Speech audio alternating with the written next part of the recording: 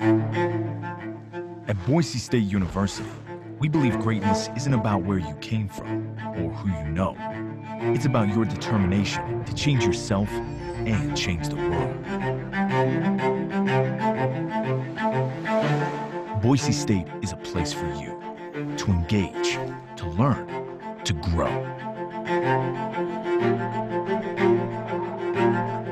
An education at Boise State is more than textbooks and tests.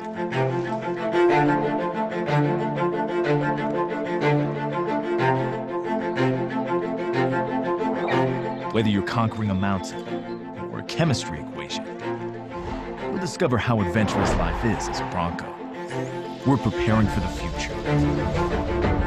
In every conversation, every test, every play.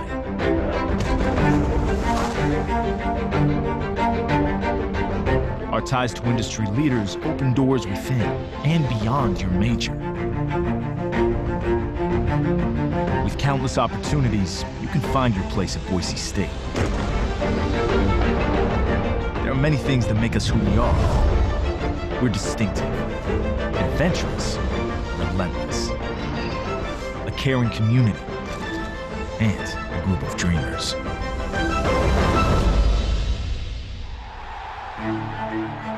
We are Broncos.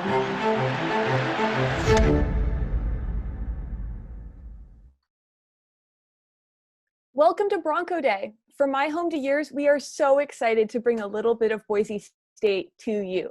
We have prepared a campus-wide open house for you today with over 200 unique sessions for you to choose from.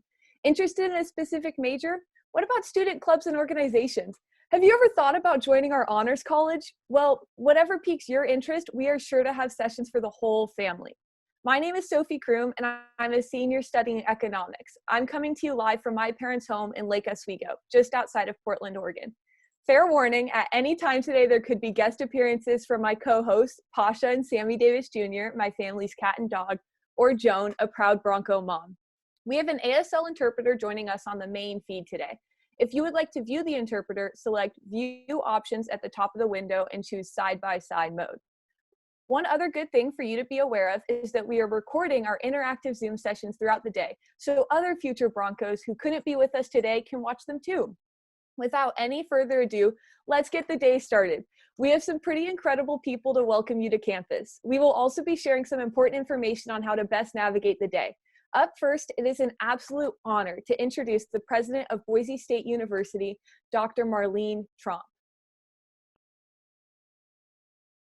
Thanks, Sophie. I'm so excited to welcome you all here today. Bronco Day is one of our favorite days of the year, whether it's dazzling sunshine or pouring rain, or even from our own homes. And one of the great things about being a Bronco is this is a university that's known for being innovative. Nationally, we're ranked in the top 50 out of thousands of institutions. What that means for you is that you'll learn that kind of creativity, intellectual rigor, and community that grows new ways of thinking and new ways of leading. This is an extraordinary place to go to school. Not only do we have amazing faculty, but the beautiful environment of Boise and the kind of welcoming community to bring you in.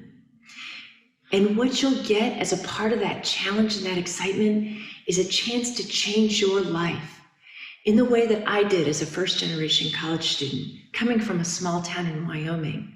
And when you change your life, you have the opportunity to change the world. All the things that we're going to offer you here today will give you a sense of what this amazing institution can do for you. And now I'm going to kick it over to our awesome student body president, Caleb Smith. Caleb? Thank you, Dr. Tromp. Good morning, everyone. I hope you are all doing well. I'd like to start off by recognizing the magnitude of the times we are living in. All of our lives have been changed and upended in some way or another, which makes me all the more grateful that all of you could join us here today. But it also adds meaning to what this day signifies.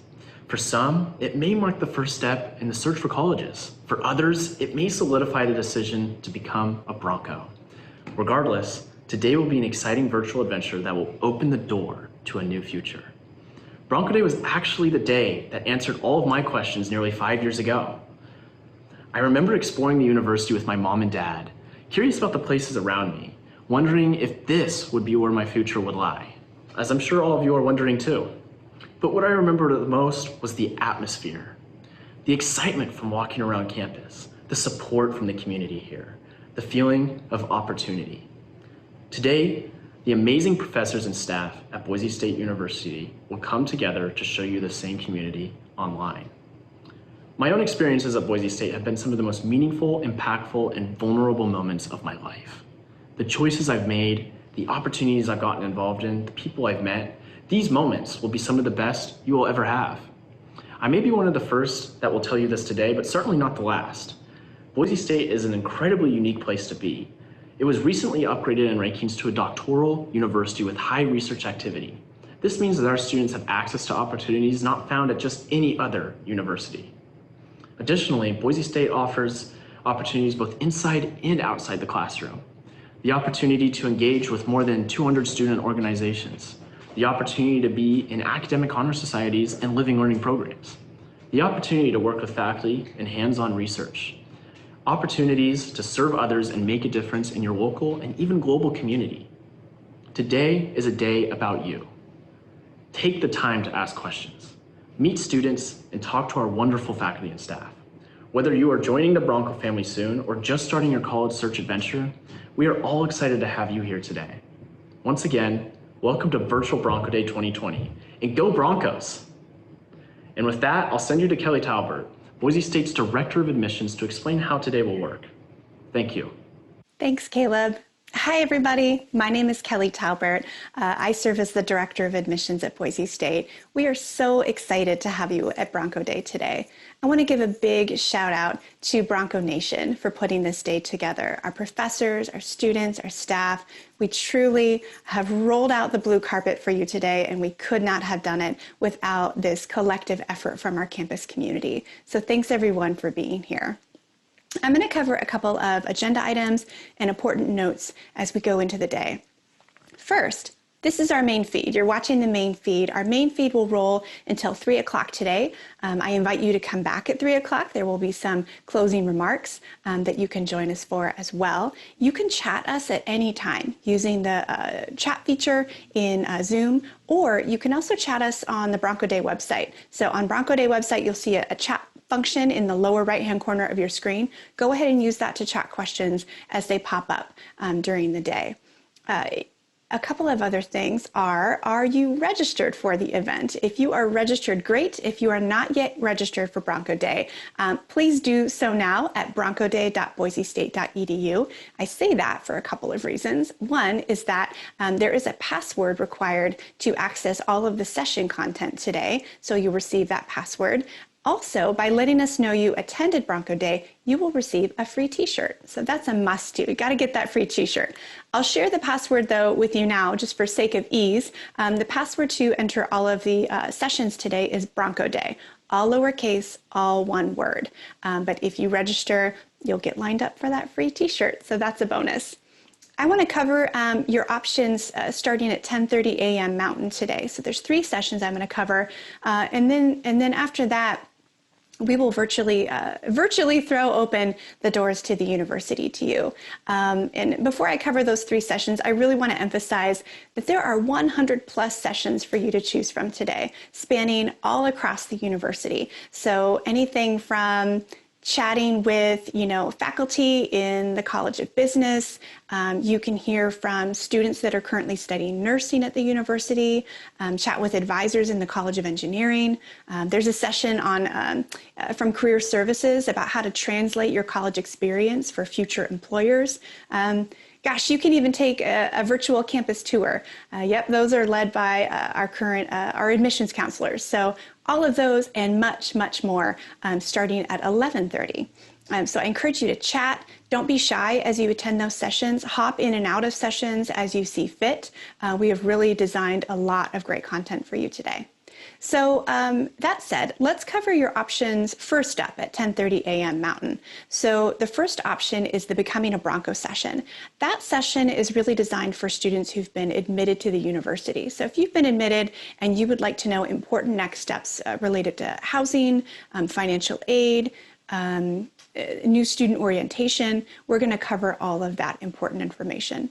The next session is called Future Student Session. So that's also an option at 10:30. This is great if you're a sophomore or a junior in high school, or just kind of starting your college search process and want to know more highlights about Boise State. So we'll do a general overview. We'll talk about the application process, about scholarships, and all of that good stuff. The next session, last but certainly not least, is tips for transfers. So if you are considering transferring to Boise State from another institution, this session is for you. We'll talk about transfer credit, academic advising, financial aid, and more. So really good options there.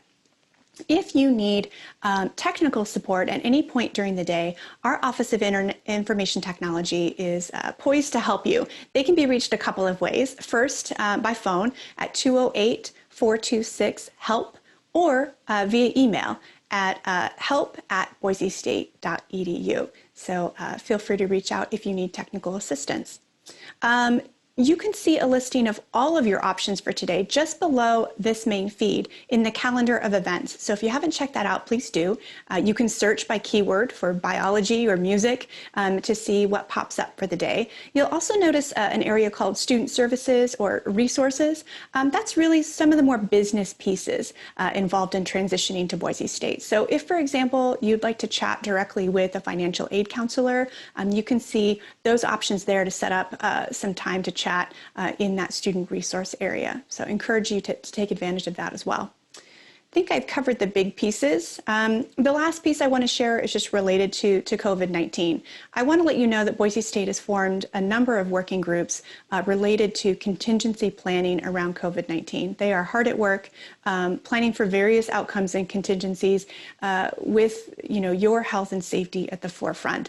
So as public health directives are released, we will update decisions and updates on our COVID-19 page on the Boise State website. So if you go to boisestate.edu, at the very top of the page, there's a COVID-19 link. That's where you can see the latest updates on how we are proceeding during this unprecedented time.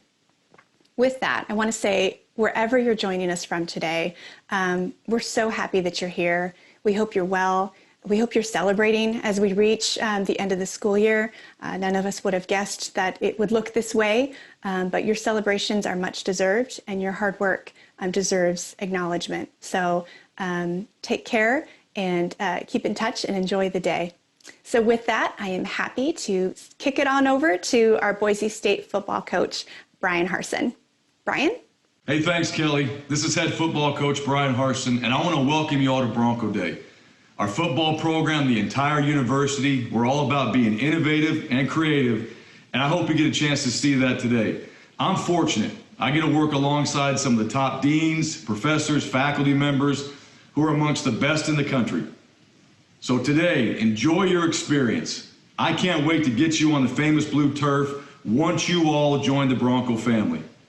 Now, Sophie, let's get these future Broncos on their way, and remember, go Broncos.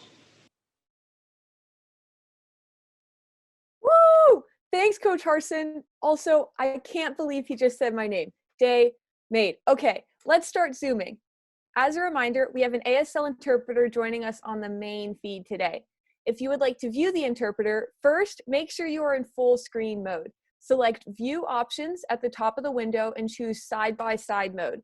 The first round of sessions start in just a few minutes at 10:30 a.m. and are hosted by our admissions office. After that, you have free reign to pick your own adventure. If you ever aren't sure where to go or you're feeling indecisive, you are always welcome to come back here, to me. We will have content running on this main feed all day long. For those of you joining us from Facebook, we will be sharing our main feed with you through 3 p.m. If you're interested in joining the other sessions, make your way to broncoday.boisestate.edu. Raise your hand if you're a high school senior. Perfect. You all are going to stay right here. The Becoming a Bronco session will begin at 10:30 a.m. and will be hosted on the main feed. This session will include representatives from financial aid, housing, new student orientation, and you'll get to hear my Boise State story. Now, for all of my high school juniors, sophomores, and younger, y'all are headed to the Future Student Session. Go back to the main Bronco Day page and you should see an orange Future Student Session button. Click that and it will bring you into that Zoom meeting. As a reminder, you'll be prompted to enter a password for every session that you join today. The password is Bronco Day, all lowercase, all one word. Next up, students interested in transferring to Boise State and students who have been out of Boise High School for a while. Y'all will head out to the main page as well, and you'll click the Tips for Transfers button. You will also be prompted for the password. Once again, super complicated. The password is Bronco Day, all lowercase, all one word. Now is a good time to check out the Bronco Day website and look through the list of sessions that will be happening later today. Scroll through and see what stands out. You have the ability to add sessions to your calendar so you don't miss a thing. Also, if you get the chance, feel free to post on some sort of social media with the hashtags #BroncoDay and #OfficialBronco or #MyBoiseState. If you post, it may show up on this screen for everyone to see. Becoming a Bronco will be starting right here at 10:30 a.m. Thank you so much. Go Broncos, and see you soon.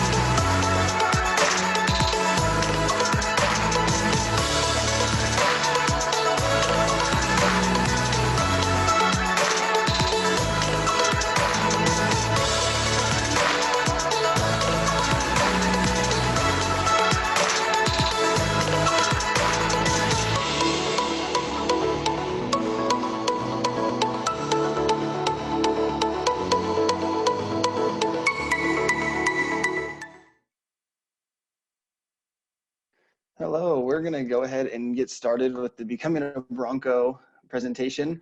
Just so you know, again, we do have an ASL interpreter here today throughout these sessions. So if you are looking to enable that on your screen and you haven't already, if you go up to the top into the view options, there should be a side-by-side mode that you can enable in order to see the presenter and also our ASL interpreter. But with that, before I hop into Becoming a Bronco, I do also want to introduce my campus partners who I have here with me that are going to be helping to present this presentation. So we have Sunny Wallace in our financial aid office. We also have Adriana Facundo from New Student Orientation, Luke Jones from our Housing and Residence Life, and then we also have Olivia Sandquist, who is my colleague in the admissions office, who will be helping to run our Q&A. So if you have any questions throughout the presentation, be sure to use that function down below in your toolbar that says Q&A. But with that, we will be getting started. Again, this is our Becoming a Bronco presentation aimed at admitted seniors in high school looking to potentially attend Boise State this upcoming fall. So if you are a transfer student or a junior or below, we definitely recommend checking out our Bronco Day website and going into those other two presentations we have going on. But with that, my name is Austin Moore. I'm one of our admissions counselors in the Boise State admissions office. I did graduate from Boise State in 2017. I got my degree in criminal justice, and I'm originally from Roseville, California, so Northern California. I also work with students coming from Northern California. So if you are, you might have seen emails or we might have corresponded. But with that, I do want to start off with just a congratulations to the class of 2024. I know right now is a little bit different than you probably saw your senior year ending, but we do want to take the time to say congratulations on all your hard work. We know that a lot goes into selecting where you want to go to school for the fall, looking at scholarship opportunities, majors, minors. So we, again, just want to say congratulations to not only you, but to whatever support system you had as well. Any fellow students, family, friends, again, congrats to everyone, and we hope to see you on campus this fall. Also, we do have what is called our intent to enroll, which is our $100 enrollment confirmation.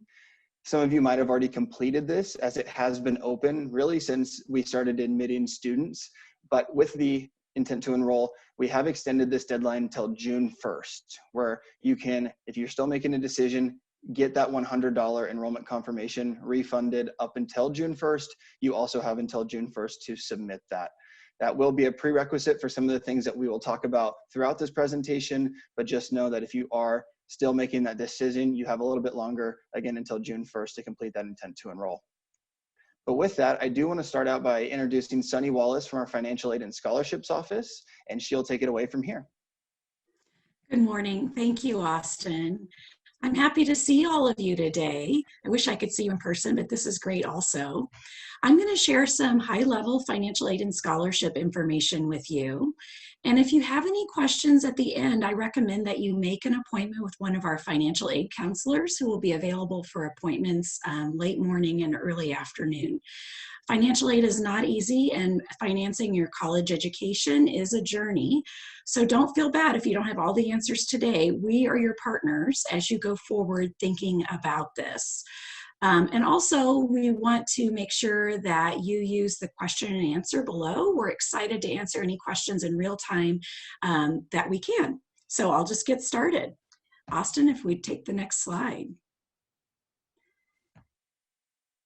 Great. This slide reminds me to remind all of you to fill out your FAFSA if you have not done so already.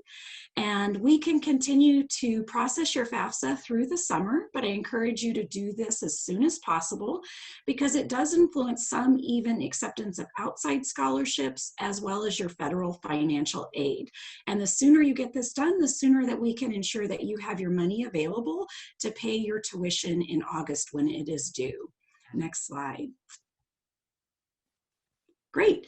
But for those of you that already have filled out your FAFSA and you've received an email from us through your Bronco mail, you should have the information about how to accept your financial aid, how to review it, how to accept less than student loans than you might want, how to accept all of this.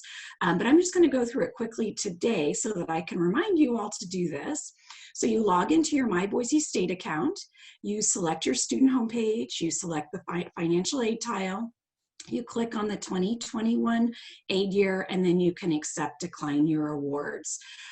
Quick note, for everything that you accept, it's accepted for the entire academic year. So say you want to just accept $4,000 in student loans this year. $2,000 will be applied to your student center in the fall in August, and then $2,000 in January for the spring semester. So just remember that everything will be cut in half, but you'll receive it all over the course of the year. Next slide. Okay, great. Which brings us to the big day, and that a lot of students come into our office or call us and ask about, when is tuition due? Well, it's due August 22nd. The good news is that we release federal financial aid and your scholarships as soon as we're allowed to by federal regulations, and that's 10 days before classes start, which will be a couple of days before tuition is due. So once your federal aid and any scholarships that you might have are released into your student center, they first will go down to pay your tuition and fees, and then if you have any financial aid left over, it will go down to pay your housing cost. And if you happen to have any more left over, we refund that to you as a refund, either through direct deposit or through a check in the mail. Next slide.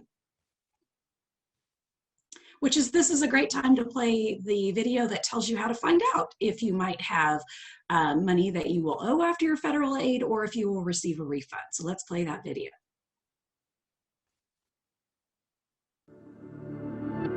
Welcome to Boise State's Bottom Line Estimator. This tool will help you understand your bottom line cost of attending Boise State University for 1 year. Begin by logging into your My Boise State account at my.boisestate.edu and selecting Bottom Line Estimator from the My Account tab. You can also type Estimator in the search box. Remember, the Bottom Line Estimator provides you with a year's worth of costs and scholarships, and while we hope this tool allows you to see a clearer picture of costs, it is still only an estimate.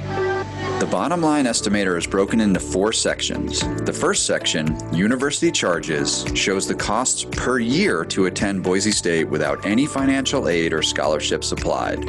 This is the tuition for a full-time, non-resident student. Housing and meal plan expenses depend on the housing assignment and meal plan that you select, but we have pre-populated these with Chafee A and B double and a mid-level meal plan. The other university expenses listed are one-time new student curriculum and ID card fees for first-year Boise State students. Don't forget to think through your other expenses like transportation, books, and other personal expenses you may incur. Personal costs vary from student to student and can include anything from haircuts to parking passes. Next, you will find any financial aid and scholarships that you have been awarded so far.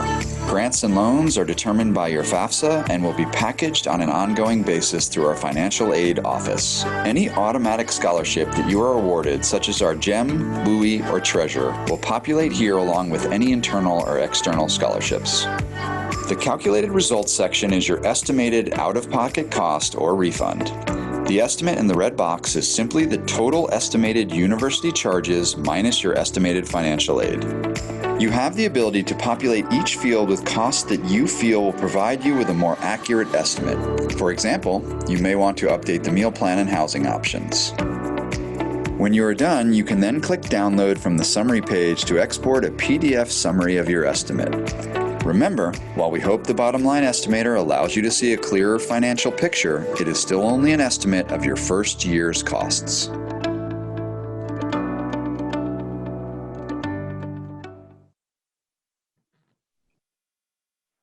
Fantastic. That's a great video, and that's a great tool. I encourage all of you to use that later this weekend.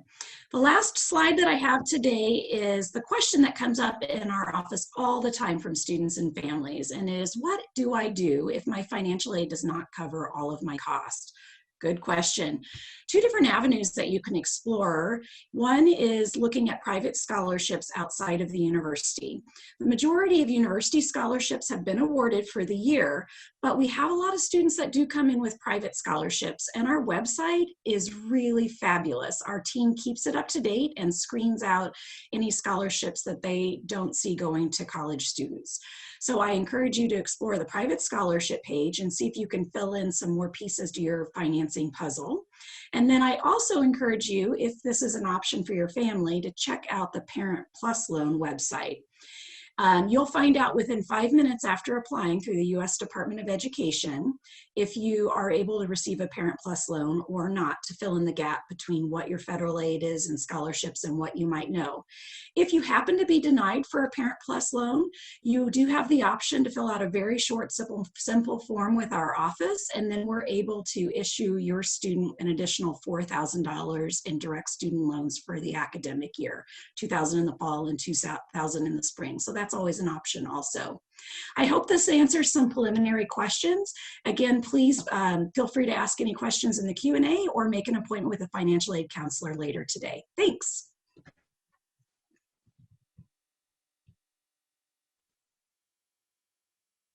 All right, and now to go over housing, I'll have Luke Jones, our director from our Housing Residence Life, take it over. All right. Well, hopefully everybody can hear me okay, and hopefully see me as well. Yeah, so my name is Luke Jones. I'm the Director of Housing and Residence Life here on campus. Glad to be with you all today. I'm going to kind of keep this pretty brief, so about 5 minutes or so, and take you through just an overview of where housing is at right now, whether you've applied or you're just thinking about applying to housing. Hopefully give you some things to think about and ways you can follow up with us if you want more information. So you can still sign up for housing. And I imagine that if you point your phone at that QR code, you can probably be taken to our website. While we have made community assignments already for students, we are managing those who have yet to receive an assignment because we're working through our waiting list, as there's a lot of movement with students who are still deciding to come to Boise State, or maybe they decide they don't want to live on campus. And so we're just actively working through each week, putting people who haven't gotten assignments yet into communities. And then we've started roommate selection. And so up until May 11th, if you get an assignment, you'll also be able to participate in that process.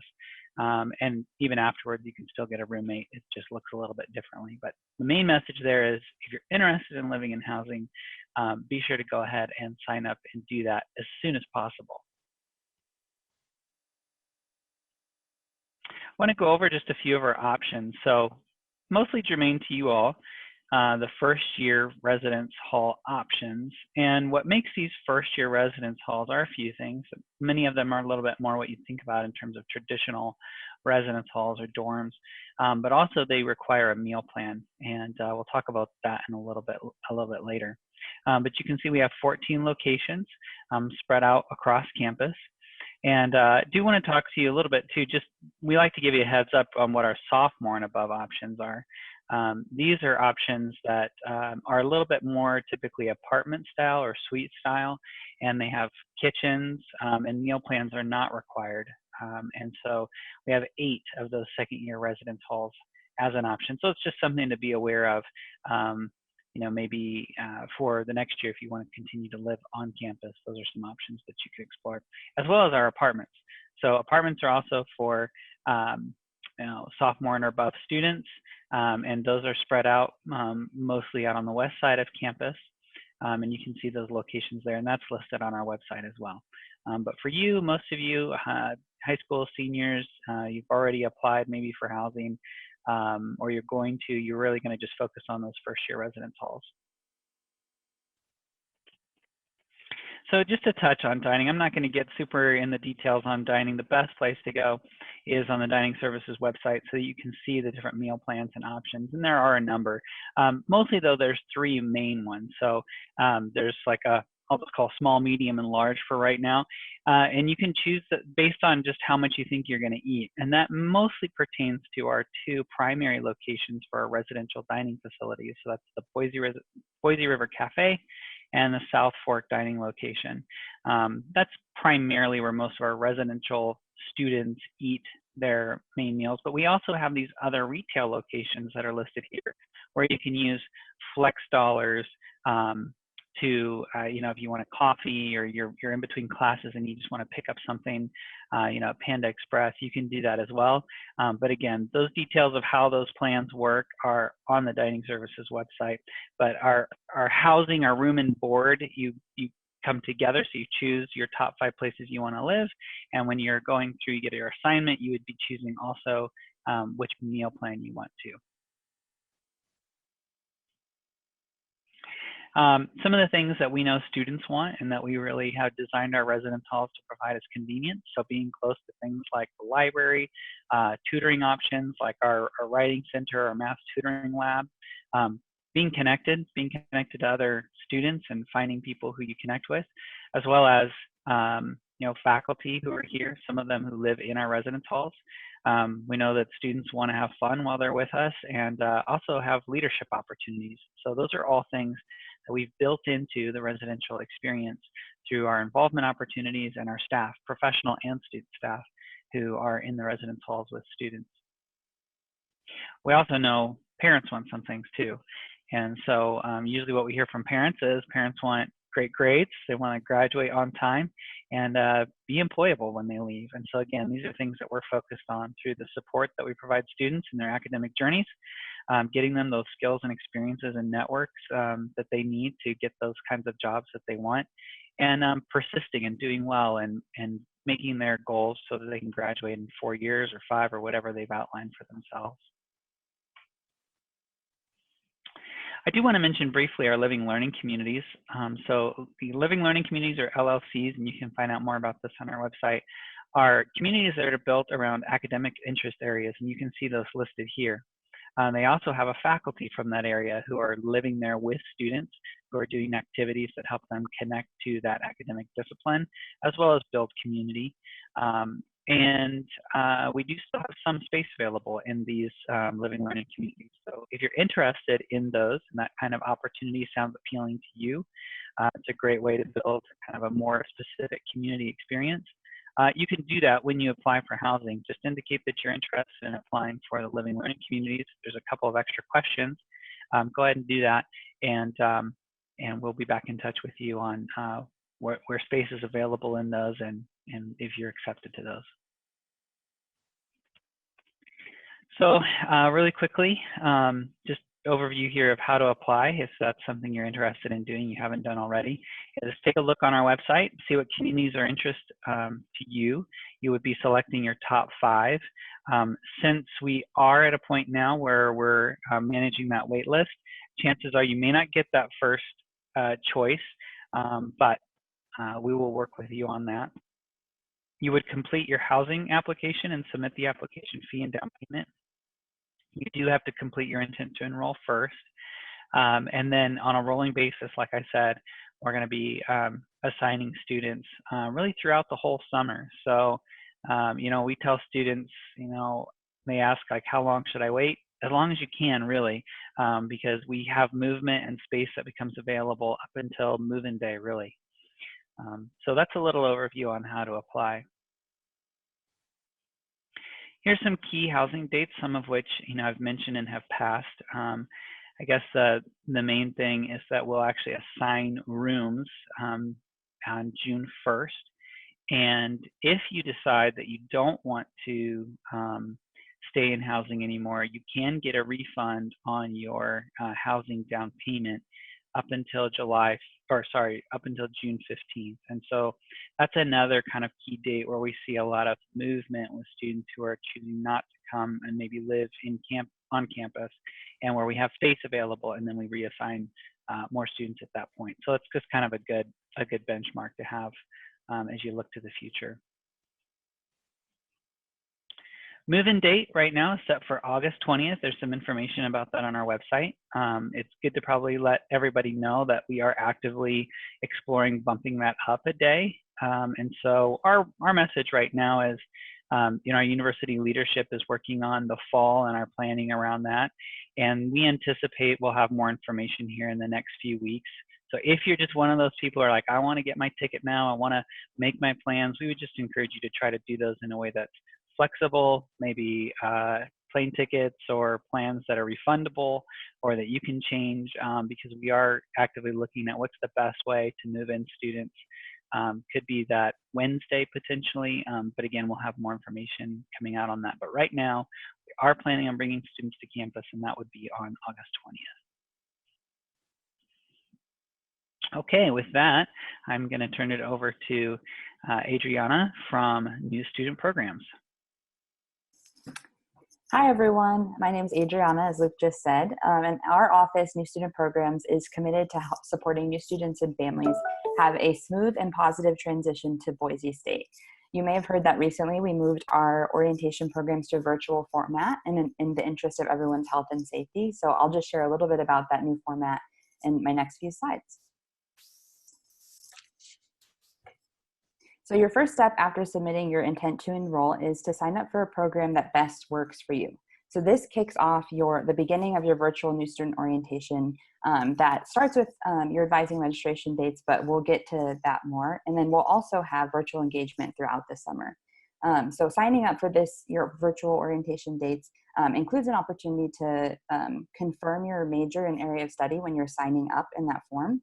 To also provide us with any accommodations you may need in order to fully participate in the virtual format, and to also add a guest. So if you have family or support systems who are supporting you throughout your transition to college, make sure you include their information when you're signing up so that we can send them any information and also give them access to our family orientation module, which I'll talk more about in a moment.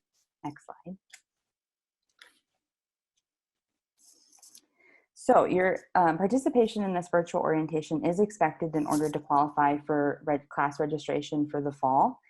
By signing up, you will receive an assignment to an orientation leader group your orientation leaders are current student leaders who are being trained in ways to support new students in their transition. And you'll be assigned a small orientation group as well. So you'll get connected to other students virtually in the summer as well. This will also give you access to advising by your major and a registration appointment on the week of your program. In addition, signing up also gives us your information so we can make sure you have access to additional virtual engagement opportunities throughout the summer. And those are meant to be for students and families and are really opportunities to connect you to student panels, current student panels, housing experts, health services, financial aid, and more.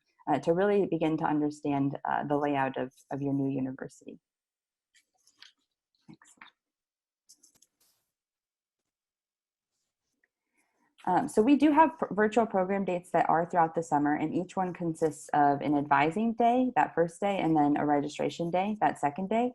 So once you've signed up, we'll be communicating with you via email to make sure you are prepared for your advising and registration days, and include information on any important to-do items. So you can find any of that information about the timeline of any to-do items you need to complete on our website at boisestate.edu/NSP. And we have a timeline of events based on the date that you're signed up for. Next slide. And finally, we do see families and support systems as partners in your education. So we also will give families access to a family orientation module and additional virtual engagement opportunities to connect with campus professionals. And then not only does it end there, but we also do have our Parent and Family Association that, as just a family member of a student who's admitted to Boise State, you are a member now of our Parent and Family Association, and that gives you access to stay connected to the university throughout your student's time at Boise State. We will be having sessions specific to what that support looks like later today at 12:45 p.m. Mountain Standard Time and at 1:45 p.m. Mountain Standard Time. And so at this time, I am going to pass it off to Sophie, who is a past orientation leader of mine and an amazing leader with a heart of gold. So hi, Sophie. Hi, Adriana. Thank you so much. I was very interesting. So hi, everyone. I'm so excited for you to be tuned in today to hear about the coolest place on earth. My name is Sophie. I'm a senior studying economics, and I'm from Lake Oswego, Oregon. I'm actually filming this from Lake Oswego right now. When I was a senior in high school, I still didn't know where I wanted to go to college. I'd applied to Boise State along with a few other schools, but I wasn't set on anywhere in particular. I knew that I wanted to go out of state and start fresh, but I didn't want to be too far from home. I was looking for a school where I could go to athletic events and join a sorority, but I also wanted to have a city beyond the college. I'd also heard from friends that they got a gut feeling when they toured their chosen school's campus. I had no idea what they were talking about until I toured Boise State in March of my senior year. I instantly felt welcomed and at home. Everyone was so friendly. The sun was shining, which was odd for me coming from Portland that time of year, and I knew it was the place for me. While this should have been an exciting day, I just chosen my college. I was terrified. Well, it was 50-50. I was stoked to start planning out my room. I couldn't wait to pick my classes at orientation, but I was so scared about moving away from home and all the uncertainty that came with that. Fast forward to August. It was my first night in college, and I did some journaling. I wrote down the biggest questions I had. Was Boise State the right choice? Will I be successful? Why am I here? These questions weren't answered immediately, but they did get answered eventually. Next slide. I came into Boise State as a social work major and enjoyed my first semester of classes. My social work 101 class had a service learning component. Service learning classes at Boise State connect students with community organizations that we work with for the semester. I began volunteering with Boise State's high school equivalency program. This group brings in people who don't have a high school diploma and prepares them for the GED exam. I tutored students in math and continued to do this for the rest of my freshman year. I went into my first semester required advising appointment, eager to learn what classes I should take next. My time in tutoring made me realize how much I enjoy math. I asked my advisor if there was any way I could take more math classes. A social work degree didn't require me to take any more, but I was interested in taking some anyways, just for fun. My advisor was surprised to hear this and explained to me that most of her students dread their math classes. I smiled and nodded and asked again, how can I bring more math into my curriculum? After talking about career plans, which, let me tell you, is scary at age 18 and even scarier at age 21, we decided I should change my major. She flipped through Boise State's undergraduate catalog that lists all the majors and courses required for each major, and we decided on economics with a quantitative emphasis. This is a mouthful, so I just tell people I study economics. This major change, no pun intended, brought me to my current academic advisor, Megan, who has helped me through trials throughout my time at Boise State. I have a tendency to bite off more than I can chew, and in my sophomore year, I had way too much going on, and I went to Megan for support. I remember crying in her office because I didn't think I would make it through the semester.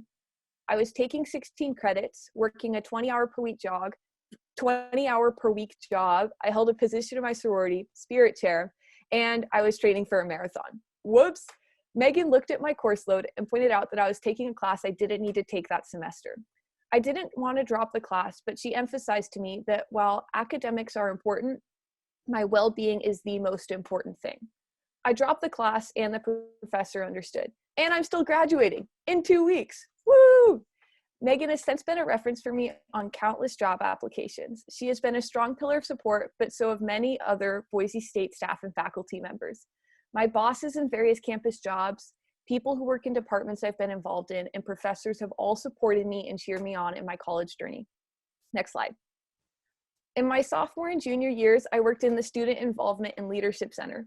This department is located upstairs in the Student Union building. It houses all the clubs on campus, ASBSU, which is Boise State Student Government, Greek Life, alternative spring break trips, and student events. My job was to plan social and service events for students throughout the school year. Our department alone hosts over 40 events. On the night of move-in day, we do Bronco Night. This event is held in the front yard of Kaiser Hall, a residence hall on campus. We bring in a radio DJ and thousands of glow items. There are giveaways all night, Buster and the cheer team come, and there's a ton of dancing to start your first night at Boise State on the right foot. Another big event comes a few weeks later. This event, Splatter Party, is some students' favorite event of the year. For this paint rave event, we bring in a company that sets up a stage in the quad. From 9 p.m. to midnight, there's a DJ playing great music and people shooting paint and bubbles out of water cannons. If events like Bronco Night or Splatter Party aren't your thing, then we have other events that might be up your alley. We have video game tournaments, movie nights. We did a Grease sing-along last year where everyone dressed up. It was great. Bingo in our dining hall, paint nights. There's an event for everyone. The team is even adjusting to still provide events now. They did a virtual Bob Ross paint night and are working on a TikTok challenge right now that my friend's a finalist for. We also do service events. In November each year, we participate in Rake Up Boise. We get a group of students together on a brisk, sunny Saturday morning and rake leaves in the yards of elderly people who sign up for us to come. They bring out apple cider and cookies to thank us. Our service events are a great way that us students can connect with and give back to the community. Next slide. This picture is from an event called Flappers and Dappers. Flappers and Dappers is an event we put on in the Student Union building. We transfer a big ballroom into a swanky jazz night from the 1920s. We have a live jazz band, we hire a group to come in to run casino games, and we bring great food. The French fry bar is a personal favorite of mine. There's amazing sauces. Okay, next slide. Like I mentioned earlier, the Student Involvement and Leadership Center also runs alternative spring breaks. They send students and staff to Jamaica to build structures, to Best Friends Animal Sanctuary in Utah, Zion National Park to focus on sustainability, and even some local trips in Boise. I spent my spring break last year at Union Rescue Mission, a homeless shelter on Skid Row in Los Angeles. We learned about the factors that impact homelessness through an immersive urban experience. I slept on the roof of Union Rescue Mission, ate with the residents, and did things throughout the week to support at-risk communities in the area. My favorite day was spent gardening in Inglewood at the Social Justice Learning Institute. We got to plant fruits and vegetables for the Inglewood community so they have access to fresh produce they wouldn't have otherwise. I also love gardening, so it was an added bonus that I got to make a difference. This experience opened my passion for preventing and fighting homelessness. Through connections in the Honors College and the Economics Department chair, I got a summer internship with the homeless shelter in Boise. Next slide. In my first semester at Boise State, I joined a sorority. This chapter opened doors for me to get involved with different service events on and off campus, in addition to working with our own philanthropy. I also got to serve on the executive committee in 2018. This picture is me with a few of the women I served on the executive committee with. Through my experience with Greek life, I got connected with people and departments all across campus. I also gained experience in public speaking through the positions I've held. In the summer of 2018, I went to my sorority's national conference in Baltimore. We learned about our strengths as leaders and how we can best lead our organizations. The sorority also gave me lifelong friends. I found my roommates, one of whom I go to 10 Barrel with monthly. She's the one at the top on the right. Okay, next slide. I knew I wanted to challenge myself academically while I went to university, so I joined the Honors College.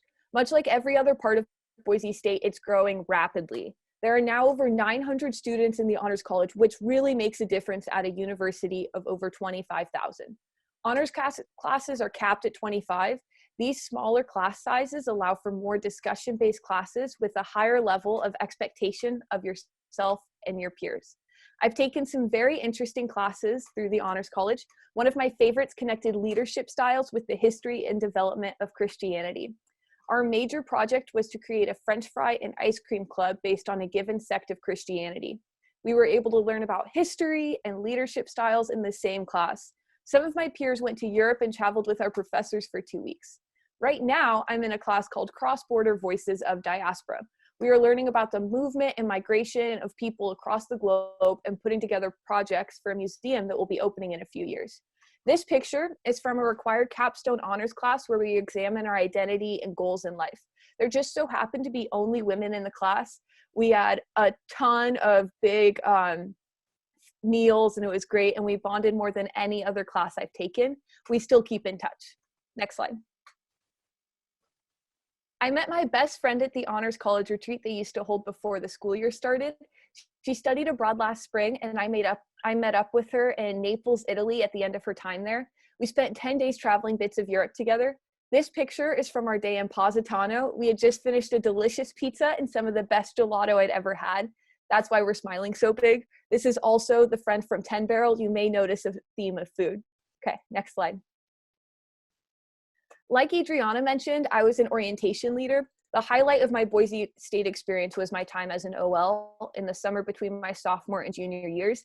After 2 weeks of 8-hour days of training on all things Boise State, I spent the summer taking new students around campus, helping them sign up for classes, and ensuring they felt comfortable and confident in their choice to go to Boise State. I loved getting to answer their questions or point them in the direction of someone who could. 99% of my students showed up nervous, and I loved helping them get out of their shell and make friends with other new students. First-year orientation programs are overnight, and you have the option of staying in a residence hall with other new students. This is a great way to connect with other people who you may be living down the hall from come August. We set up lawn games in the front yard of the residence hall, open up the rec for people to play basketball, and even bring in a food truck. Since they were long days and I'd been up since 5, I wasn't with the crowd that stayed up all night, but I enjoyed the company while I was awake. This was the experience of a lifetime, and I will never forget it. I stayed in contact with some of my students from that summer and have loved watching them make Boise home. Next slide. It's been a crazy couple of weeks, as I'm sure it has been for all of you. I've been struggling with finding peace with my senior year of college ending so abruptly. There were so many senior celebratory events that I've looked forward to since my freshman year. I'm sure that all of you high school seniors know where I'm coming from with losing prom. Maybe you had like senior sleepovers and different things like that that aren't able to happen anymore. There's a quote though that has brought me a lot of peace in this time. It says, "It is the work, not the reward, that is precious." My last 4 years have not been perfect, but I wouldn't trade a single moment for those last 2 months I'm missing out on. I just told you all about some of the highlights of my time here. Boise State is so incredibly special to me because of the support I got at every twist and turn. Megan, my bosses, Taylor, who works with Greek life and has become a very close friend, my professors, my friends. So many people were there for me to celebrate the successes, but were also there in the hard times, like right now. With the support of those people, through my involvement at Boise State, I have created my own life. I've gotten to write my own college story. It was hard being far from home sometimes, but at the end of the day, I wouldn't want to be anywhere else. And it's more than the fact that I can and do bike everywhere, or the greenbelt I could run on forever, or the endless sunny days. It's the kindness of the people of Boise. It's how Boise State employees have always made it clear that their top priority is student success. Next slide. Boise State can be anyone's school. Whether you want to design video games through our College of Innovation and Design degree program, or play video games at a 2K tournament. Or maybe you can't wait to ski, snowboard, or sled when the snow first hits Bogus Basin. There's an outdoor program and a ski and snowboard club that can get you any missing gear you need. I want y'all to take a moment and picture the life you want in college. Whatever that is, it's possible at Boise State, and all of us would love to help you make it a reality. Thank you, go Broncos, and I'll toss it back to Austin. Awesome. Thank you so much, Sophie. And before we open it up for our question and answer portion, which we have a little bit of time at the end for, I do want to go over a few more items as among the next steps for you. So especially for our seniors getting ready to graduate, we will ask that you send us in your final high school transcripts. Now, this is not something that we need to have before the fall semester starts, but we do recommend trying to get in touch with your high school. I know that during this time it might be a little bit harder, but sometime within the summer to get us those final transcripts so that you can enroll for your classes come the spring semester. Also, just some important dates. I know that a lot of our other representatives have talked about this, but I do want to put this slide up if you feel free to take a photo or anything. But it kind of breaks down the end of summer going till the first day of school. You can see that July 25th, that first housing payment is due. Like Sunny mentioned, the disbursement of your financial aid and scholarships will happen 10 days before the start of our semester. So on August 14th, you'll actually get to see any of those scholarships, loans that you were offered, and those will be dispersed into your account, and you'll get to really see that bottom line cost when it comes to tuition. Then, like Luke mentioned, August 20th, as of now, is move-in day. Could potentially move to the 19th, but one of those 2 days, and feel free to check in with the Boise State website for updates on that.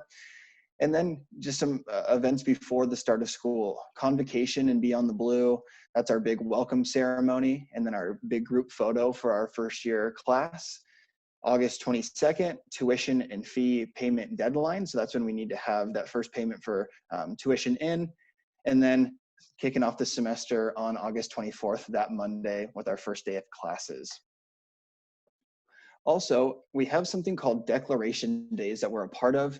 And by declaring Boise State or showing that you've declared Boise State, you have the opportunity to win a $5,000 scholarship, a $1,000 scholarship, or a $500 scholarship. Olivia will chat out that link to the Declaration Days website and the instructions on how you can enter in. But again, that's a great chance to earn some last minute money towards that fall 2020 tuition.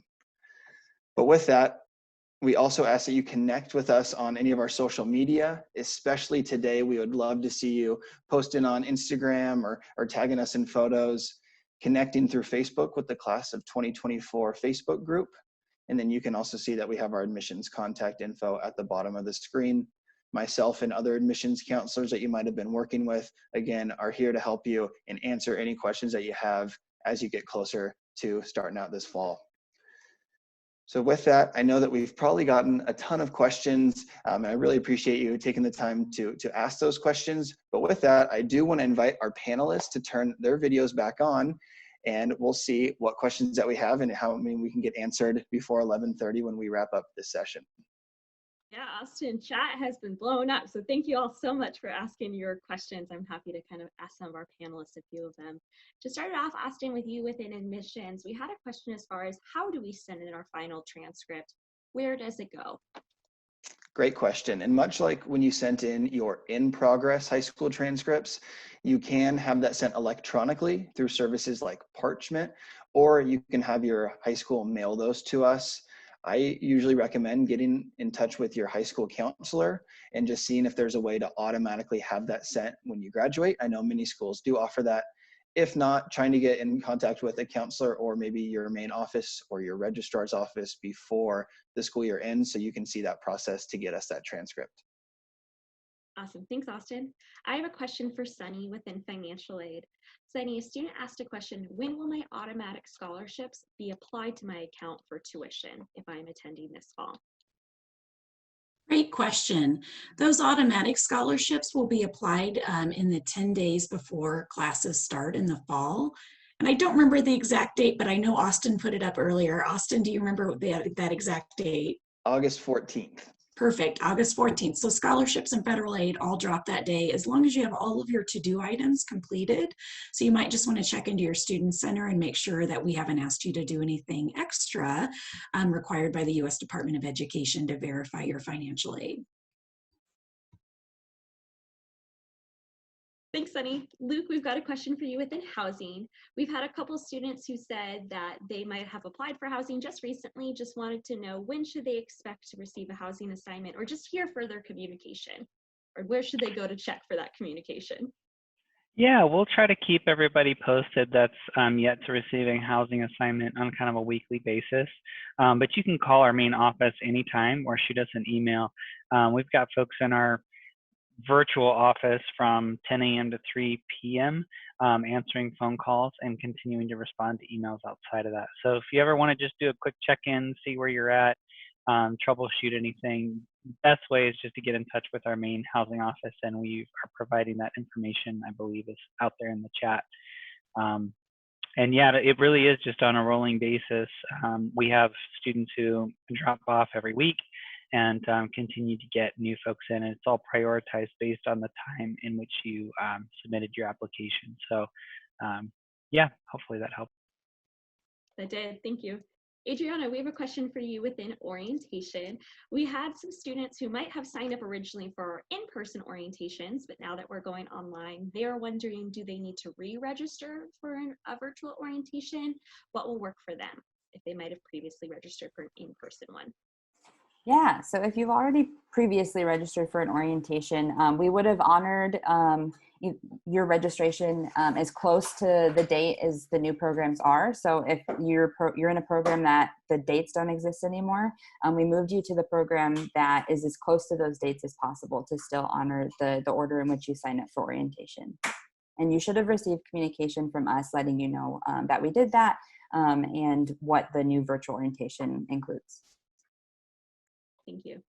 Sophie, we've got a question for you. Outside of school, outside of school, what is your favorite activity or thing to do specifically either in the spring or the fall time? Ooh, that's That's a good question. I'd say the fall and spring, well, every season Boise's beautiful, but the fall and spring, Boise's especially beautiful. I really love to spend time outdoors. I love, I guess, outside of school, I like walking on the greenbelt with friends. That's like my go-to hangout time with friends. We just go for a walk along the greenbelt. I like to set up a hammock and read by the river. I enjoy doing that. Really just soaking up all that outdoor time. Like I mentioned earlier, I'm from the Portland area, so it's like pouring down rain right now. But in Boise, it's super, super sunny most of the time. So I really just like to soak up the sun, to quote Sheryl Crow.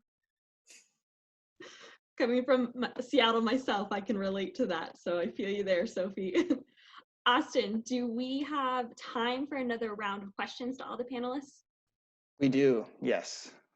Perfect. So Austin, going back to you, some people are trying to set up additional appointments with admissions counselors. If all those appointments get filled up today, what is the best way that they can connect with us in the future?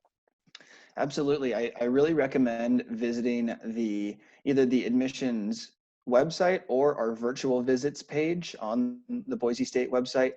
We offer Zoom meetings every day and a couple at night as well, kind of going over this same information. However, we also have the contact for all of our different admissions counselors showing what their territories are, and you can go on to what we have called Calendlies and actually set aside a time, and that'll go onto our calendars, and it could be a 30-minute or a 60-minute advising appointment. So again, the virtual visits page is great because it shows both those options if you want to sign up for another session like this, or if you'd like to set aside some time to get in contact with your specific admissions counselor. Again, we're more than happy to help, and I believe that link will be in that chat as well. Thank you. Sunny, we have a question for you.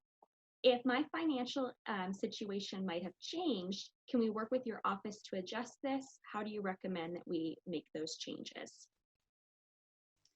That's a great question. Our counseling team is available to run simulations based on your new financial circumstances, and we can look and see if that will change your financial aid package for federal financial aid.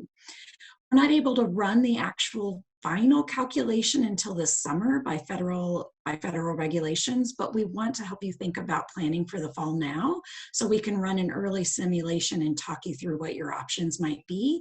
I would recommend an appointment for that either today with our counselors to start the conversation, or you can book us via phone or on email next week, or whenever you're ready to do that. We want to help you think about your options and how to fund your education.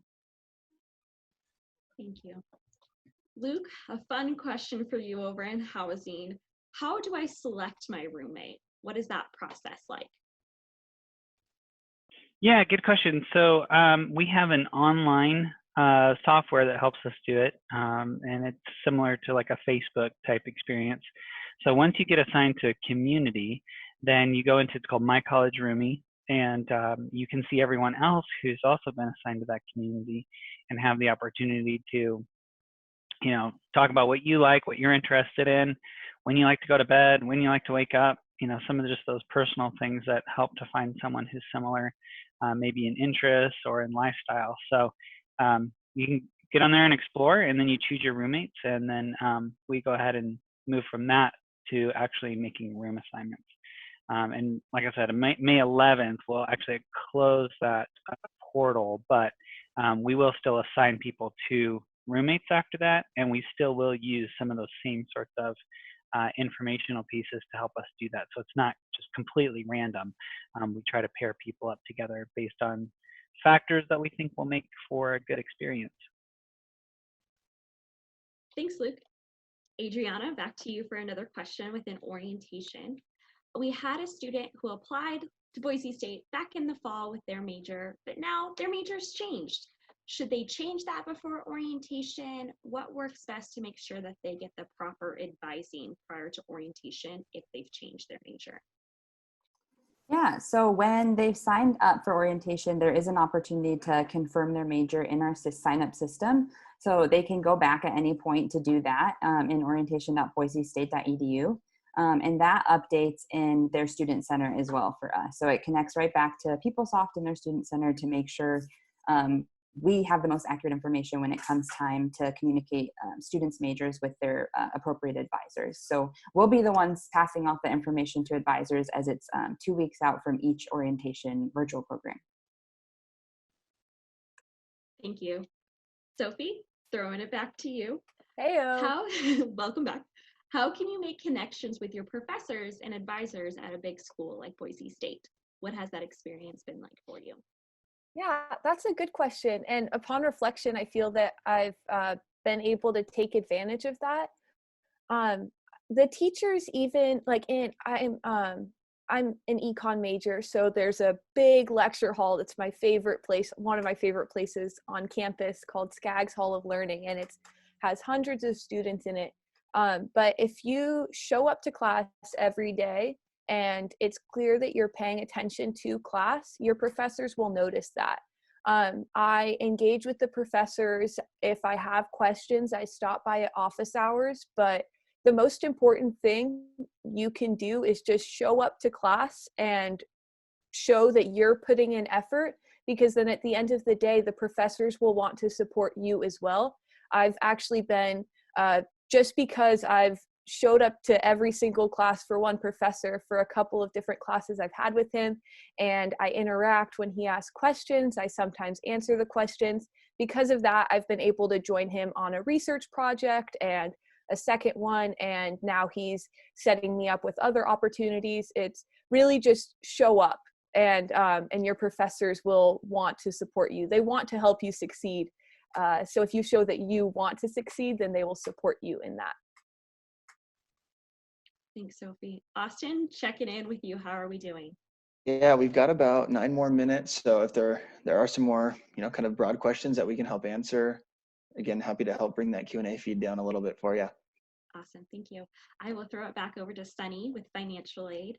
Sunny, if a student received a scholarship from outside of Boise State, maybe from their local community or somewhere else, how will they send that to Boise State?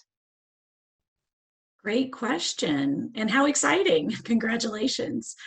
The sponsor or your donor can go ahead and just send that check to us, and it would be most helpful if they sent it with your name and your student ID number, and if they have any stipulations related to that check, to that scholarship, like any limitations such as a fall only, or if it's for the whole entire academic year. But even if we just receive a check with just a student's name on it, we'll figure it out. So just send it to us and we'll get it applied to your student center. Thanks, Sunny. Luke, we have a question for you in regards to meal plans. When will a student need to select a meal plan, and can that change throughout the year? Yes. So to the second part, can you change it? Yes, you can, up to a certain date. And I don't want to say exactly what that is in the fear I get it wrong, but it's usually about 10 days to 2 weeks or so after the start of the semester. So you can make some adjustments there. And they have more information on that dining services website as to the specifics on that. As to when you do it, you can do it and you can change it before the semester starts. So initially, though, you'll choose that when you go through the housing application process. You are also signing up for a meal plan at that time as well. Thanks, Luke. Going kind of out of order here, Adriana, another question for you in orientation. We've had students wondering, do they need to do anything right now in regards to picking their classes? Students just kind of want to learn, just maybe a little glimpse into what that looks like. Yeah, so we, you don't have to do anything specific right now, but there are a few things that you can be doing throughout, like leading up to your date. So those are on our website, but 2 weeks before your virtual program dates, you will get an email from us that will include a link to a pre-advising module. And that will include information about any concurrent enrollment credit or other classes you might have taken from any institution.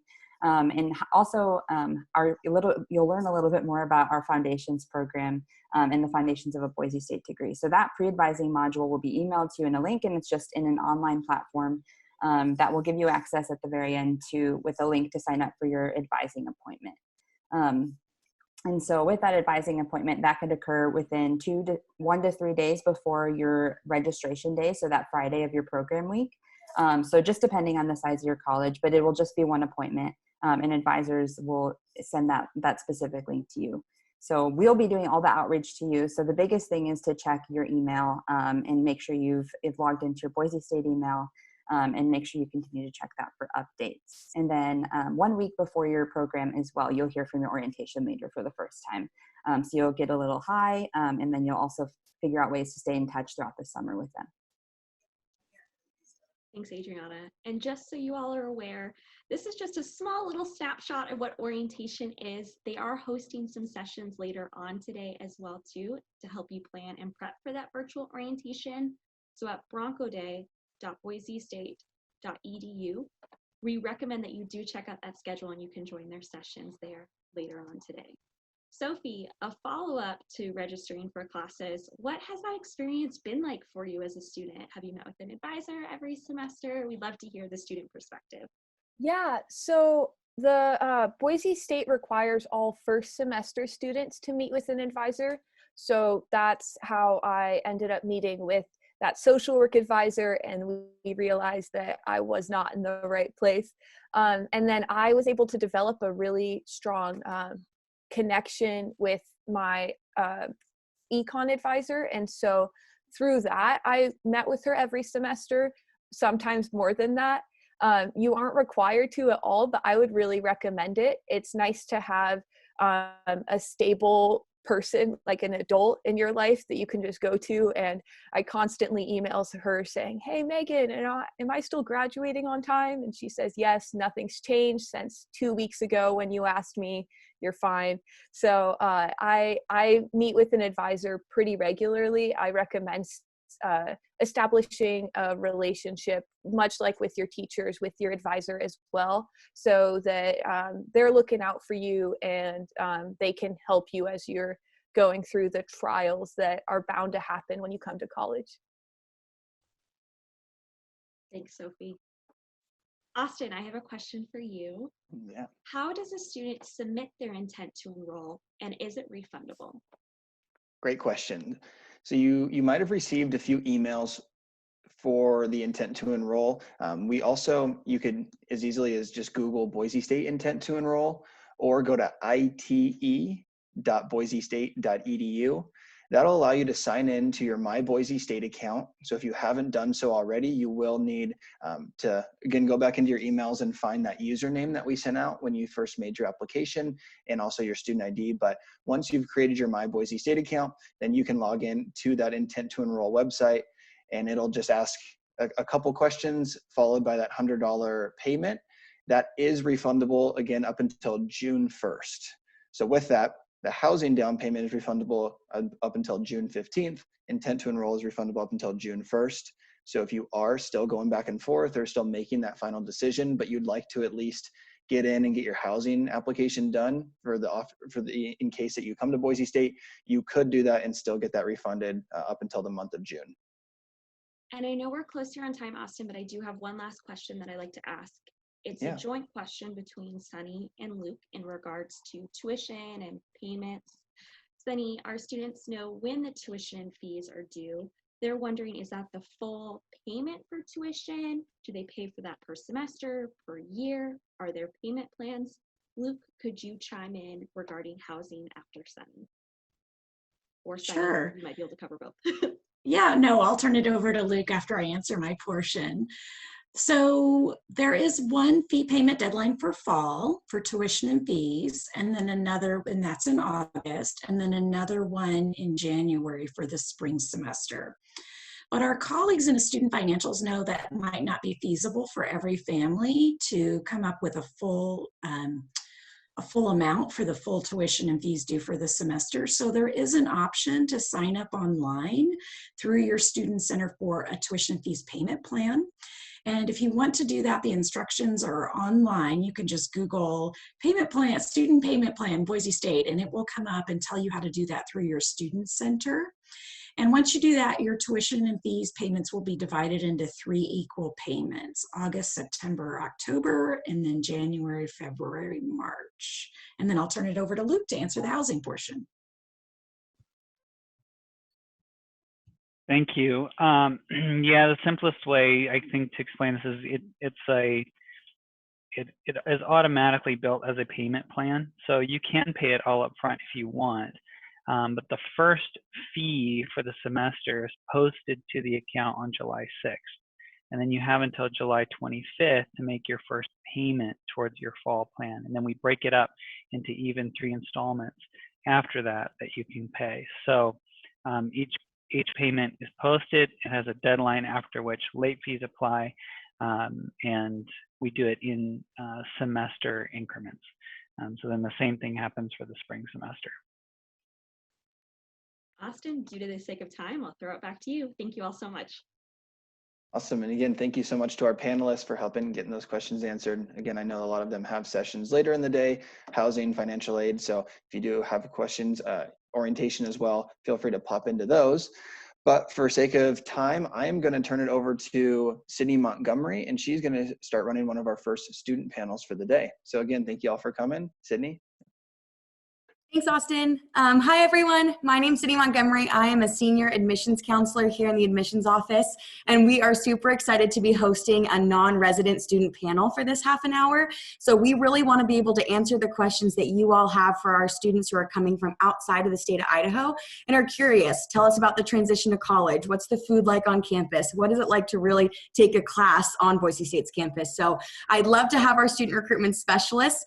These are our students who give our daily campus tours to introduce themselves. And like I said, please feel free to use that Q&A down below to ask any questions that are on your mind, and we'll get through as many of them as we can. So let's get started. Grace, do you want to start with your introduction?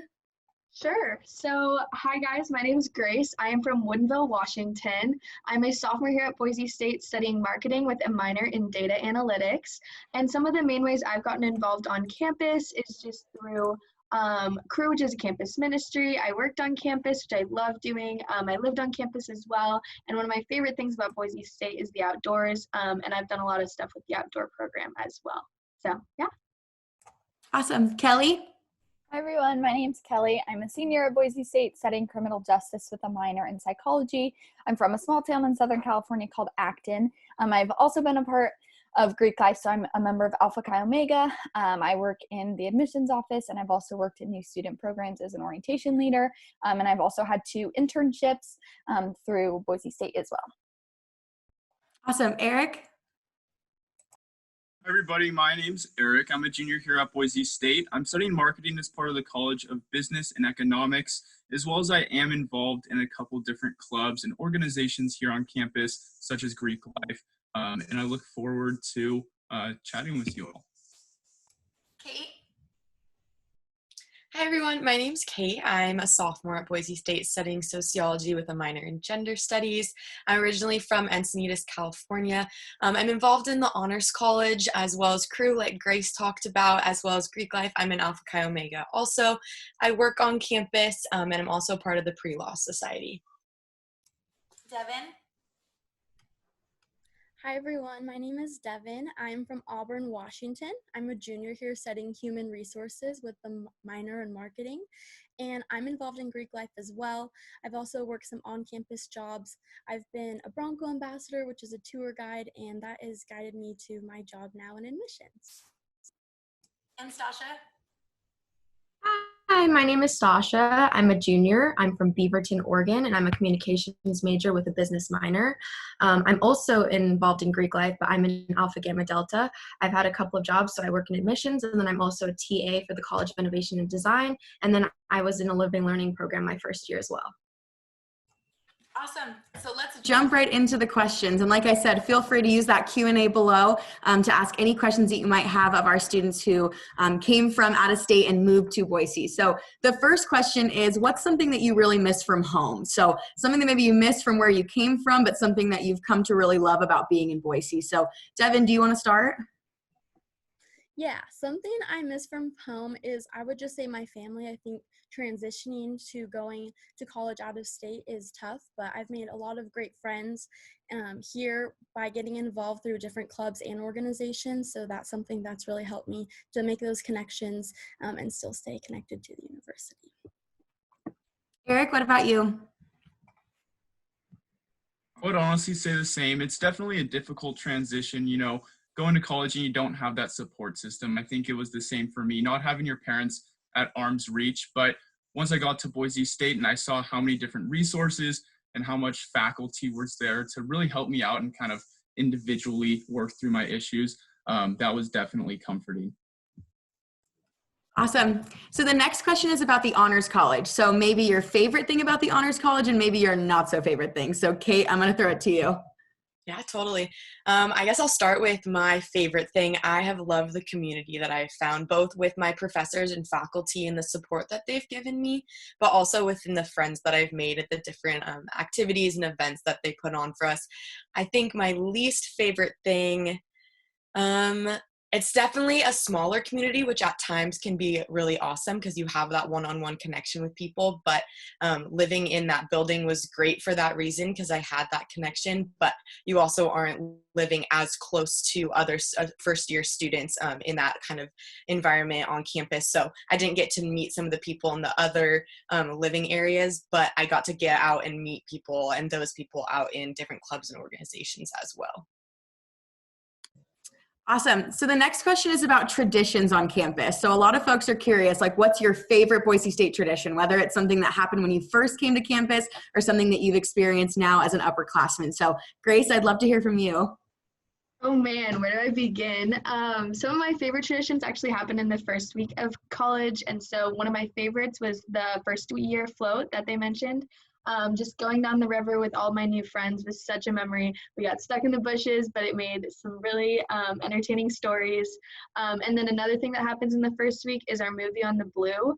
They put up a big projector and we all bring blankets and snacks and go eat on the big blue field. And it's just so much fun. And I met a lot of people through that event. So those are some of my favorite traditions. Stasha, do you have a favorite tradition? Definitely the first year float, like Grace mentioned, but I do like the big opening night that they have over kind of like by most of the residence halls, because like I went with some of my roommates and then that's kind of like how we bonded was at that event, and then I met like a whole bunch of other people and it was so like fun meeting like all sorts of people from different states. Awesome. So the next question is specifically about sorority and fraternity life. And before I have Kelly answer this question, I want to plug, we're actually going to have a panel with current students that are in our fraternity and sorority life community on campus to ask any questions that you might have about what it looks like at Boise State. And I know there's a couple panelists that we have today right now that are a part of it as well. So Kelly, if you kind of want to give just a snapshot or a teaser to that session later of, do we have houses? What's it been like for you? Do we have fraternity and sorority life? Yeah, definitely. I think that something I love about Boise State Greek life is that it's kind of non-traditional. So we don't have a Greek row. We do have a pretty big system though. So we have 8 sororities. We have a new one coming in the fall. And then I don't know the exact number of fraternities. Eric will have to join in there, but we don't have a Greek row. So that's something that kind of makes it unique. We do all of our events and stuff on campus or different places throughout the community. Something that I really like though is kind of like we said about, the honors college and other things like that. It's just the community feel. I can walk into my friend's house, in other sororities and it's totally fine. You meet people from different organizations, you get involved in leadership opportunities. A lot of it is philanthropy work in the community and just getting involved in that way, but a great way to meet people, learn about more opportunities on campus. That's how I found out about this job and like spring breaks and things like that. So I definitely plug checking out that session at 2:30 and learn a ton more about the community, recruitment, all that good stuff. But the next question is specifically about working on campus. Is there opportunities to work on campus? What has your experience been like working on campus? And how did you kind of find that balance of working on campus, but class, getting involved, all that good stuff? So Kate, if you want to touch on that first. Yeah, my first year, I went on something called Handshake, which is a portal that any and all Boise State students have access to. You just log in with your Boise State username and password, and it shows you all the on-campus and off-campus jobs and internships. So I actually found some internships on there as well, so that you can search for your major or just some interest that you have. So I found the student recruitment specialist job on there, just clicked submit for my application and had an interview and fell in love with this job. But there's so many different options, from working in food services to being a tour guide to being a tutor. It's really endless. So if you know that you need or you want to have a job, that's definitely an option for you. Sasha, I know you had a really cool opportunity to become a TA pretty recently, so I'd like to hear about what that's been like and opportunities to work kind of in an academic area. So for the TA position, it wasn't on Handshake. This was because I was taking a course and my teachers were looking for TAs, and it's 4 courses total for this specific certificate. And so I was like, you know, I might as well give it a try. Like, I really like these teachers, and I feel like they have like a separate marketing company as well. So like, I know they had experience in a field I was also interested in. So their interview process was a little bit different. They didn't do like a video interview. They asked what everybody thought their spirit animal was, and then like, what's one cereal could you eat for the rest of your life, just to like get to know you a little bit better without like actually meeting you. And then from there, like, my teacher talked to me in person and I learned I got the position. So it was nice having a course that kind of like built a foundation for my job. So I know like what they're looking for, because I know what I had to submit for my own work. And then it's just nice having like a faculty member that I can go to if I have any questions about like the courses that I'm in now, and they're willing to help me with that as well. So slightly different, but definitely I recommend like talking to your teachers and building a relationship with them. Awesome. So the next question is about transportation on campus. So what's the preferred mode of transportation on campus? Can you bring a car? Should you bring a car? Shuttle systems, all that good stuff. So Eric, if you want to cover that for us. Yeah, definitely. So you are able to bring a car to your first year of campus. Our parking passes, they do range in price. However, I've found my main mode of transportation being through bike and skateboard. Not only the campus, but also the city of Boise is super accessible by these modes of transportation. We even have the Boise Greenbelt that goes right behind the school. So I highly recommend looking into all of our different transportation options. We do have a cycle learning center here on campus where if you decide you don't want to bring your car, you can actually opt into a promotion where you can get a bike rented for $60 for 1 semester or $90 for a whole year. Super, super good deal. But besides that, yeah. Awesome. And for our panelists too, we're just going to take it a little step slower just so we can continue to follow up with our interpreters and allow them to make sure our folks can see and hear them and catch up. The next question is going to be, what's one dorm essential for a first year student? What's one thing looking back that you're like, ugh, I had to have this in my dorm my freshman year? So Grace, if you've got something. Yeah, so I way overpacked. That is definitely like something I know all incoming freshmen do. You have so many cool lists of things you want to bring to your dorm, but the one thing that I absolutely needed, I lived in a place with communal bathrooms, so shower shoes. Bring them, they're super important. And then I know I said one thing, but also a coffee maker. I'm like addicted to coffee, and so having a coffee maker in my dorm was super helpful. So yeah. Awesome. Next question is specific to like living on campus. So Devin, I'd love for you to kind of share where you lived on campus, what your experience was like living on campus, just to kind of give students an idea of how important that piece of that college experience can feel like. Absolutely, yeah. So I would say living on campus, especially your freshman year, is the best part of it, and that is how you initially make those connections and friends.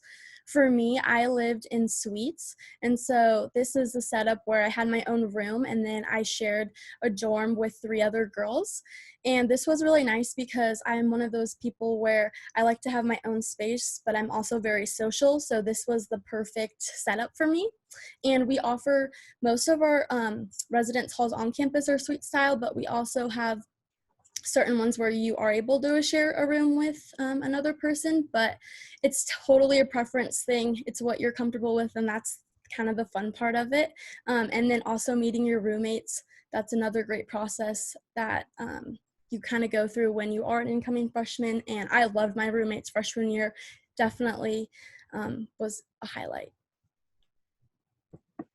And Stasha, I know that you were able to participate in a living learning program. So if you just quickly highlight maybe your favorite part about being in a living learning program. My favorite part was probably just like having a large group of people. Like it was a community right off the bat. Like we show up like a day or two before and you just like meet everybody. And then from there, like the events that we did with the arts and science, but we have like leadership, STEM ed, a whole bunch of different ones, all in different buildings as well. So I was in Sawtooth for mine. And then just like meeting those people and then meeting all the people in the other LLPs, it was like having a giant community that like led me into Greek life and other opportunities. Great. So the next question is specifically of what are some fun things to do on campus and off campus? So Kelly, if you want to cover maybe your favorite thing to do on campus and then maybe your favorite thing to do off campus on a weekend or during the week. Yeah, there's definitely always something going on. Through Greek life is how I got connected to a lot of things that happen on campus, but whether you're living on campus or you're a part of a different club, you'll have something to do on the weekends throughout campus, whether it's an event or, you know, just a kind of social. Something I love about outside of Boise State is just the city. It's beautiful and you can walk around and there's the best restaurants. So I think just walking around downtown, finding a new coffee shop. They do Live After 5, which is a live concert series during the summer, Saturday market. So there's a ton of stuff to do in the city. Eric, what about you? Your favorite thing to do on campus and maybe your favorite thing about Boise you can do off campus? On campus, I would probably have to say, honestly, going down to the dining halls, I seem to do a lot of hanging out with my friends and stuff just down at those places. They're great hangout areas, just great place to eat. Off campus, for me personally, I'm a big outdoors guy, and being in Boise, you have a ton of opportunities to go out and do backpacking, camping, fishing. That's personally my favorite activities to do off of campus, but there's a plethora of others as well.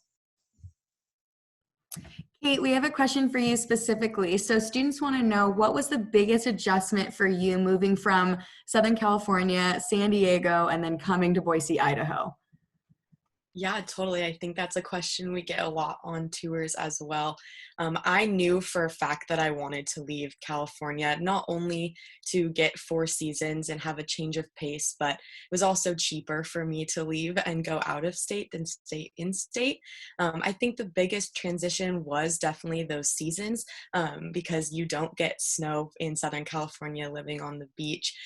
But I also loved that so much because I knew that it was 4 years of my life and an opportunity to have a new adventure, see something different. So I would definitely say that my graduation present was a big long parka, and that was definitely necessary for that first winter. So it was the best transition, but of course definitely difficult. And being far away from family was hard as well, but those communities that I found within clubs, organizations, my job on campus made that even easier.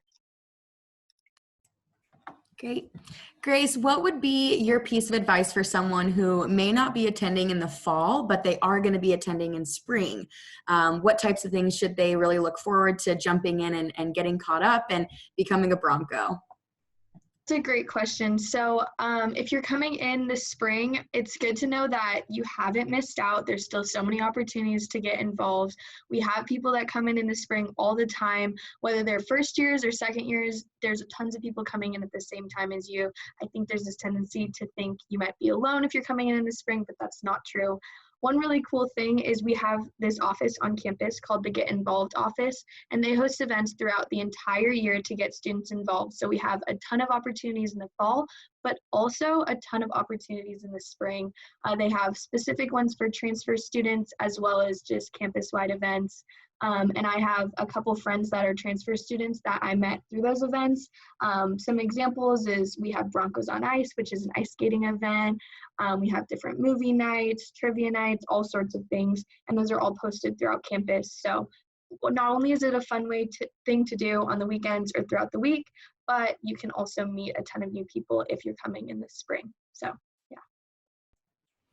Great. Kelly, I'd love to hear a little bit about internships. So students are wondering, like, how do you find internships? Does Boise have a lot of internships? So maybe a little bit of a coverage of Boise State's internship program and then your experience. Yeah, so Boise State actually has an amazing internship program that we're recognized for. So like on-campus jobs, Handshake is another way to apply to internships. For me, we have a criminal justice internship coordinator that I reached out to, and he helped me kind of decide where I wanted to apply. And then from there, I worked with the Career Center to develop my resume and cover letter and things like that. I think that's definitely been one of the most pivotal points, like in my academic sense, helped me to determine what I want to pursue as a career field. And because there's so many internship opportunities, my first internship, I realized not for me. The second one, I was like, yes, this is what I want to do. So really great program. Advisors help, counselors help, professors help as well. Great. So the next question is specific to intramural sports. So Eric, I'd love for you to kind of cover your involvement with intramural sports. What types of intramural sports does Boise State have? Yeah, so there's a ton of different intramural sports that you can get into. Whether you played the sport before in high school and you want to continue on kind of a casual way, or if you just want to pick up something new like I did. I was personally a water sports guy back home, but I decided to go out with some friends and create a team for the flag football league that we have here. It was a ton of fun. I'd never played football before, so it wasn't, I definitely wasn't the best at it, but it's super cheap. It's just about like $5 to $10 a person. You join a student league essentially, and you'll play against other groups of students. It's all student led. You have student referees, and it's honestly a lot of fun. It's a great way to get involved and meet a ton of people around campus as well. the next question is about parking passes. So how do you get a parking pass? How does that kind of work? Stasha, do you want to cover that one? So for parking passes, like we have two main parking garages, but then we also have different lots from as well, and the prices vary depending on which one you're picking. I believe you can get them anytime for the most part, as long as there's spots available, and there typically are. I've never had one because I've never had a car, even though it's my junior year, just because I feel like I'm able to walk everywhere I need to get to, except for maybe grocery shopping, but my roommate has a car, so I have that part covered. There's always somebody that you'll find that has a car. Next question is about housing. So specifically about your roommates. So do some residence halls have their own bathrooms? Do some have communal bathrooms? How do you kind of like work together to assign cleaning duties? What is it like to kind of build that rapport and that relationship with your roommate, whether it's in a suite style option or in a communal option? So Devin, if you want to hit on that first. Yeah, absolutely. So Chafee is the most traditional residence hall that we have on campus, and that is the residence hall where you're sharing that room with another person, and then you're going to have community bathrooms. So you don't really have to worry, I guess, too much about kind of sharing that. But in a suite style where I lived, I shared a bathroom with another girl, and it ended up being my best friend from home, which was nice. So I was very comfortable with her assigning as far as like cleaning goes. But for maybe someone that it can be uncomfortable to ask, I would just come up with a system, kind of get the elephant in the room out in the beginning of the school year. I mean, it's not really that big of a deal, I guess, and it's important to be, clean, obviously, but just whatever system works best for you, that's how I would go about it, but it isn't really an issue at all. So the next question is kind of about balance. So a lot of students are asking, could I get a job my first year and be able to keep up with classes and try to make friends? Is that overwhelming? Is that something you recommend? Kate, I'd love your take on that. Yeah, I decided that my first semester was just going to be for me to get involved and try new things because I knew college was all about that. So I went to all the different clubs I possibly could, got really involved in the honors college. And then my second semester rolled around and my mom told me that it was time to get a job. So it was definitely, I was able to balance having that job and continuing to build relationships with both my professors as well as friends on campus too. And then my sophomore year rolled around and I was able to then, once I kind of had my feet on the ground, to have a job, an internship, and continue my involvement on campus. So kind of was able to build upon that as the years and the semesters go, and really figuring out those support systems that will help me balance everything that I'm trying to accomplish. So for a lot of our future Broncos, I think there's always hesitation about the weather when you're moving to Boise, whether you're coming from Seattle, whether you're coming from Southern California or across the country. So by a show of thumbs up, thumbs here, thumbs down, how was the transition to the winter? Was it as way worse than you thought? It was actually a lot easier, kind of in the middle. How are you guys feeling about that? A lot easier than you expected, huh? Yeah, it kind of has that mild winter feeling, and it's something where of course you need the coat and you need the boots and feeling prepared, but having the snowboarding, the skiing, all those opportunities, I think we'd all attest, ends up actually being one of our favorite things. Awesome.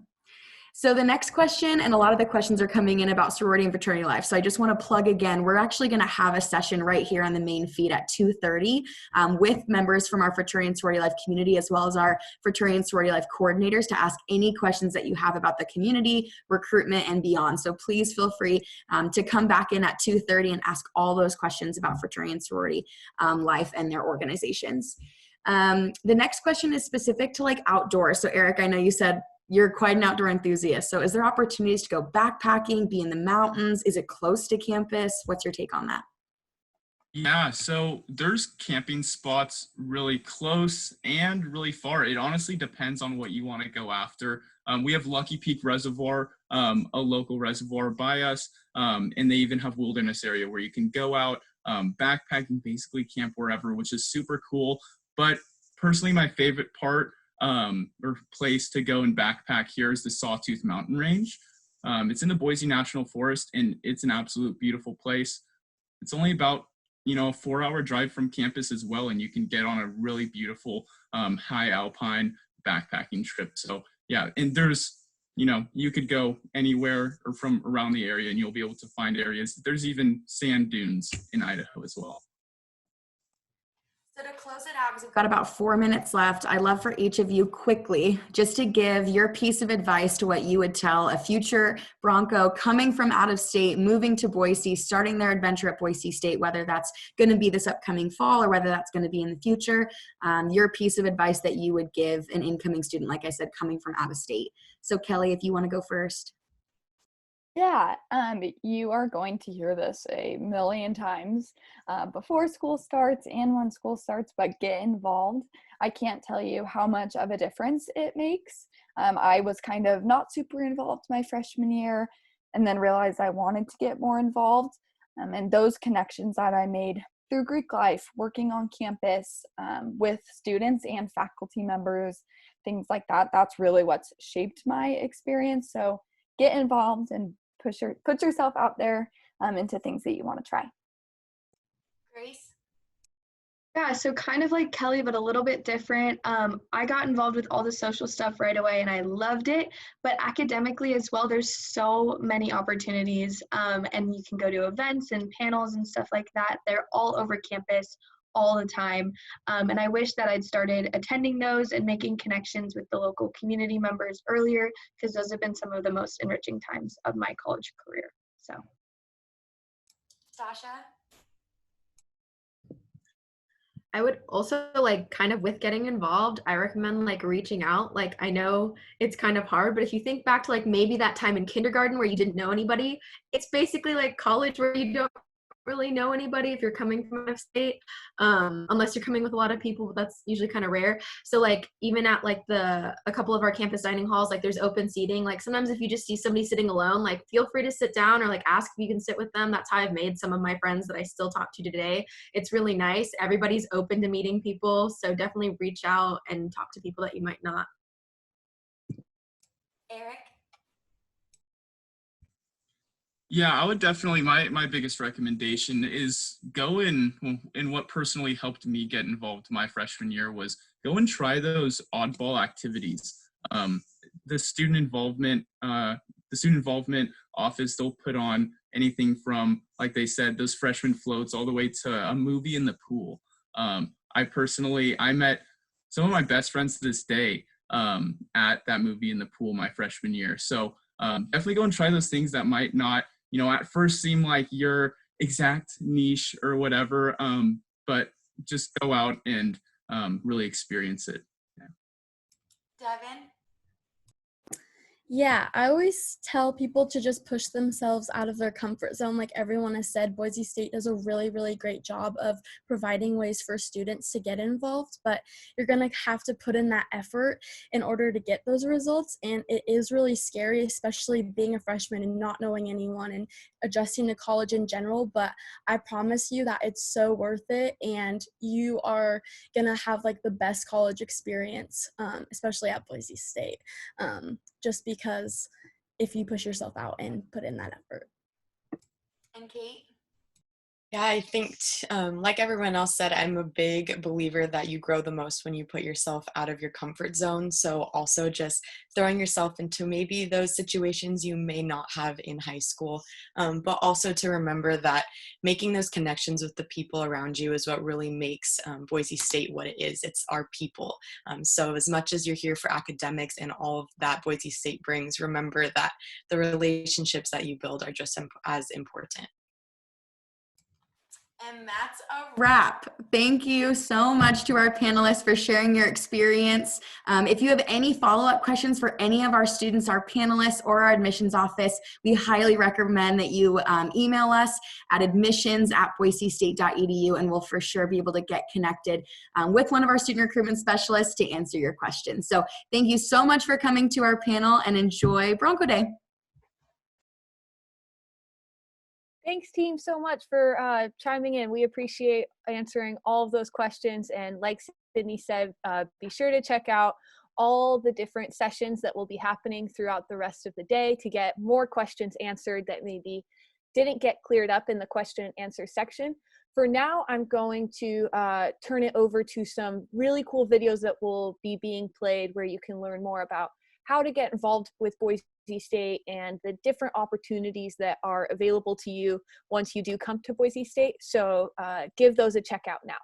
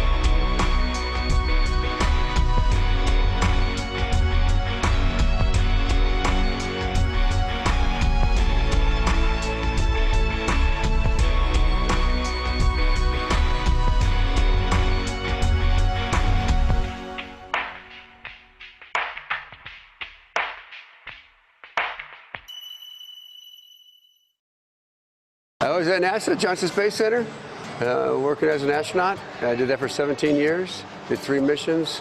It was wonderful. My last one was in 2014, about 6 months on the space station. And during that time, I even got a nice, interview, or what do you want to call it, talk with the Boise State students. Total of 28 years with NASA. I was an engineer for 11 years and then became an astronaut for 17. It was a wonderful time for me. Even though the engineering part was fantastic, I loved working at NASA. It was a great place to be. What I like about NASA, I think, is the fact it's a group of people that have a common goal, almost an altruistic goal, because it's all about human space flight, where we were, and everybody cared about that. And so it was really great to work with a group of people with a common goal and are really highly motivated, very intelligent people. So it was really fun. I guess I did 2 short duration, we call them, which are 2-week flights. And that was interesting because it's kind of like just going to a foreign country, I think, and you get to learn a little bit about it, you kind of get to see it, but you really don't get to immerse yourself in it. And that was when I did the 6-month one. That was more of an immersion in the whole idea, and your body really got adapted, and you became really comfortable in this new environment. And I really found it enjoyable and just a totally different experience. The groups I work with, both of them, robotics and microgravity university, work in here a lot just because it's a machine shop and that's what we do. And so it's a great facility. I know they're working on it to improve it, which is wonderful also. I really appreciate the university doing that. But so, like behind me is a wind tunnel that a lot of students work on. They're really working on more wind blades for electrical energy production, right? So all the senior designs kind of are built here too. So it's kind of a great place for them to really get hands-on training and experience in this facility. Most of the projects we work on, the students also do outreach. And really there's remote kind of STEM related activities because they all like the STEM action too. We all like it and we believe it's very important. And so we'll do like the students just were out at Hack Fort showing them robots and had activities for the students to do to kind of promote that and show them that engineering can be fun, it's entertaining, it's a creative process, all these kind of things. So that's the whole idea behind all that. It's wonderful to be in space. There's a couple negatives, but overall the positives are so huge that it makes it well worthwhile. It's a great time. Just living in there and learning about how your body adapts and how your body can adapt, I guess, to this environment is fantastic. Having fun was what we did up there, and besides work, I mean, our goal was to get a lot done, but at the same time have fun. And as a group, we really enjoyed it up there. Just when we come up with games, we play all the time, and that was enjoyable for us.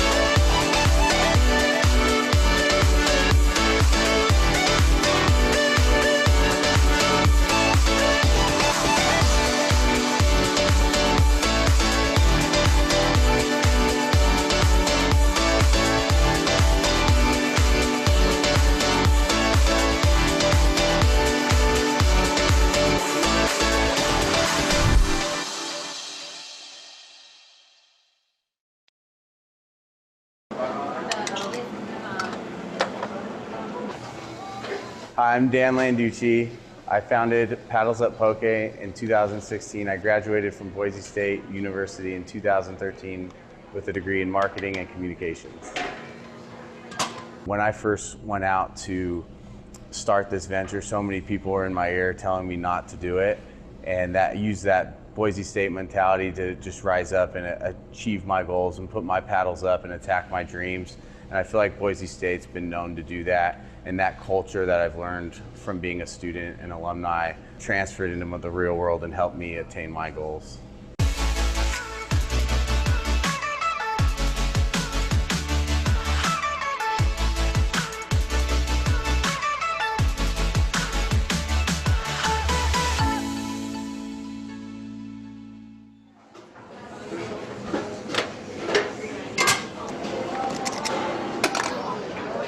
Enjoy. Thank you so much. Paddles Up is a quick service restaurant specializing in healthy food for originally the downtown Boise population. We've quickly expanded to provide healthy food for Meridian, Sun Valley, and now Boise State. Salmon and tuna are the most common ingredients you find in a sushi bowl. We pair them with avocado and all of our house-made sauces that are my family recipes and my recipes. We pair them with all of your favorite toppings that you find on your favorite sushi rolls, and we mix them up in a bowl. Our new location at Boise State University will feature all of our favorites, the same menu from all of our locations. The only difference is it's going to be a little bit cheaper and focused for students to get their healthy food on campus. Is the medium bogus? Being a first-generation college student at Boise State University helped prepare me to interact with customers at all different levels, learning to communicate with professors or students and peers, and then transferring that into the real world. It also are connections that I've made from being a Boise State alumni in the Downtown Association has been huge for our success. I grew up fishing in the Bay Area and deep sea fishing in San Francisco and Half Moon Bay. So I've always had a passion for fishing and handling fish. And so this was just a great concept to do where I can be around that. Now I'm not fishing, but buying fish and feeding healthy, fast, sustainably caught fish to our customers. I love owning my own company. It's been such a huge blessing, and I don't feel like I work a day in my life. I come to work excited. I can't wait till it's Monday. My wife forces me to take days off. It's so amazing to be able to be involved in the community, be involved with Boise State, and just give back something I'm passionate about and see people so excited about it.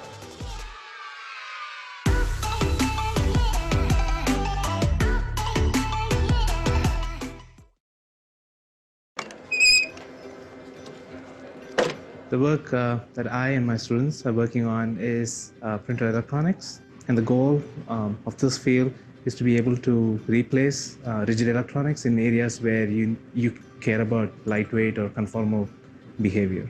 What I would like people to know about the work that we're doing in printed flexible electronics here at Boise State University is that we are recognized national leaders in the field. Flexible electronics is going to have a lot of applications across multiple industries. For example, we're working in the defense industry. We have interest from the biomedical industry and the nuclear industries in our printed and flexible electronics here at Boise State.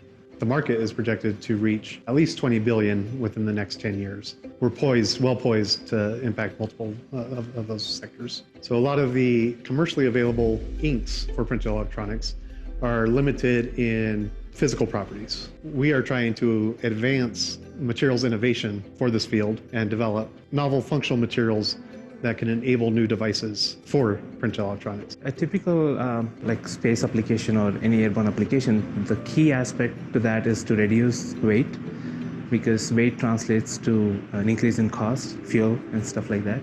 Here, like first semester, I got to start training on equipment, and I just got to see what other people were doing and kind of like start learning that way. And then already this far into the semester, I've started doing my own research and conducting experiments on my own, just like sort of building that rep for an eventual dissertation. And at a lot of schools, you have to take like the 1 to 2 years of classes before you even get to start doing your research. So it's just like so cool to be able to, one, be in a lab where I'm getting hands-on experience with stuff that's not related to my research, and then kind of have that compare and contrast where I've already started doing things even in my first year.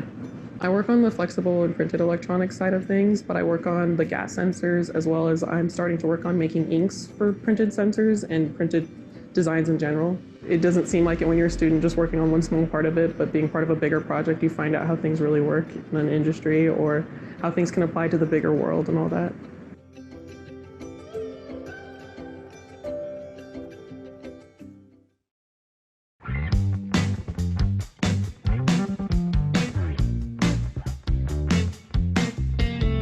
My favorite part of the play is Minerva Jane Van Allen. She's a real dynamo.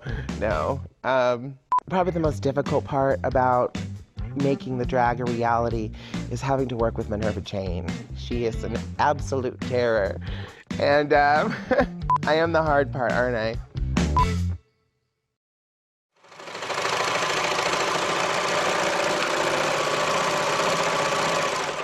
This semester, we're working on a play called The Drag, a homosexual comedy by Mae West. In 1927, Mae West wrote this play, dealing with all sorts of issues that were not talked about in the 1920s. Among them, sexuality, gender identity, gay conversion therapy. These were not things that people saw on the stage regularly. The play was closed down in 1927 and never saw a New York premiere. It was closed down for corrupting the morals of America. The Drag is a very unusual play for its time period. It's discussing subject matter that people didn't even discuss behind closed doors. Homosexuality was referred to as the love that dare not speak its name. So people were not comfortable talking about this even one-on-one, much less coming to a theater and see it paraded in front of them. For people who are going to come and see it, it's going to put it into perspective the amount of suffering that people have had to go through just to be who they are. And the fact that we're still talking about it in 2020, suggests that time has not moved as quickly as perhaps maybe it should have. Here, take this and get out of here. I don't want your money, Raleigh, please. Get out of here. I've had enough of you. In this play, the second act opens to a grand drag ball. May intentionally left this part of the script ambiguous. The structure of the second act allowed May's friends in the drag community to perform, which in 1927 was illegal.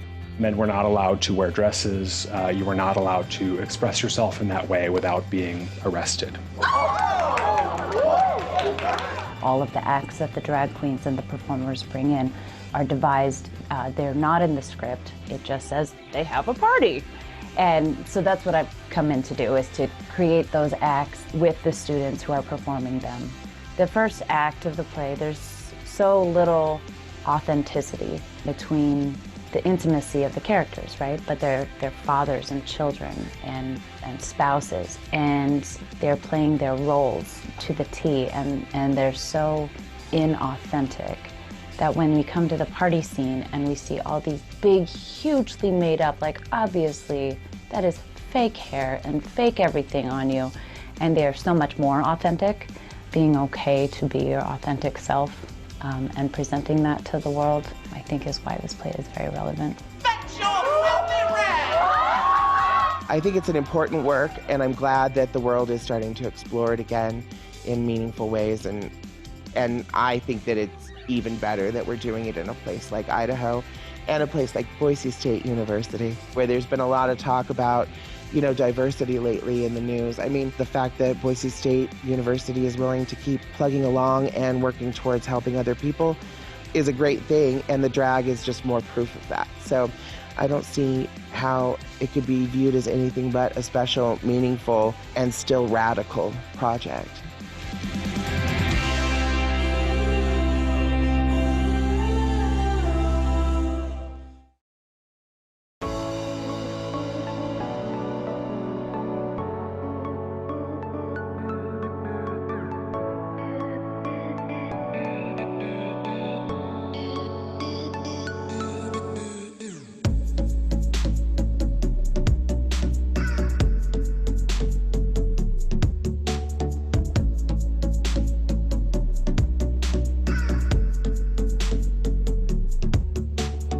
One of the most rewarding aspects of my job, without a doubt, is going into the field with people.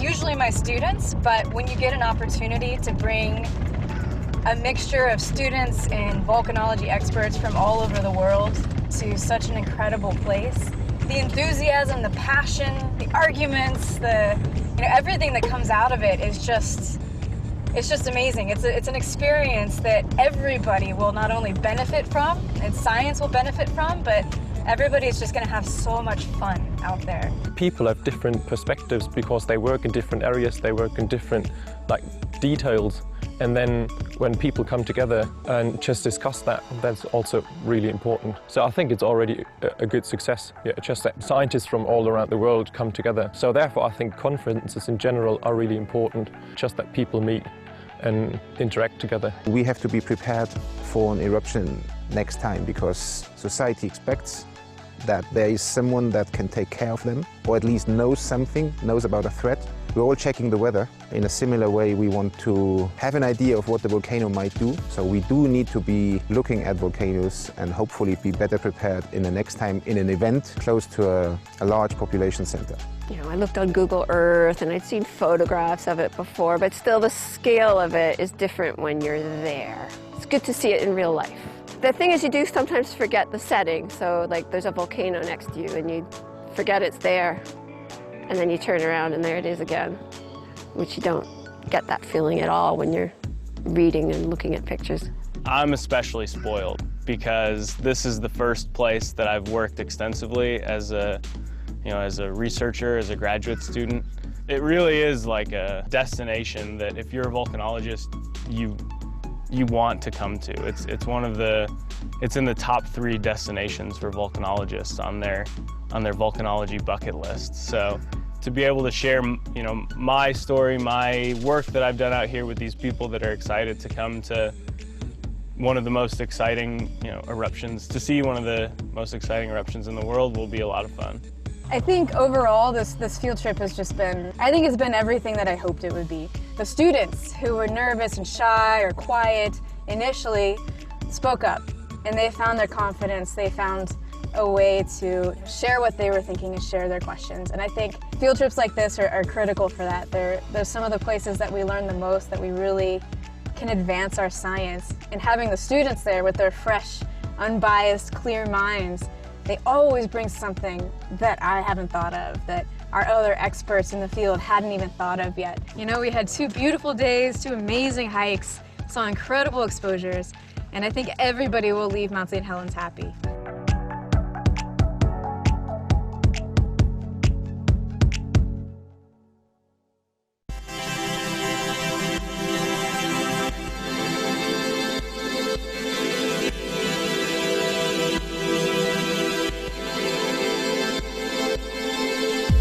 I can't tell you exactly what age I was when I became interested in geology, but I can remember exactly what happened to get me interested in it. I must have been pretty young, somewhere 6 or 7 years old, and my grandmother gave me a rock. And I still have the rock, and I keep it in my office because I think it's kind of funny. I was certain that this rock had a diamond in it, because there's this vein of quartz that runs through it, and I was determined to prove that this was a diamond and I was rich. So much that my mom caught me trying to scratch the glass in my window because diamond scratches glass. And because I was determined to figure out how these things were made and all of this at a young age, I actually started a notebook that I found just a few years ago. I kept notes in this book. I have the rock cycle, a very messy rock cycle. I talk about pumice, the holy rock. So in this diagram, I've got my hypothesis for how rocks form, which is erupting from a volcano. It became sort of an obsession that I think is pretty common among kids. A lot of kids collect rocks and have rock collections. I just never grew out of it. I'm a nerd. You're articulate.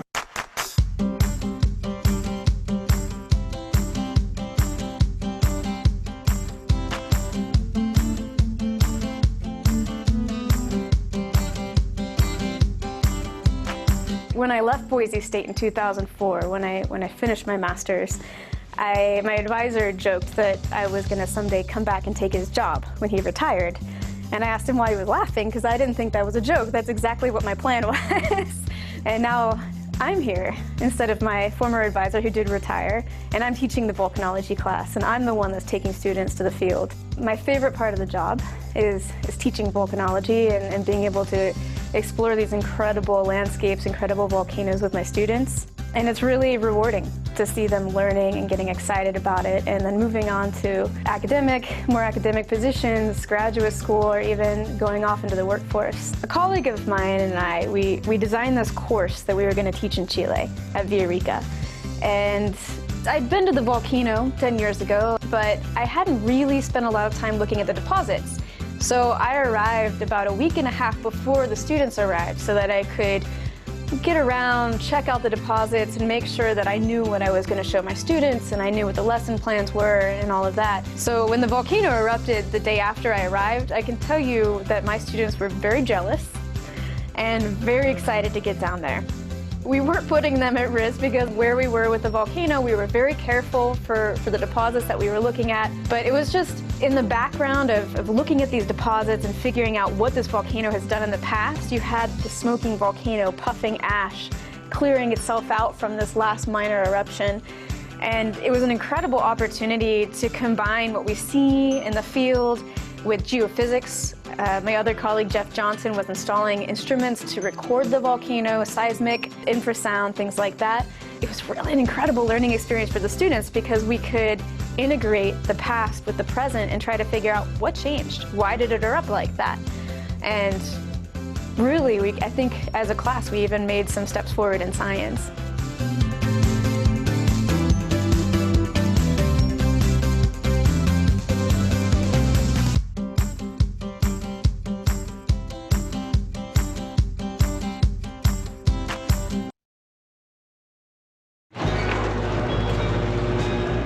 Hi, I'm Alex Jangard. I'm the owner of Heart of Timber Woodworking, and I went to Boise State in 2011 through 2015, and I went into school originally thinking I was a mechanical engineering degree, and I ended up with a marketing degree. Being a part of the Venture College, it was definitely the first place that I found a group of people that thought alike and were motivated to do a lot of things, whether that's make a big change or work for themselves. The Venture College really helped shape the foundation that I had for entrepreneurship in the sense of how do you test things to fail, how do you do so efficiently without wasting a lot of money, and doing so in like a mentor-based community. That's been the good foundation that's led me to where I'm at. Specific people that made an impact on both my college experience and now are still continuing to make a difference in my life are the directors at Venture College and the advisors there. And there were certain professors that had a creative approach to it that I really still remember to this day. And it was an integral part of how I think today.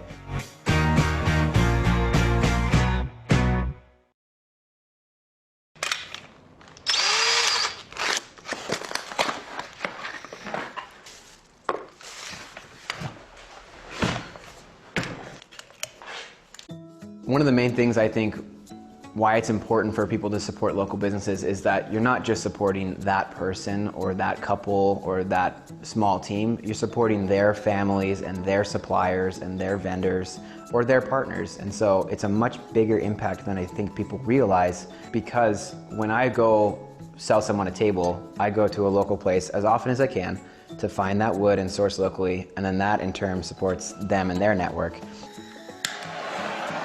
My story is I'm able to build furniture, something that I love doing, and create new products, and then also work as hard as I need to spend the time that I want to with my family. What it's like to be a father and the owner of a startup is really, really challenging. I never thought that I would sleep as little as I have, but also feel so rewarded. My kids and my wife mean everything to me. The ability to do what it is that I love and support them and be there for them is the coolest thing, so I would not trade it at all.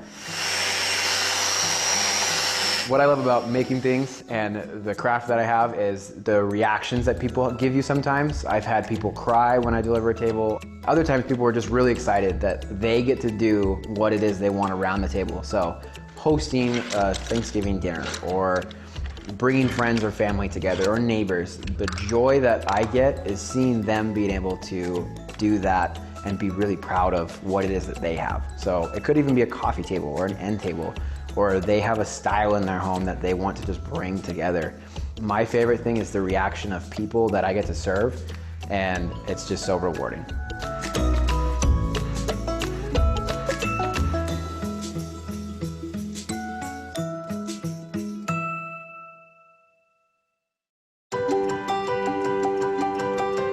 So what led me to go to Boise State? I mean, there's layers, like in every decision. I know that for my family, finances were an issue, and so having it be close and affordable were certainly two factors. I remember just very much being taken by the Boise State debate program and really feeling like that was such a great fit and so welcoming and such an amazing opportunity. That was a big part of the decision. And then I also just thought that the academics and the Honors College were such a great opportunity that it really felt like a win at every level. I wondered if I was going to be outclassed when I got to a private law school. And instead I felt very competitive, and I knew that what I had learned at Boise State and the study habits and the work ethic and all of that stuff that I brought with me, I was fine. And in that really competitive environment, I was really ready. And I think that's when I realized what Boise State had done. Being a trial attorney means you're in court a lot of the time. You have to get over that fear of public speaking, which of course debate had helped beat out of me. And you are presenting to a jury a story about something that happened to someone, and you're helping guide those people, whether they're witnesses or directly injured victims, through a system that is really scary to people.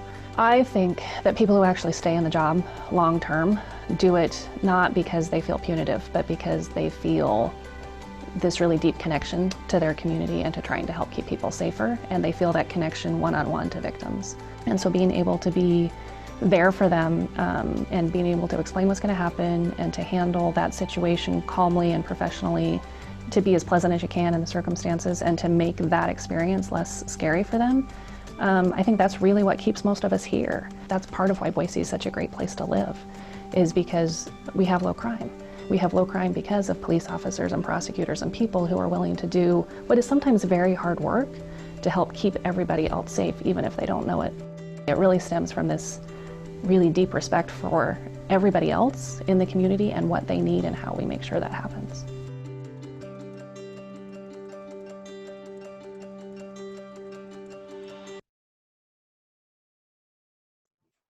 Hello and welcome to our resident student panel.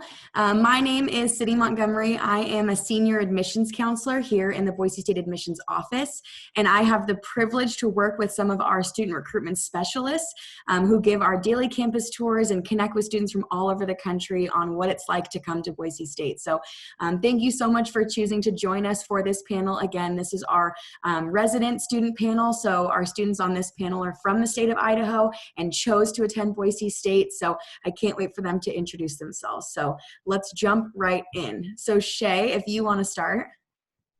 Hi everyone, my name is Shay. I'm from Boise, Idaho, currently a junior. I went to Bora High School and I'm studying kinesiology with an emphasis in exercise science. I'm also involved in Greek life, so I'm in Alpha Psi Delta. I've played lots of intramurals like basketball, volleyball, and I've been in some different clubs as well. Before I have Carlos introduce himself, I want to remind everybody that if you've attended one of our panels or not, feel free to use that Q&A button down at the bottom of the Zoom. That way we can answer any questions that you have for our students. So feel free to start throwing those in there and we'll get to as many as we can. Again, that Q&A option on the bottom of your Zoom screen. So Carlos, if you want to introduce yourself. Hi, my name is Carlos. I grew up in Kamiah, Idaho, which is a really small town in northern Idaho. I graduated from Kamiah High School and I'm a sophomore here at Boise State. I am studying business administration management and HR management currently, and I am involved in a lot of different activities, including the chorale, which is a kind of our more involved student section, and I also work on campus with admissions.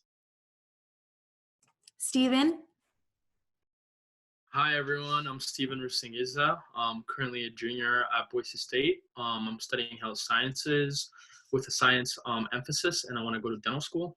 The things that I'm involved in on campus include my job as a student multicultural coordinator with Andrea. I'm also part of Bronco Ambassadors, which is a group of students that give tours on campus. And I also part in the pre-dental club. I'm also like Shay from Boise, and I went to Bora High School. And Bailey? Hi everyone, my name is Bailey Mallard and I am from Firth, Idaho, which is a small town over on the eastern side of the state. I graduated from Firth High School back in 2017 and I'm currently a junior here at Boise State, entering my senior year, so my last year this next year. I'm studying English with a teaching emphasis. I want to teach high school when I graduate. And beyond that, I've been involved with a bunch of things over the years, but right now I currently find myself involved mostly with Leadership, which is a leadership development organization, as well as Sources of Strength, which is a mental health organization. And yeah, super excited to be here with you all today. Great, so feel free to use that Q&A to get those questions started. And again, for our panelists, remember we have interpreters who are joining us. So feel free to slow down just a little bit so they can get caught up and make sure that our folks are able to see everything that y'all are saying. So first, I'd love for each of you to answer the question of why Boise State. I think each of you has a unique story because you're coming from different parts of the state, whether you grew up right next to campus or you're coming from the complete opposite side of the state and chose to move to Boise. So I'd love to hear a little bit about your story about why Boise State. So Bailey, if you want to start. Yeah. Okay, so when I was in high school, I really didn't anticipate coming to Boise State until my final year, actually. I had planned on going to another university since the time I was little. However, as soon as I went to a Boise State showcase, actually, it finally just clicked. And I don't know how to explain it, but it just felt like home. You'll hear it kind of a lot, but at Boise, it's a really, you have a lot of big city opportunities, but you still have that small town feel. And that was something I really appreciated about coming from a small town in eastern Idaho. And so I just really loved it. And since I have been a Bronco, it's been just awesome. And I don't know, I really hope that you all are able to find that same sense of home and family as I've had. So, Steven, what about you? For me, it was mainly two things. Ever since I was in high school, I always knew that I wanted to become a dentist. And I knew going to dental school was going to be pretty expensive. So the things that came down for me to come to Boise State were affordability, as I had in-state tuition, being from the state of Idaho. And also, I think my parents wanted me to stay home. So we kind of compromised, and then that's how I ended up going to Boise State. Shay, what about you? Yeah, so my parents live 10 minutes away from campus, so that's pretty nice. But I ultimately chose it because it was the perfect size. So not too big, not too small. We're 10 minutes from downtown, so it's a great location as well and a lot of opportunities. I really do like the size, like everyone's kind of mentioned. But you do find yourself within 26,000 students, 17 around for the undergrad program, and you kind of find yourself in different communities within a bigger community, which I thought was really nice. Carlos, what about you? So for me, when I was in high school, I wasn't sure what university I wanted to attend. I had never visited Boise during high school, and the first time that I went there, I instantly fallen in love with the campus. It felt like a second home to me. That's the main thing I was looking for, was something that could feel like home. And then once I moved to Boise, the community was great. Me coming from a small town of only 1,000 people, I thought I'd be overwhelmed. But honestly, it's like being at home. There's so many people that I know, and I run into them almost every other day. And it's just really great to kind of see how our community comes together with such a huge population. So the first question that we have is kind of regarding housing. So what's unique is I know two of y'all ended up actually living on campus and two of you did not live on campus. So I'd like to get both perspectives. So what it was like to not live on campus and how you were able to get connected and what you would recommend to someone who might be commuting to campus. And then on the other side of that, someone who chose to live on campus and maybe the benefits that you saw in that. So Shay, if you want to share your experience first. Yeah, of course. So I did not live on campus my first year. I did commute. Again, my parents lived 10 minutes away. But the way I got involved within campus and tried to stay connected was by getting involved with Greek life. We have a Get Involved website, and there's over 200 plus clubs on there. So there's really a place here for everyone. And if you don't see something on there that you're interested in, you can actually bring your own club, which is another neat thing as well. And then also, throughout the first week of school, there's all the clubs and organizations out there that are promoting different events happening throughout the week and throughout the whole clubs for the whole year. So that's a really nice way. So by getting involved, I was actually able to stay in residence halls with my friends. So that was another neat thing too, was I did make those connections and I was still able to kind of experience that campus life. Okay, and what about you, Steven? Yeah, my first year I lived in Sawtooth, and my experience with Sawtooth and me choosing it was just because I just valued more of having my own room, and Sawtooth offered the suite style. So you had one other roommate or 4 other roommates, and you shared bathrooms. And for me, it was just important to have my own room, but still socialize with everyone. Yeah. So the next question is specific to getting involved, and I do want to plug 2 sessions that we have coming up shortly after this one.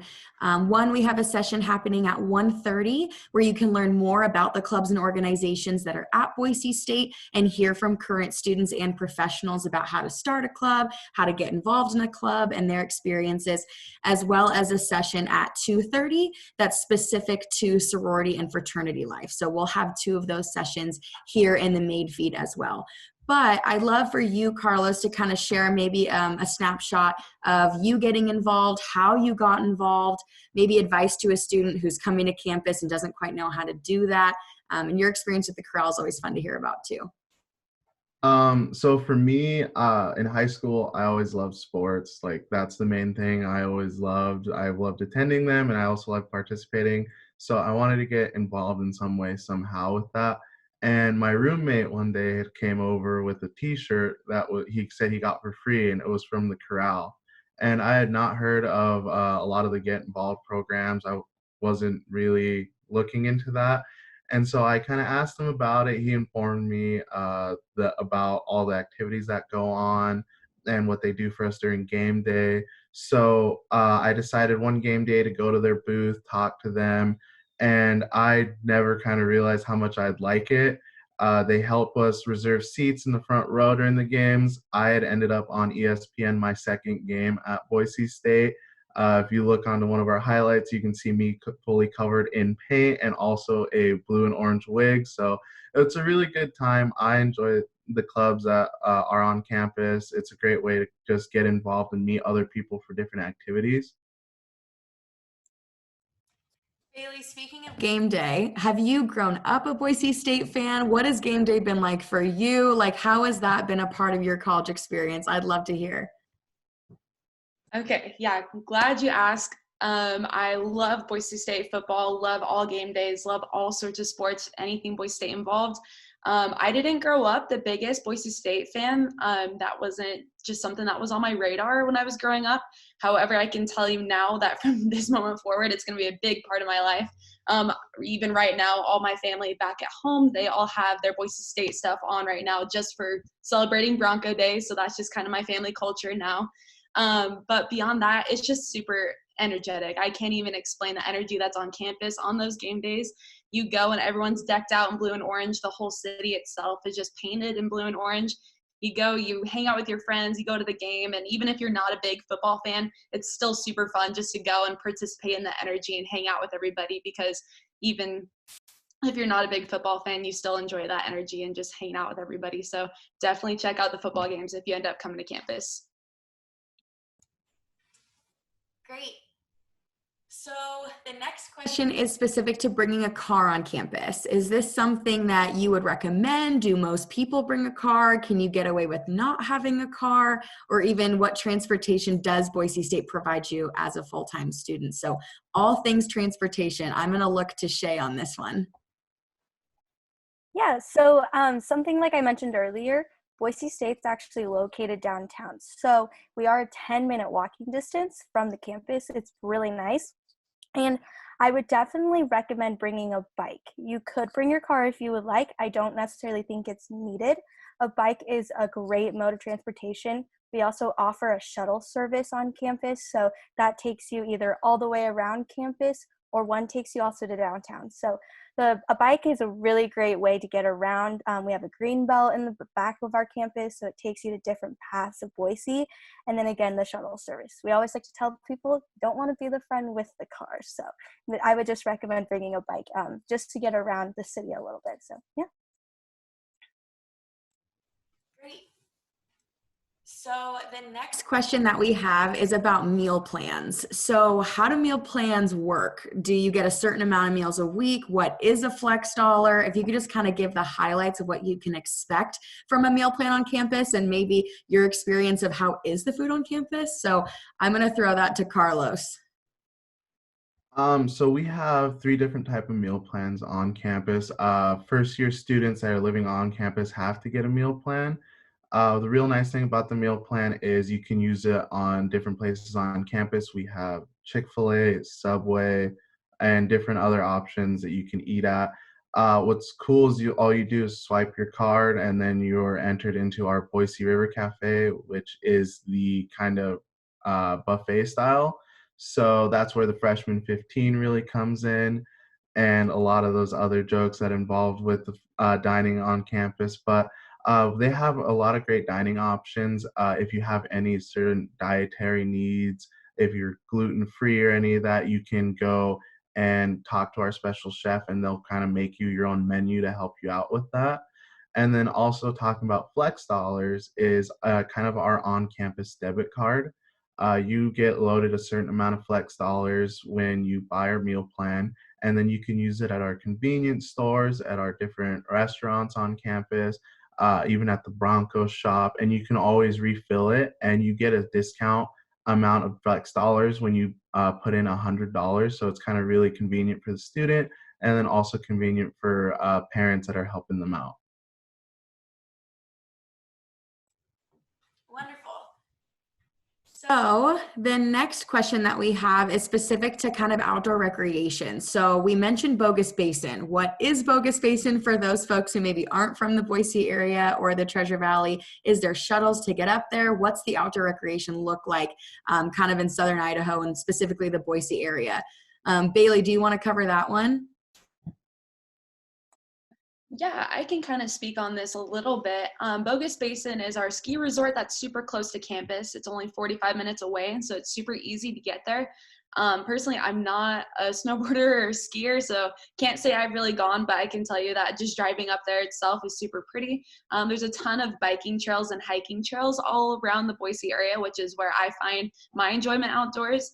I know that was something that really sold me when coming to Boise is I love biking. And so when I heard about all the bike trails and just how, like Shay was mentioning, it's a big biking campus. And so that was really exciting and intriguing to me. And so now I bike almost everywhere, even if it would make more sense to drive there. I try to bike there just to, commute that way. But beyond that, it's super fun to get outdoors. I know the outdoors program is super awesome. You have the Boise River that's right next to campus as well. And so it's super fun to go float the river, but the outdoor life on campus is super awesome. So if that's something that excites you, then definitely a good pick with Boise State.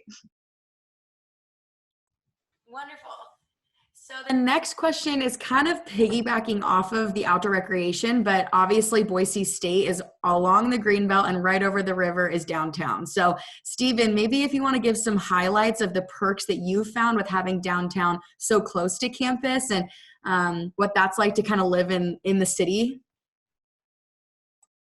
Yeah, no, it's really great. I'll tell a story.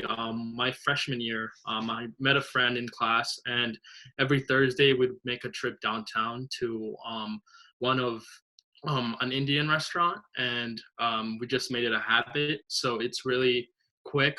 There's also the Bronco shuttle service that they mentioned that takes students to downtown for free. You can bike it or you can walk it. It's really close. And then also downtown, Boise State being so close to downtown, you have different opportunities, especially if you're in the engineering department, as they have computer science courses downtown, so you could take classes there as well. Yeah, and then there's also other opportunities as far as internships and other things. Wonderful. So for those of you who are just joining us, I just want to remind you all to use that Q&A on the bottom to keep asking the questions that we can cover for you. And then plugging 2 panels after this, we've got a clubs and organizations panel coming up at 1:30, and then a panel for fraternity and sorority life coming up at 2:30. But Shay, I'd love for you to give a little teaser. We're getting a couple of questions about fraternity and sorority life. Do we have it? Is it big? What's the highlight? So I'd love to hear kind of your experience and kind of a highlight of fraternity and sorority life at Boise State. Yeah, so a really unique thing about Greek life here on campus is that it's actually non-traditional. So no, we don't have a Greek row, but it is kind of nice because you just are really well known with everyone in the community. There's a lot of opportunity this way, and then you just get to know everyone, which is kind of fun. And then we do most of our events or organizational things on campus in the student union building. We are growing, so we are starting to move like sorority recruitment downtown into another venue. But for the most part, it is still like community based, so it's pretty non-traditional, no Greek row as of now. But yeah, it does do you like a lot of good to try to join one if you want to, because it's a way to stay connected and to meet new people. But it's a great aspect here on campus. Wonderful. So the next question is specifically about deciding to stay in state. I think when a lot of students are making that college decision, and I don't know for you all if it was something where you knew you wanted to stay in state but weren't sure where in the state you were going to go, or the perks of maybe staying closer to home or just being in state. I'd love to kind of hear your perspective on looking back. Are you happy you stayed in state? Are you happy that you chose Boise State? Or what things that you wish you would have known when you were making that decision, and that you're grateful for? So Carlos, I'd love for you to start. So the perk that I see the most about staying in state is the fact that I'm just a quick drive away from seeing my family. It is 4 hours, but driving through Idaho, it is a beautiful drive, so it's always worth the time. But it's always just a benefit for me. The other universities I was looking at was about 7 hours to 12 hours away, so that would have been a little more difficult to see my family more. But whenever I have a weekend off, I always like to just go and see my family, and that's the thing that I never take advantage of. So it's a really great thing for me to stay in state. That's one of the main reasons I wanted to stay in state, was my family. Bailey, what about you and your experience? I'd love to hear. Yeah, so as I kind of had mentioned earlier, I didn't anticipate staying in Idaho to attend college after I graduated high school. Planned on, getting out of the state and going off on all these big adventures. But I found that I really didn't need to leave the state to have all the adventures that I've had. What was really cool is, coming to Boise, it's a lot different from where I'm from. And the fact that I can make my experience whatever I want it to be. If I want to have kind of those more big, grand adventures, I can have that. But I also have the comfort of knowing that my family is also 4 hours away on the eastern side of the state. And so, yes, that drive is also pretty. Family has definitely utilized it, and referring to those game days again, they come over for a lot of the game days during the fall season. And it's really fun just to have that community with them. And also just knowing that if you want to have the experience of feeling like you've gotten out, you can still have that, but also have that backup where you're still in your home state and you still know where you're coming from and everything along those lines. So I've definitely enjoyed my experience and have not regretted staying in Idaho. I'd love to hear your perspective, because I know that you have aspirations of going to dental school. And so a huge perk for you staying close to home was the cost, being close to family. Have those things stated to be true? What other benefits have come, in your opinion, of going to Boise State that maybe you didn't expect?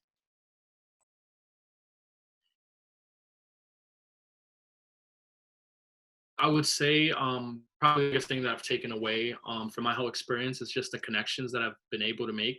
I think staying home really helped me, as I had some connections, but it helped me get more connections, and it came pretty easy with Boise State being a really close-knit community. And with dental school, I feel like my advisors have been great preparing me. Even me having to change my major once, I have not fallen behind or anything, and I think that's just helped a lot. And then also Boise State has brought back alumni that are dentists in town, which is really great. And I get to make connections that way. And also I get to meet other students who went through Boise State and they shared their experience of how Boise State has prepared them. And I think all those opportunities that are provided for whatever academic area you want to go into, I think is really important. And that's the thing that I've probably benefited from the most. So it looks like we are getting a few questions regarding orientation. If you have not heard yet, our orientation program will be going virtual this summer. So we're excited to bring another virtual opportunity to you with getting registered for classes, meeting with your advisors, all that good stuff. But some questions that we're getting are specific to: when do you choose your meal plan? When do you get your ID card? I want to plug the session of our orientation office. They're going to be holding a session, it looks like, at 2 o'clock. So I highly recommend attending that session to get your questions answered, specifically about when all of that you can anticipate to get accomplished. I know some of it's going to be happening virtual, and then some of those things like getting your ID card and all that good stuff will happen the week before classes start, is what we're anticipating. So again, if you want to learn more about orientation, selecting your meal plans, getting your ID card, kind of those next steps, definitely join that session at 2 o'clock and check in with our orientation team. So I'd like to hear just about your classes. Boise State is obviously the largest institution in the state by quite a bit with over 26,000 students. So Shay, do you want to kind of give us an idea? Are you in 300-person lecture halls? What can a student expect when they're going to a big school like that?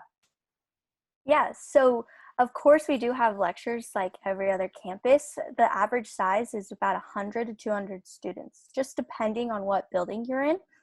But for the most part, the average classroom size is around 31 students. So not too big, not too small. You will take those lecture classes for the most of your first year just because those are your general education classes, your prerequisite classes that you're taking for your major. As soon as you get into your major, you start to see less of those big lecture halls and you start to see that 31 students on average. It's a great classroom size. I'm starting to now see people that I'm like seeing every year in my class and I'm like, oh, hi. So it's another great way to stay connected. And again, the 31 students, I'm able to talk to my professors if I want to, and I can, again, meet friends in my classes. So yeah, I do like the classroom size on campus because, again, not too big, not too small. So for my last question, I would love each of you to answer this question as if you were talking to a high school junior or a high school senior coming from maybe your side of the state. So whether it's a student up in northern Idaho watching right now from eastern Idaho or right down the street at Timberline High School in the Treasure Valley, if you were looking at a junior or a senior and giving them one piece of advice when it comes to looking at colleges or even making that decision on choosing Boise State, what would you tell them? So Stephen, if you want to go first. The advice that I'd share is probably really just picking a school just based off of your values and what you value. I think that's really going to help in the long run. And overall, I think values, just because you want to be somewhere where if everything goes wrong, you kind of have a support system. And I think that's just benefited me well with that approach. Bailey, what about you? What would you tell that junior or senior in eastern Idaho right now that's making that decision or looking at Boise State? Yeah, well, first of all, I would really push to continue your higher education. I know when I was in high school, that wasn't something I was sure about, but now that I'm here and I'm almost done with my college career, I cannot even explain how grateful I am for the opportunities that I've had. I've really just grown as a person, and I'm really so excited to enter this next chapter of my life where I'll actually go back and start teaching high school. So I'm really excited for that. But beyond that, just say yes to new adventures. And, if you're looking into Boise State, I can say personally, it's a really good choice. But, choose wherever it's going to be best for you, wherever your adventures are going to have taken you. But just really put yourself out there and go for whatever it is you're passionate about, and no dream's too big. So I love that. Shay, what about you? What would you tell that student from the Treasure Valley who's from Boise, who's like, I'm about to make that next step? What would you tell them? Yeah, so, being from the Treasure Valley, you could be like, oh, I'm going to see my whole high school at Boise State. I mean, I'm here to tell you that's not necessarily true. I walk around campus every day and maybe I see one or two, but for the most part, I don't really. So again, it's that size of it's really big, but also really small. So I would just recommend, though, for a piece of advice is get involved, whether that's with clubs, organizations, or even within your academic major. There's so many ways to get involved. And if you look for those opportunities or you seek to find them, you will find them, and it's going to be a great experience for you.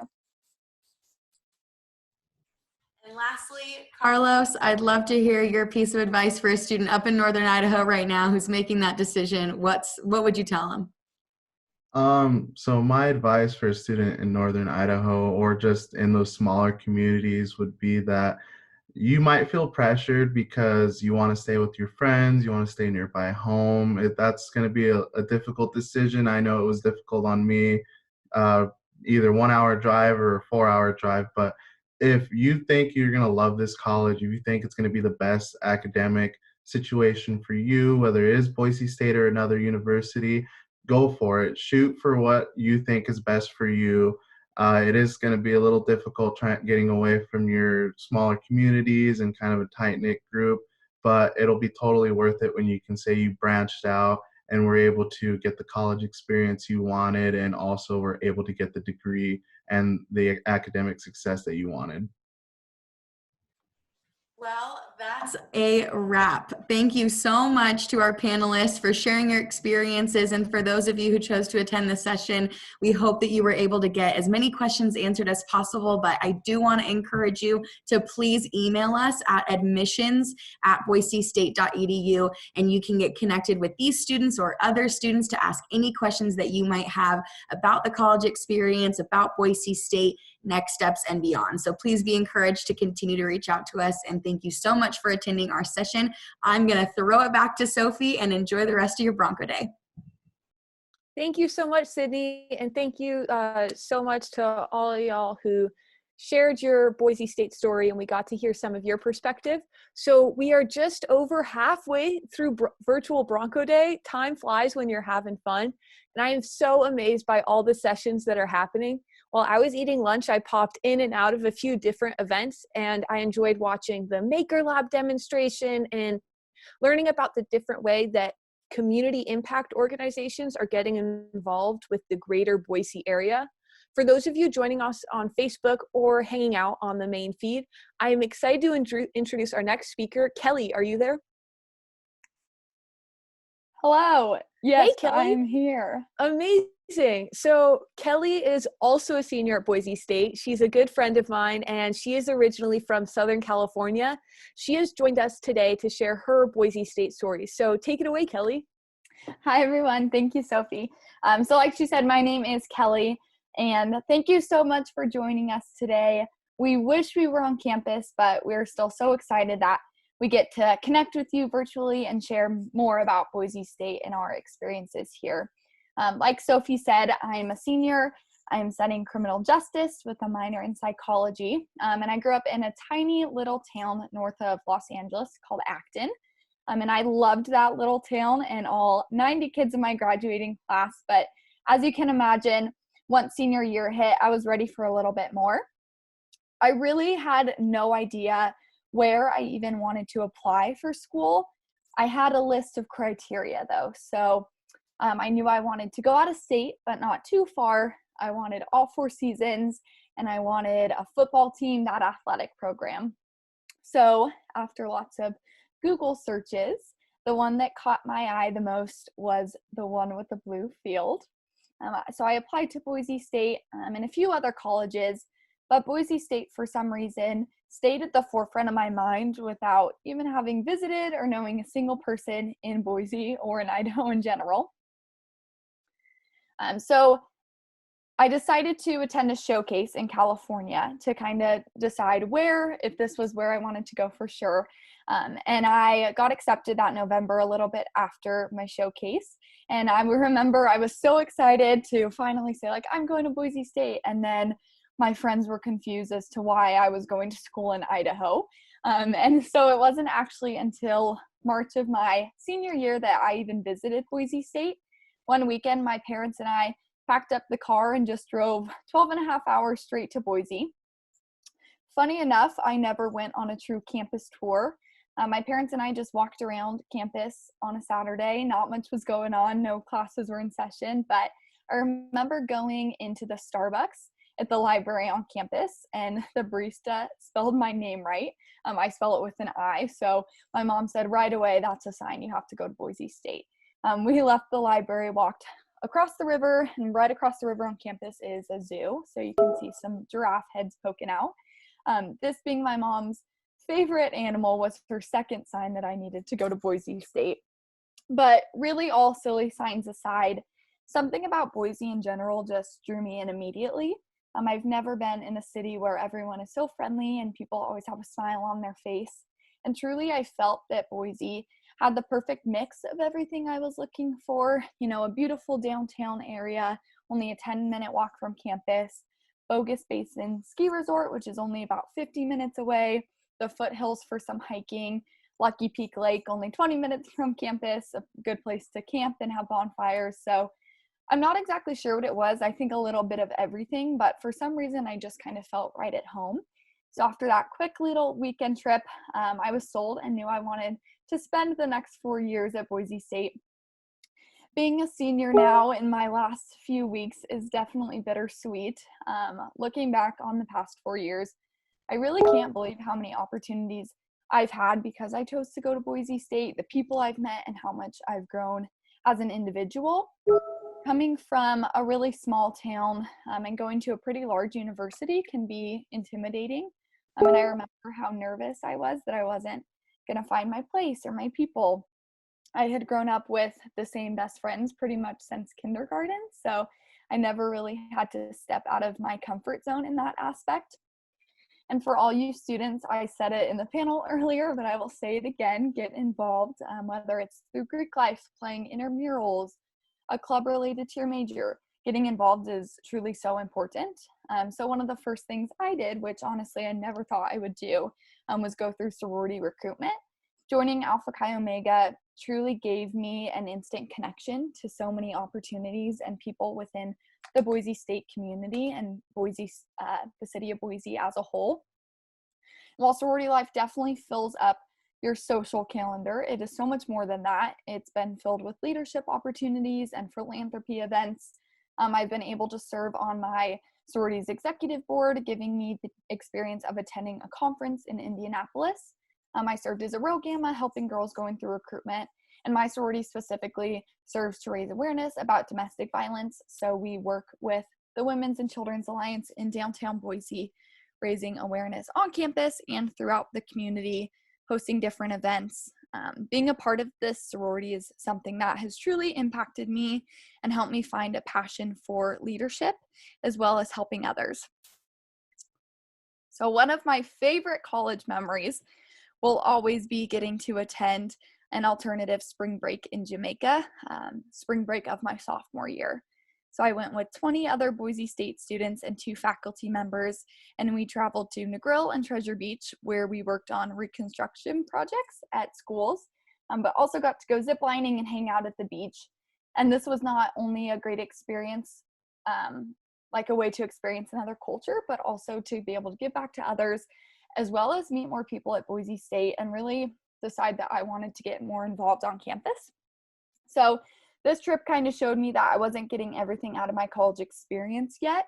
It's definitely what you put into it, and I realized that I wanted to put in a little more. So my sophomore year, I worked as a Bronco ambassador, which is a volunteer tour guide position where I was able to represent the university with about 50 other Boise State students. And this was a really great chance to get my first experience working in a large group setting, but also getting to show my Bronco spirit to prospective students. And after doing this for a year, I applied for a position overseeing the program. So I worked as group visit coordinator in the admissions office, which was an amazing opportunity in a leadership sense, learning about my own leadership styles, overseeing 50 college students who are my peers. Definitely was a challenge, but it helped me also make more connections on campus. And halfway through my junior year, my boss, who you can see here, Megan, encouraged me to apply for a summer job working as an orientation leader, where I was able to serve incoming students in their transition to college.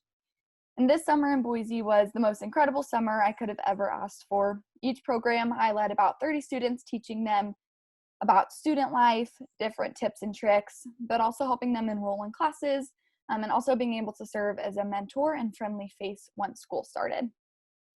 I still work in the admissions office now as a student recruitment specialist, and these on-campus jobs have taught me a lot about working with a team, but also being a leader, like I said before. The friendships I've made, though, in these roles, the faculty members who I've been able to look to as mentors, are truly some of the most important relationships that I know will stick with me, and definitely part of my intricate college experience. And Boise State has so many opportunities to grow for students as well as professionals. So taking classes, I've developed learning skills that have benefited my future. I've been able to kind of decide what I want to do. So I was able to serve as an intern with a pre-sentence investigator for the Idaho Department of Corrections last spring. And then this spring, I was able to work with Ada County Juvenile Probation and decided after graduation to hopefully pursue a job working with juveniles. So needless to say, Boise State has given me more than I ever could have imagined in a college experience. And as much as I wish my senior year was ending differently and never had to end, I'm still grateful beyond words for the past 4 years that I've had here. I couldn't imagine attending any other university besides Boise State. So whether it's country concerts in the foothills, camping with friends, or Saturdays at the farmer's market, Boise has completely stolen my heart, and Idaho has become a place that I am so proud to call home, and I know that you all can have the same experience as well. Thanks for joining me.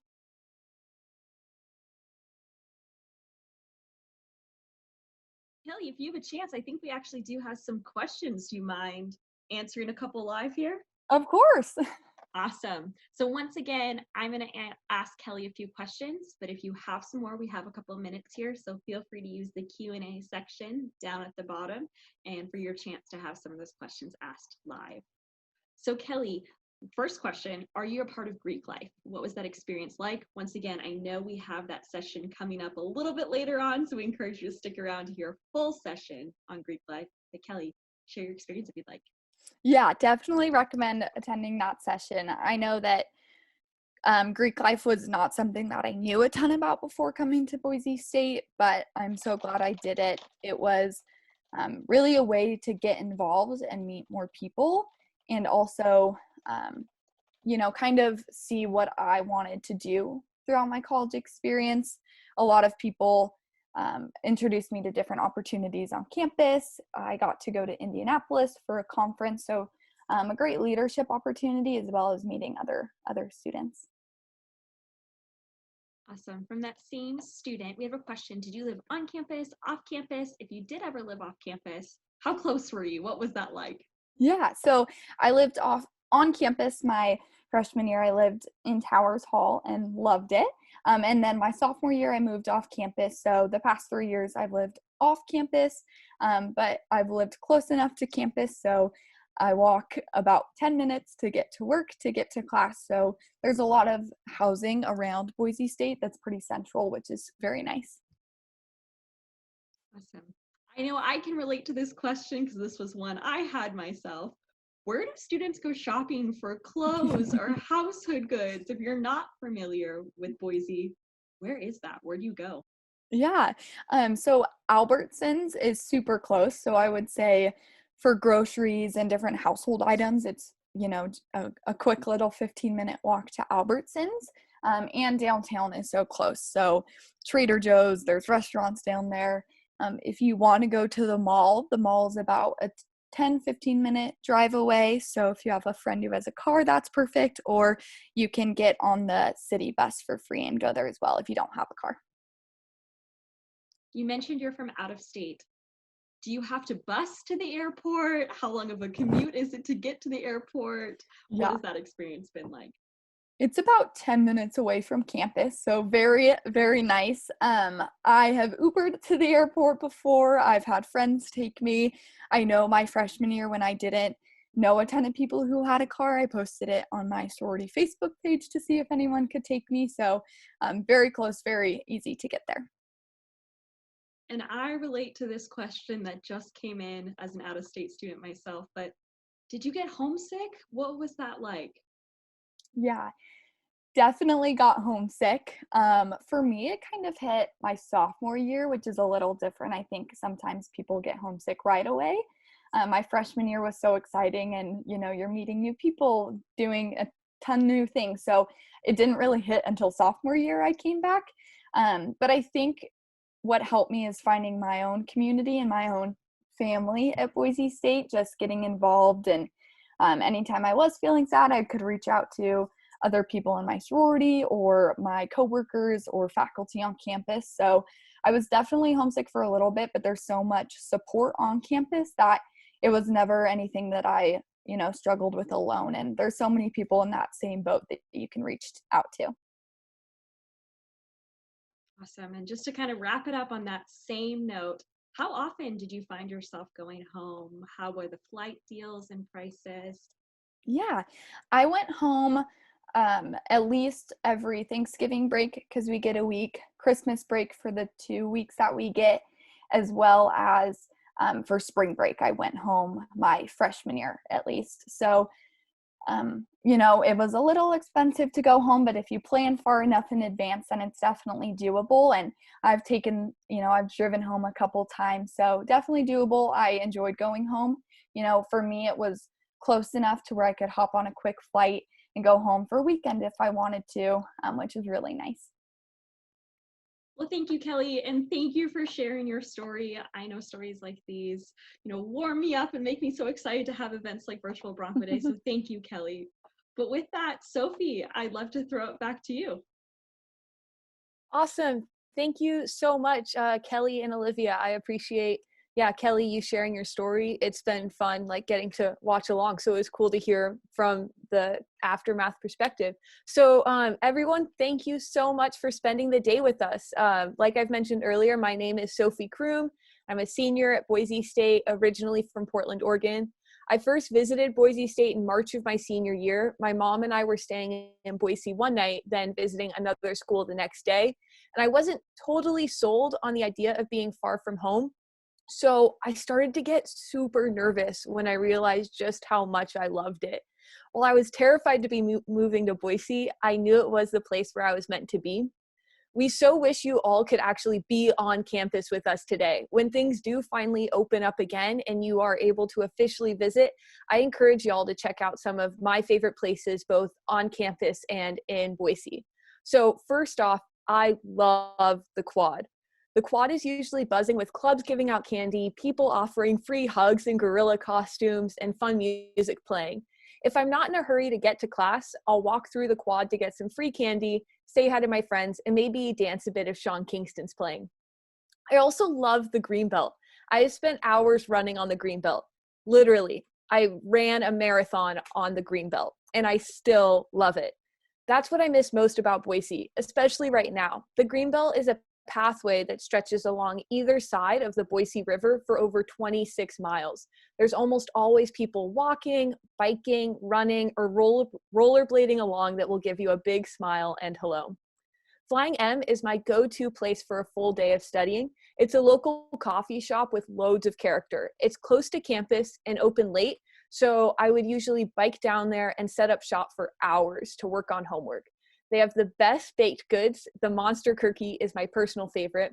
I loved going there on chilly, rainy days and getting a big pot of tea and a big old cookie. Last, but definitely not least, is Bogus Basin.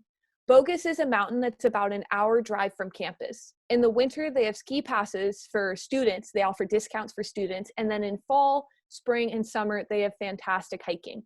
It's a great escape when Boise feels a little overwhelming. And that's one thing I love so much about Boise State University is you have the Boise State community and it's a nice little bubble, but then you're also able to go out and do other things and explore the area and really step out of your comfort zone into a new city beyond that of the university. It's just, I could go on for hours about how amazing Boise State is. But yeah, like I mentioned, the Boise community has so much to offer for Boise State students. I have loved making the city of Boise my home away from home.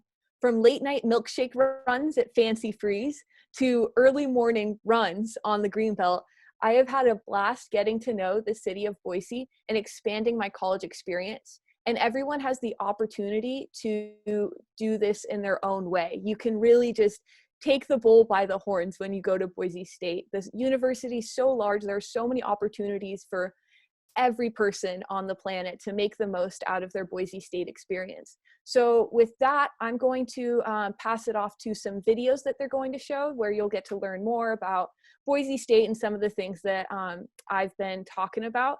So yeah, but until then, Boise State, is just amazing. I love the university and the community of Boise. And all of that. So yeah, I hope y'all enjoy this video that's about to be played. And yeah, I've just loved getting to share the Boise State experience with y'all. It's been awesome. So yeah, now check out this video.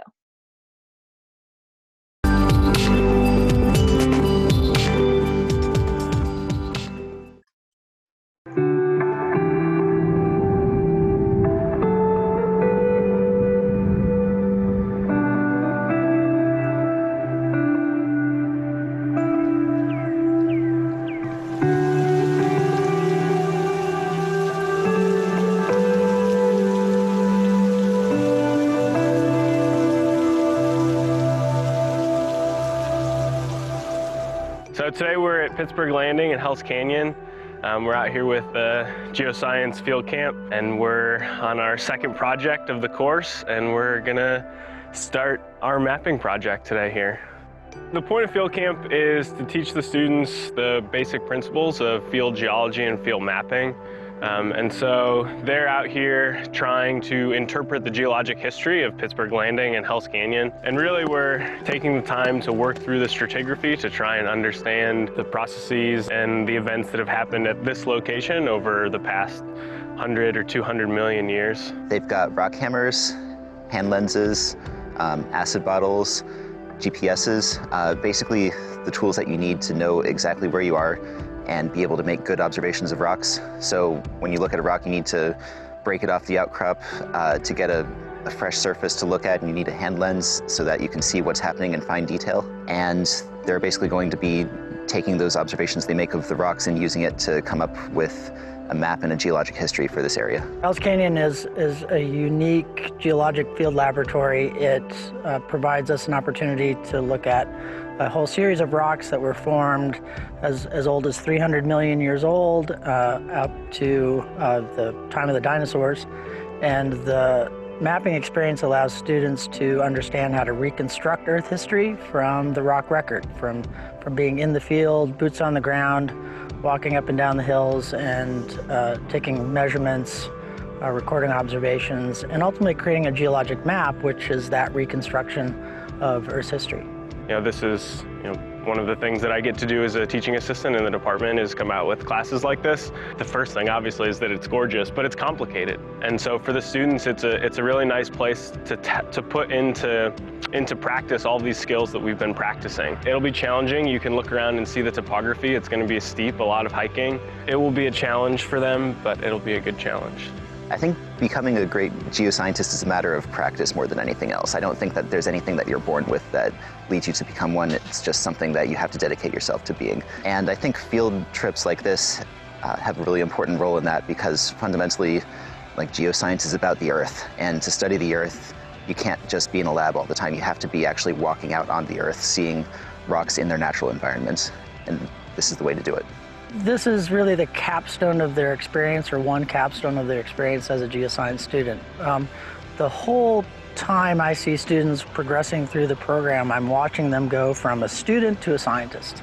And this is a culminating activity that really lets them shine and show their own personal take on geoscience, and really show that they are ready to become a practicing professional geologist. This is not quite a vacation, but it's just great to be outside, and, we're earth scientists. We like spending time with the Earth.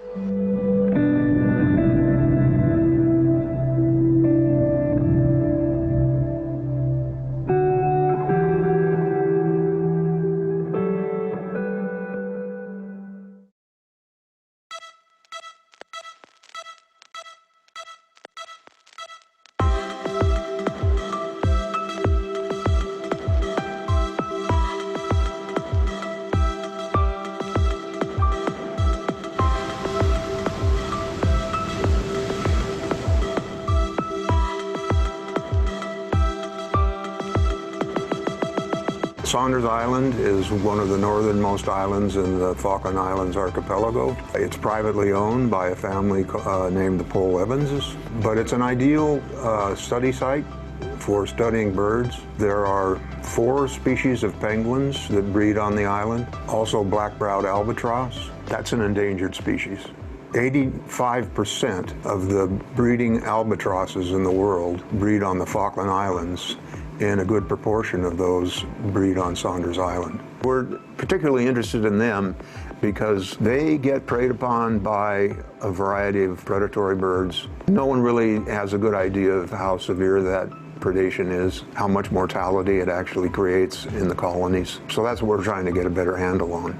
But we're focusing on the avian predators and just how much pressure they put on the albatrosses during the breeding season. I don't know how to describe an albatross in a scientific way. It's a gray, cute cotton ball. They're just adorable.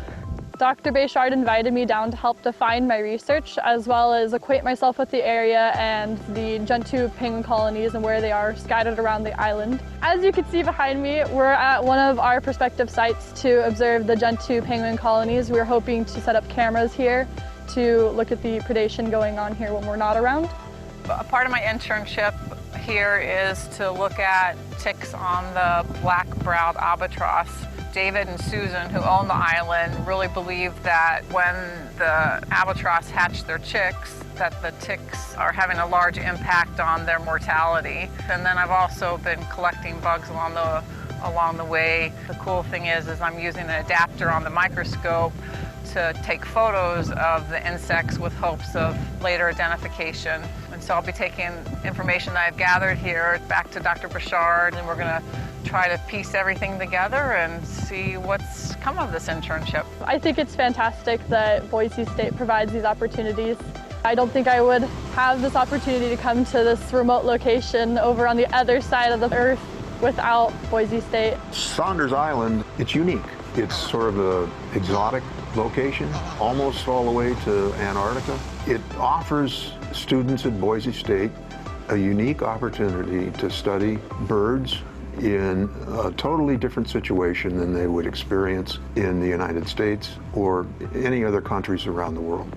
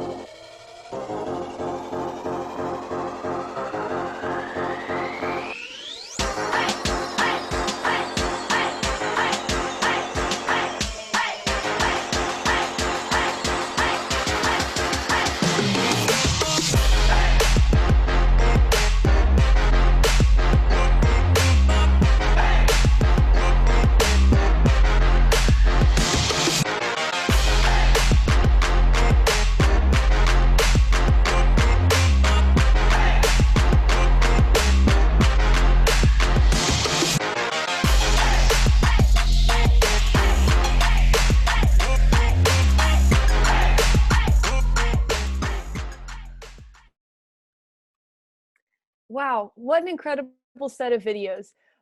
Thank you everyone so much for still being here. We appreciate it. So we have a couple great sessions starting at 1:30, including housing and residence life, exploring majors at Boise State, and healthy habits, healthy you. If you want to see a list of all the sessions happening now, just go to broncoday.boisestate.edu and check out the live sessions page. Scroll down and you should see an orange button that says Explore the Calendar. If you are joining us from Facebook or on the Bronco Day main feed, we have the student organization panel up next. You'll hear it at least 100 times when you come to Boise State, but some of the best advice I can give you is get involved.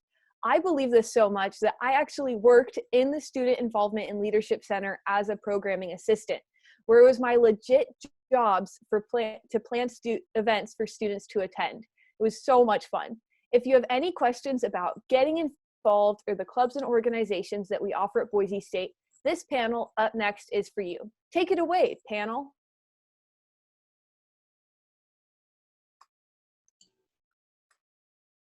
Thanks, Sophie, and hi, everyone. Thank you so much for joining us for the student organization panel today. My name's America Yorita Carrion, and I am going to be facilitating the panel for you all today. I'm very excited because we have 6 Rockstar students who are going to join us today. They're going to share their experiences of being involved on campus, and they represent a variety of student organizations. So they're going to share a unique perspective to you all. Please help us out. This session is supposed to be interactive, so please take a look at the Q&A section below and get your questions in. We want to be able to answer anything you want to know about student organizations and how to get involved. You can expect 2 things.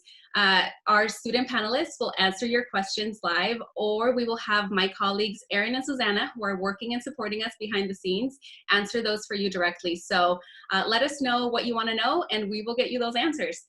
Before we move on, we want to make sure that we introduce to you who our panelists are. So I will call on them individually, and then please, panelists, share some quick, brief intros for yourselves so that the students can get to know you better.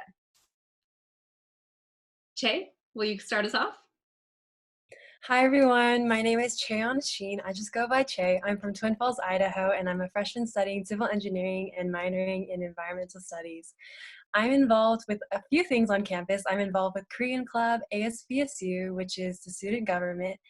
I'm involved with the Honors College and also with sustainability on campus. Toby. Hi, my name is Toby. I'm a second-year PhD computing candidate in Boise State, basically, I'm the president of National Society of Black Engineers. I'm originally from Nigeria, West Africa, and that's pretty much about me. Logan. Hi everyone, my name is Logan Potter. I'm a senior media arts major with an emphasis in journalism and media studies. I'm originally from Mountain Home, Idaho, and I'm involved with student media, and more specifically The Arbiter, which is the on-campus student newspaper. Great. Morgan? Hi everyone, I'm excited to be here. My name is Morgan. I'm originally from Loomis, California. My major is environmental studies, and I have minors in climate and sustainability, and I'm also a part of the Honors College. Primarily, I've been involved with ASBSU, which is our student government, like Chase said. I've also been involved with campus sustainability and Colleges Against Cancer and for Life at Boise State. Thank you. Riley? Hi everyone, my name is Riley. I'm going to be a 5th-year student at Boise State. I'm an elementary education major with an emphasis in literacy. I'm originally from Pocatello, Idaho before I actually transferred to Boise State. And some of the things I'm involved with on Boise State is our quiz bowl team, some work with ASBSU, I work with leadership, and I'm also an on-campus employee.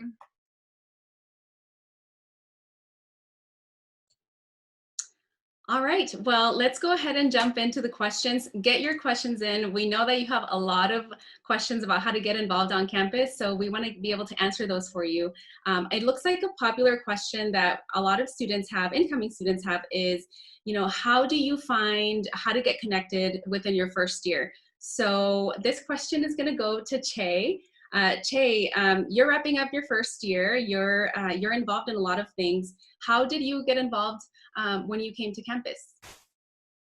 That is definitely a question that I had when I first came to campus because I was just so itching to get involved and meet people that had similar interests like I did. And so the first thing I did was talk to my advisor, who actually connected me to Morgan, who connected me to sustainability. And then it was just like this whole waterfall thing from there. I would definitely advise you to check out like what's with on the website for student life and involvement, and then also talk to your advisor and just talk to older students and see what kind of stuff that they're involved with. Great, thank you, Che. This next question is going to go to Logan. It's very similar. So how did you find your community on campus? Can you tell us a little bit about that? Of course. I actually started at Boise State as a marketing major. I had no idea that I wanted a career in journalism. I got involved with The Arbiter, which, as I said earlier, is the on-campus student newspaper, during my first semester as the culture reporter.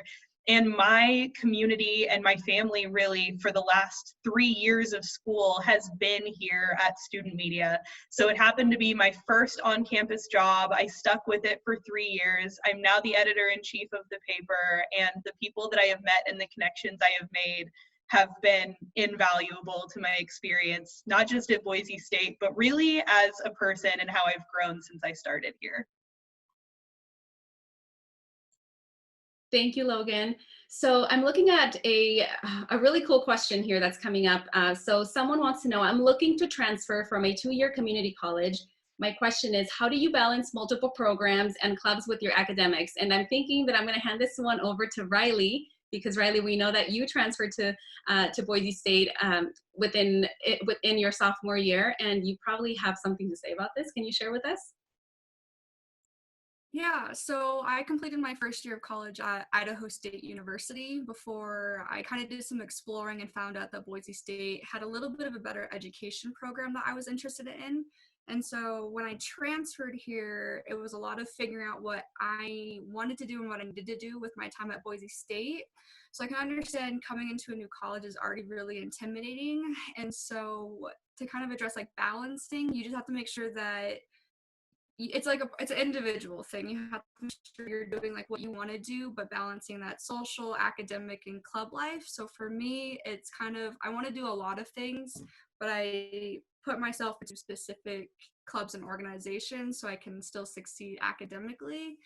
But definitely transferring, while it might seem involved, is one of the best things that you can do to get involved on the new campus. And then it's just kind of like a stepping stone from there. Thanks, Riley. And it looks like we want to, someone wants to go back to you, Logan. There's a specific question about journalism and student media. How do you get involved with journalism? That's a great question, and one that I'm always happy to answer. At Boise State, the journalism program fits under the media arts umbrella. So if you're interested in journalism and you want to make that your major, you declare media arts major, right? And the Department of Communication and Media has a lot of options. There's university television productions, which gives you the opportunity to work in a news style kind of situation where you're on camera. The Arbiter, which is what I'm involved in, gives you the opportunity to write and do multimedia, and it's amazing. In terms of like actually getting involved, we have an office right next to the Student Union building if you do come to Boise State's campus. Everybody here is so welcoming and excited to get you involved. So if you're interested, whether you declare a media arts major or you just want to get involved with the paper, come in and talk to somebody or contact the Arbiter and you can get involved right away. That is so true, Logan. Thank you for sharing that piece. You know, we have over 200 student organizations on campus, and we're talking about, you know, recreational groups, academic organizations, social, multicultural organizations, you name it, we've got it. And we just have a lot of options for students to get involved. If in the rare chance that there is something you're looking for and you can't find it, we will help you get it started. You can start something new. And I don't know if there's someone in the panel, just do this, raise your hand and let me know, but have you had an experience starting a new club on campus or know how students can do that?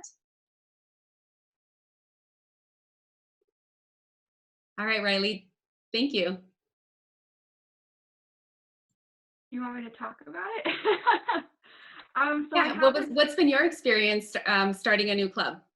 Perfect. So I actually haven't started my own club, but I know the process that students can go through to start a new club. So like America said, like we have 200 or more clubs and organizations on campus. But if you're wanting to start a new club on campus, the best way to do that is get in contact with someone who's in the Student Involvement and Leadership Center.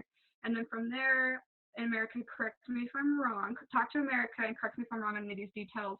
You need to have at least 3 members and then an advisor who is willing to work and support your organization or new club. And then everybody in student involvement is absolutely fantastic and helps you walk through those next steps. Logan? I wanted to add too that for some student organizations on campus, there's actually classes that you can get involved in to get involved with those groups. Specifically in my Department of Communication and Media, the Arbiter has an entire class that you can take to get involved with the organization and kickstart your career in journalism. But Blue House Agency, which is Boise State's student PR agency, and University Television Productions have similar courses that students can get involved in. Thanks for adding that, Logan. So another question that just came through is about academic-based organizations. So I'm gonna have Toby take this one, okay? Toby, you're an officer in National Black Student Engineers. How has being involved in that organization been connected to your academic goals? Okay, so I should say this, I'm an international student from Nigeria. And basically one of my goals in academics is like, you know, coming to a different country and you don't know much people, you know, one of my major goals was like trying to like get the connections and the network I need, as well as getting as much knowledge as possible. Because why would you go to grad school if you're not trying to get more knowledge, right? So basically NSB has helped a lot. So we usually have like a conference like every year, and I'm sure other academic clubs do that too. And you just have to find out and ask. So we usually have like a conference every year. And at a conference, you meet like a lot of people, you know, and you talk about partners like HP, Intel, and all these other companies and stuff like that, you know, or partners associated with your organization. They usually come around these conferences, and then you could actually like get enough knowledge. It's going to be like tutorials and workshops and all this stuff like that. And that's going to help your academics a lot. So like, it's always great to be a part of like your departments, organizations and clubs while you're doing other clubs around, you know, because that also like helps your academics. So for me, the conferences helps a lot. Like we have it once a year and I'm always down to go for it. Thanks, Toby. So what would be your advice to students who are not living on campus? How can they get involved? Do any of you have an experience like that? I know possibly Riley, that might be you. If you've lived on campus or off campus, excuse me, what was that like for you? So during my time at Boise State, I actually have lived on campus all 3 years so far, but when I was a student at ISU, I didn't live on campus. And so what I learned from there, what I tied over to my time at Boise State, is living on campus, it's true, you're like not on campus, so you might not know what all is going on. But I think that Boise State does a fantastic job at posting, whether it's on social media or in student buildings or any of the other buildings on campus, about events going on. So while it might seem really intimidating and kind of scary to just go to an event and you might not know anybody or you might not know what the event's about, at least going and kind of seeing what it's all about is a great way to start getting involved on campus if you're worried about not living out there and not being involved. So definitely just keeping an eye on that and, you know, having the willingness to go out and seek some discomfort and try something new and then get involved. Thank you, Riley. So there's a student who wants to know how, how being involved in your club has helped with maybe perhaps an internship or a job hunt. I know several of you who have a strong connection to this. So, and I see you smiling, Logan. So I'm gonna have you share a little bit about what your experience has been. And then I would love to also hear from Morgan. So let's start with Logan and then we'll move to Morgan. This is so exciting for me. The Arbiter has been my basically the center of my professional experience since I've been in college, and it's a really unique opportunity in that regard. And last summer, I actually interned at a local advertising agency called Drake Cooper, where I got to take the skills that I've learned in journalism and in writing and shape those into a completely new career field that I had never even considered. It was an amazing internship. And I've also taken on an internship at a magazine as a result. And without my involvement in student media, I would not have had those opportunities. And I know that's the case for a lot of other student organizations too. When they do get to be the focal point of your professional experience, it's wonderful. I encourage you to get involved. Morgan, will you share? So I've had two different internships during my time at Boise State, and both have been while I've also been involved with ASBSU. So the first was I interned with campus sustainability, and the second was I interned with the Boise District Bureau of Land Management, which is actually a federal agency. So I currently serve as the government relations officer, and I think that all of the skills that I have accumulated during that time and during my time as a member of the student assembly and then as a member of the exec team have literally translated directly into the things that I want to do in my future, and I think have just given me so many opportunities to grow my network within the Boise community and on a larger level as well. So I think that experiential learning opportunity, relates to what you're doing on campus too, and I think it just makes you more employable when you're leaving college like I am now. So definitely, they definitely are related. Thank you, Logan and Morgan. Morgan, someone wants to know how they could get involved in student government. Yeah, of course. I am so happy to answer this. I actually it was unique that I got involved and I didn't have a position until my junior year. So that just shows you that you can get involved at any step in your college career with student government. We have a lot of varying, so we have multiple branches of student government at Boise State, which is really nice. We're actually, we just restructured it to where we have an assembly and a student senate now. So we have even more opportunities for people to get involved. And there's definitely varying levels of responsibility and time commitment. So I guess I'll just get into specifics. So we have the assembly and the senate, which are voluntary positions and have a pretty, I would say, a minimal time commitment. And then we have the student funding board, the Inclusive Excellence Student Council, and the executive team, which are all hired or elected positions, and they are also jobs. So you're getting paid to do that work. Obviously, you have a little bit more of a time commitment, but there's really an opportunity for anybody to be involved if they'd like to get involved. And I would just suggest that if you check out the ASBSU website and you see a position that you'd be interested in the long term, that you reach out to the person who is listed under that information, because we are more than happy to share our experiences and how you can get involved coming in the fall or beyond. Thank you, Morgan. So someone wants to know, this is a very specific experience. So I'm from a small town. Boise seems really big. How can I get involved and not feel so overwhelmed? I know that you, Logan, and Riley, you're both from fairly small towns. We'll start with Logan, but we would love to hear how you made that transition. We know that it can feel overwhelming and it can be even intimidating, but how did you manage through that? Logan? Yeah, as I mentioned earlier, I'm from Mountain Home, which is not too far from Boise, but it is a different community for sure. Coming from a small, tight-knit community like Mountain Home to somewhere bigger and broader, I suppose, like Boise, was a really fascinating experience, but being able to have the opportunity to interact with different communities and different people than you ever would have experienced in a small town opens the doors for really such an enlightening kind of experience, better understanding not only your own university experience and how a bigger city can enrich that, but also understanding the university experiences and city experiences of other individuals who maybe don't come from the same communities as you. So to be able to broaden your horizons in that regard is invaluable. And I think that coming to a bigger city for Mountain Home was the best decision that I've made so far.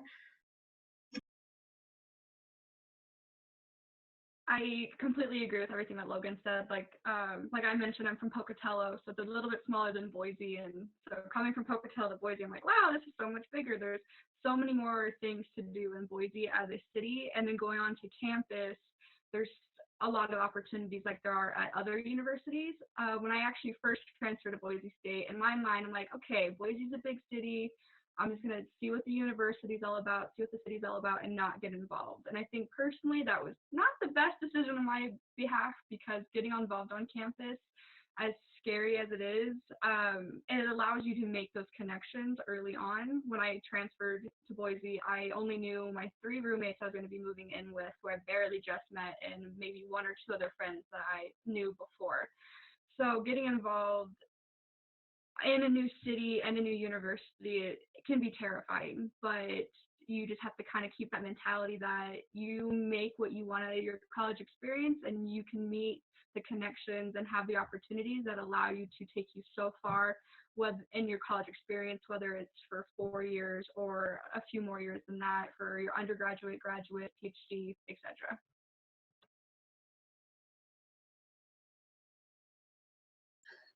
Thanks, Logan and Riley.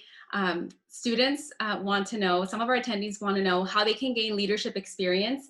Is it only through being president of a club? Now, I know that a lot of you are presidents of a student organization, but is that necessary? Did you start out as presidents in your first year? I mean, tell us about that. So we'll start with Che, because I know you have a very interesting, unique experience in being a first-year student. And then I would love to also hear from Toby.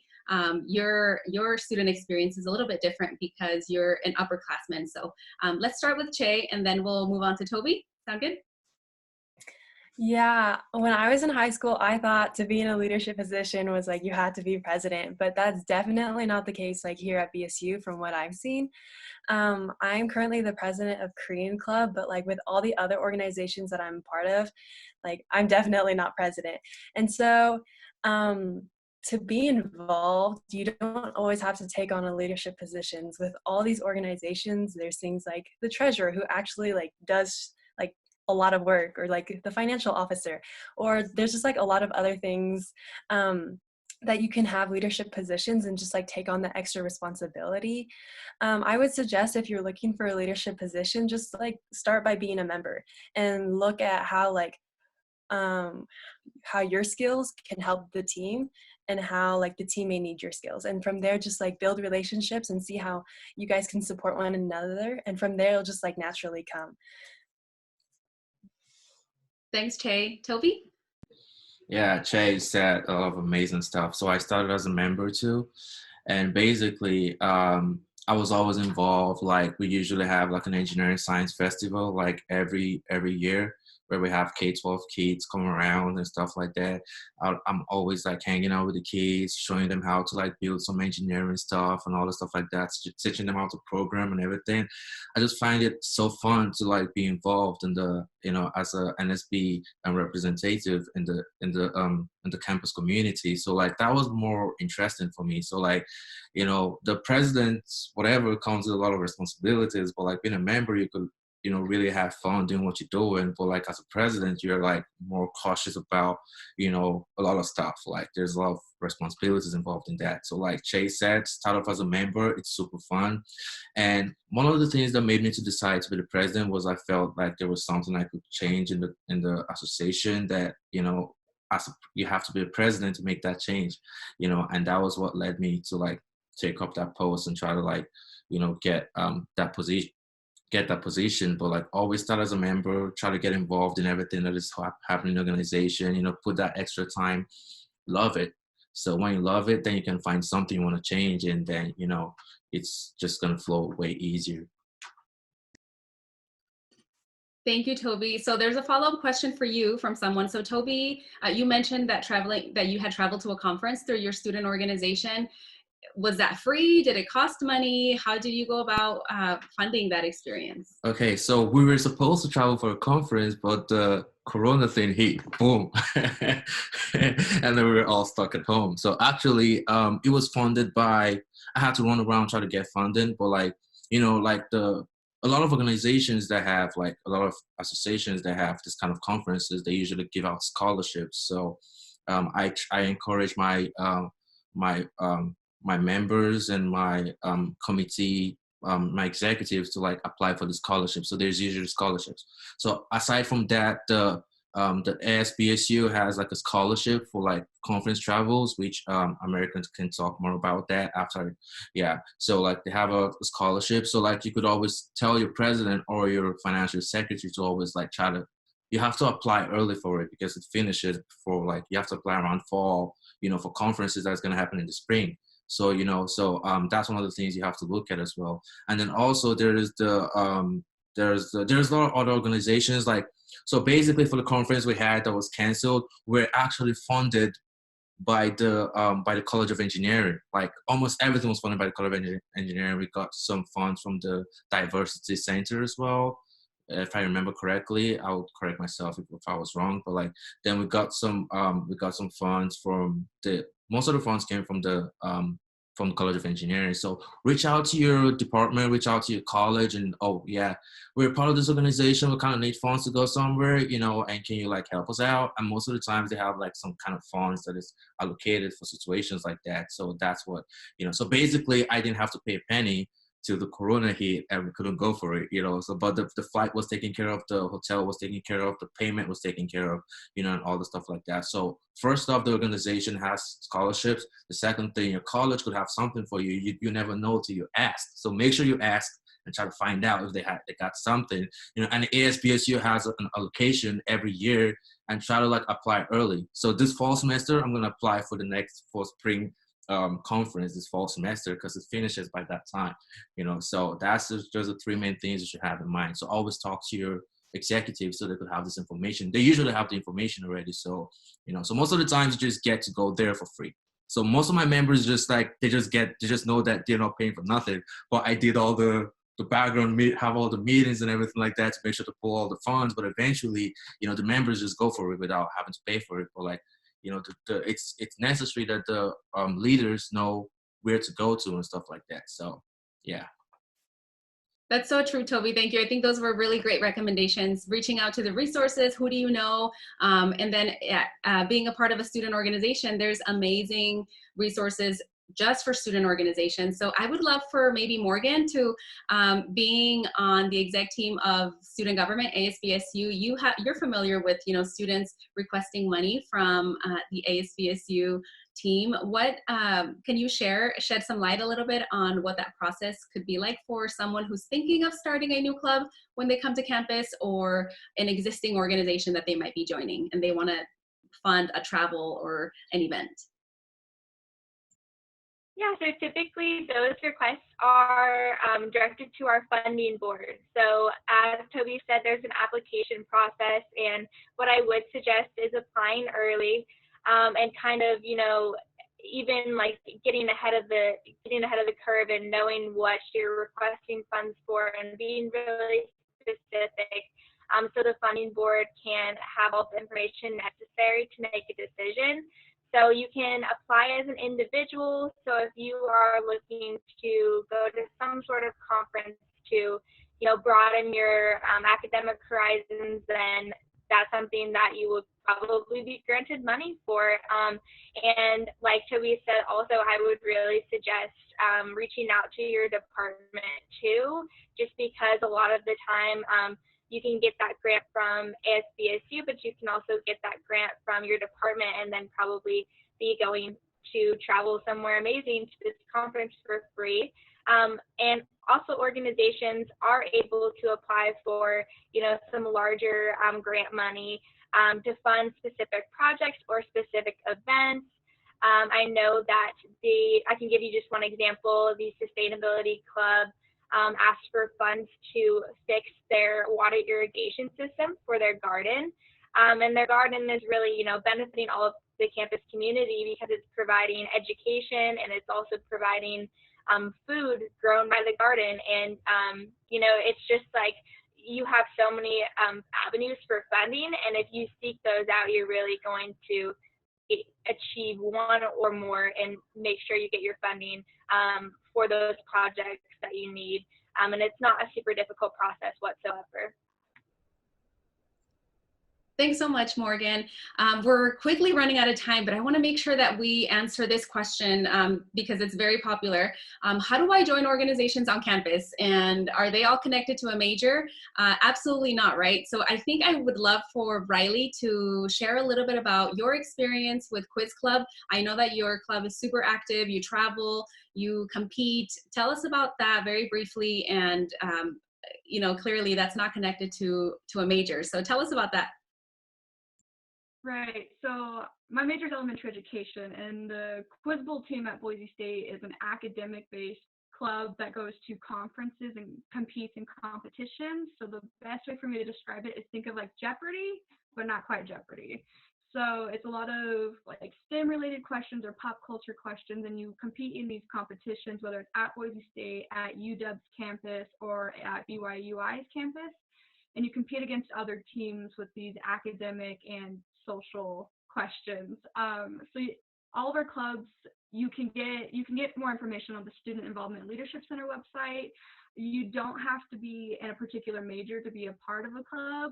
Just like elementary education might not line up with like academic questions in STEM, but definitely look into clubs. Anything you're interested in, you should definitely look into and join, regardless of your major, regardless of what year you're in, and all that good stuff. Thank you so much, Riley. And you know what? We have run out of time. We had some really great questions come through. We hope that you all were able to get some new information that's going to help you think about how to make your college experience the best experience that it can be. If we didn't get to your question, I know that Erin and Susanna have shared our contact information, but you can also email us. Email us at getinvolved@boisestate.edu. We want to make sure that you get the information that you need so that you can start to visualize what that college experience can look like for you. Have a great rest of your day. Go Broncos, and I'm just so excited for you all. Thank you so much to our panelists for taking the time to share your experiences. We value you so much. Sophie, take it back. Awesome. Thank you all so much. I really appreciated y'all taking the time to spend the day with us. So thank you, America, and Pasha, thanks you too. So now we're back to me for a second. So hello again, fellow Broncos. My name is Sophie, and this is Pasha, and I have been so honored to be your MC for Virtual Bronco Day. It has been a busy day, and there's just 1 hour left. There's still some time to check out student support for first generation and limited income students, College of Business and Economics, my favorite, and get to know the College of Education. If you want to see a list of all the sessions happening right now, go to the live sessions page and you'll scroll down to see an orange button that says explore the calendar. From there, you can explore all the different sessions that are available for this next chunk of time. For those that are on the main feed or joining us from Facebook, we have a fraternity and sorority life panel starting at 2:30. My experience in a sorority had such a positive impact on my life. I gained leadership skills, I was able to give back to my community, and met some of my lifelong forever friends. If you are interested in learning more about sororities and fraternities, participate in the student panel at 2:30. We've got some members of Greek life, which is another way of saying fraternity and sorority. We've got some members of Greek life that will be joining in and will be able to answer any of the questions that you might have.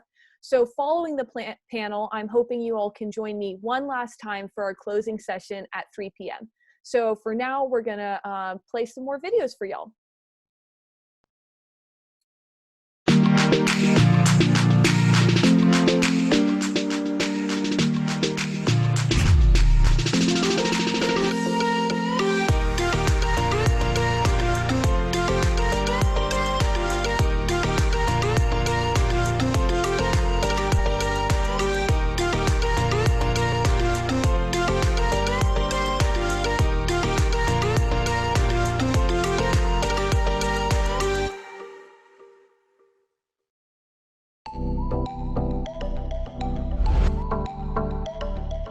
The goal of NASA SnowX is to get an idea of how our snow is behaving in different places around the western U.S.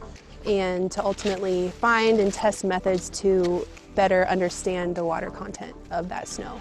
Boise State is supporting NASA SnowX out here up at Bogus Basin today by taking ground measurements. So we have a LiDAR flight that is happening today. So we try and get out here within either on the same day or within a day on either side of when the flight occurs so that we can capture the conditions on the ground exactly as they are so that we can directly compare them with the data that's being captured from the air. Today we're up here at Bogus Basin. We're going to be digging a snow pit.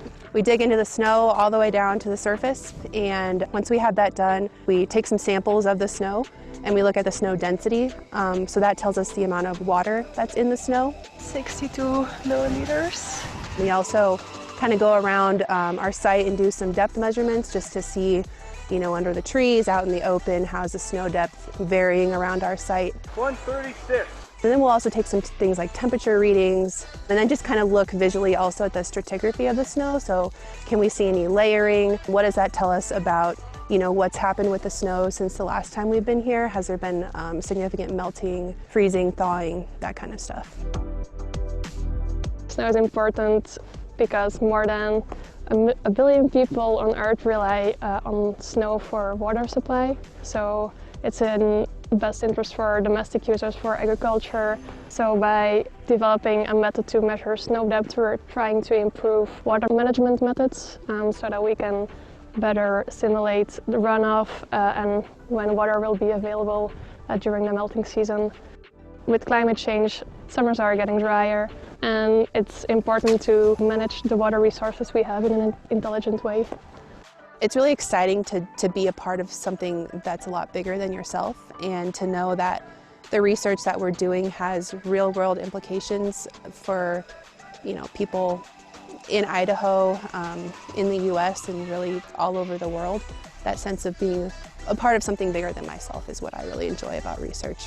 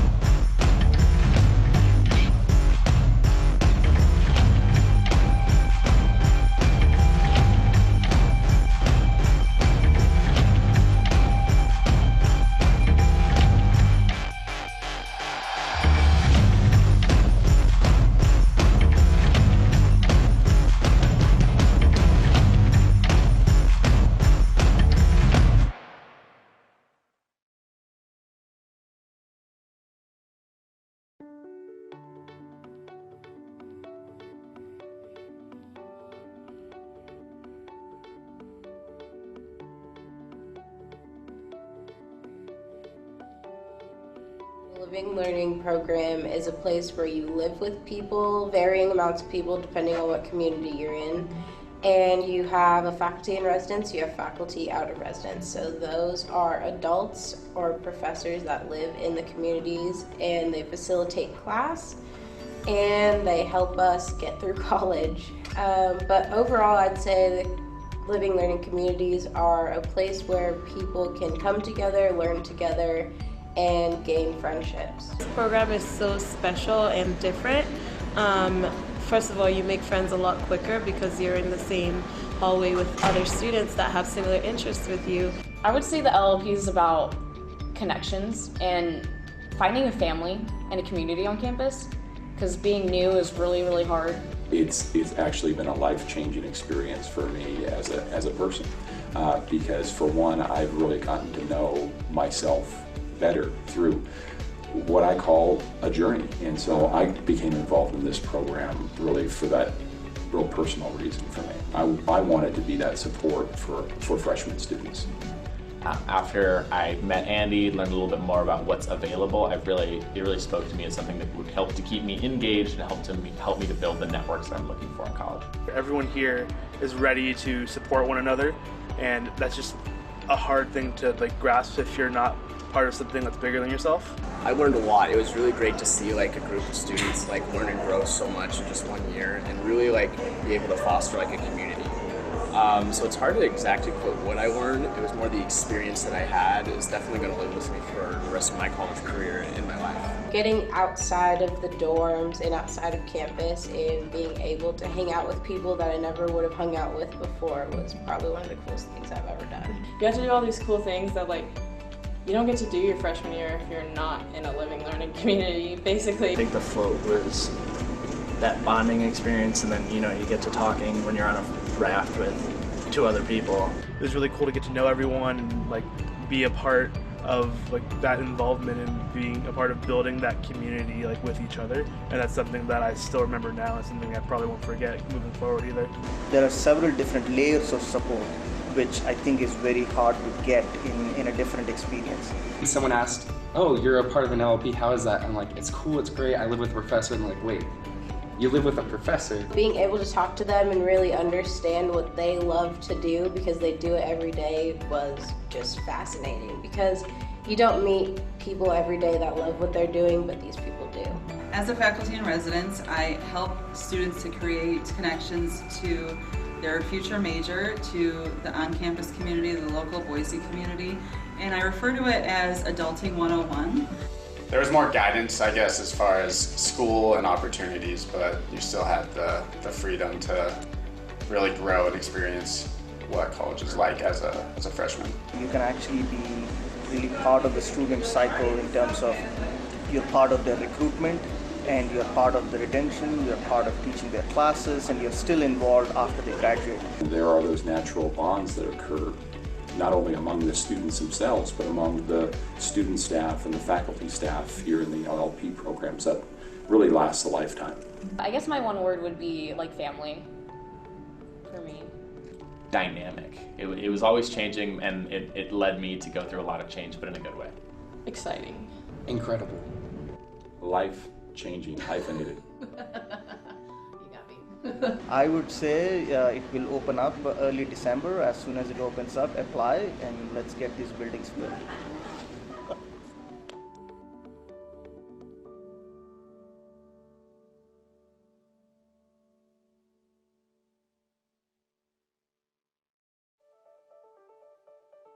So as a teacher, you see students come into your classroom, and then over the course of the semester, some of them stop coming, and you wonder why, and what's happening, and how can I create a classroom where they stay engaged all the way through, and we get to the end of the class, end of the course, we're all there together.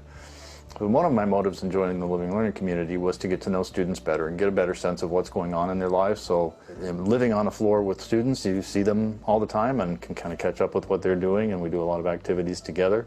Having the students live close by is really pretty awesome. And I think of it as an extension of, we've always had students in kids around us always, and family. We're just, you know, both John and I are from large families, and so having students around is not abnormal.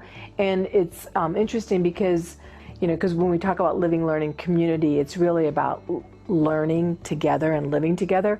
And I was always surprised at the number of students that didn't know how to chop onions or do this or cook or bake cookies or things of that sort. So it was really great to show them other parts of living besides just school. My favorite thing about living in the LLPs is getting to work with faculty directly. Like, I know I'm related to one, but it's nice to be able to work with someone in my discipline. I like my kids, you know, it's nice to run into them on campus or get together. Periodically, we do dinner every week. I get together with them for Carl for lunch and Amy for breakfast once a week. I really feel fortunate. I mean, not everybody has that ability to stay in contact as much as we do here with our children. Right off the bat, when freshmen come on campus, nobody knows anybody, and we're all kind of feeling things out, and our student leaders have been really good about encouraging students to keep their doors open, to go between suites, get to know each other, and we've been able to build really quickly, within a few days even, or a week, pretty tight-knit communities of people who respect and trust each other. And the benefits of having that kind of bond is that people don't wander off the cliff somewhere. There's support in terms of creating an environment where their students support each other, and it carries through. Next year there'll be sophomores and then juniors and then seniors, and every class they go to they're going to know people and they're going to support each other. It's pretty powerful. So we have much higher retention rates, we have higher graduation rates, we have higher GPAs, not because there's a faculty member particularly, but because there's a deliberate attempt to build a community that's supportive.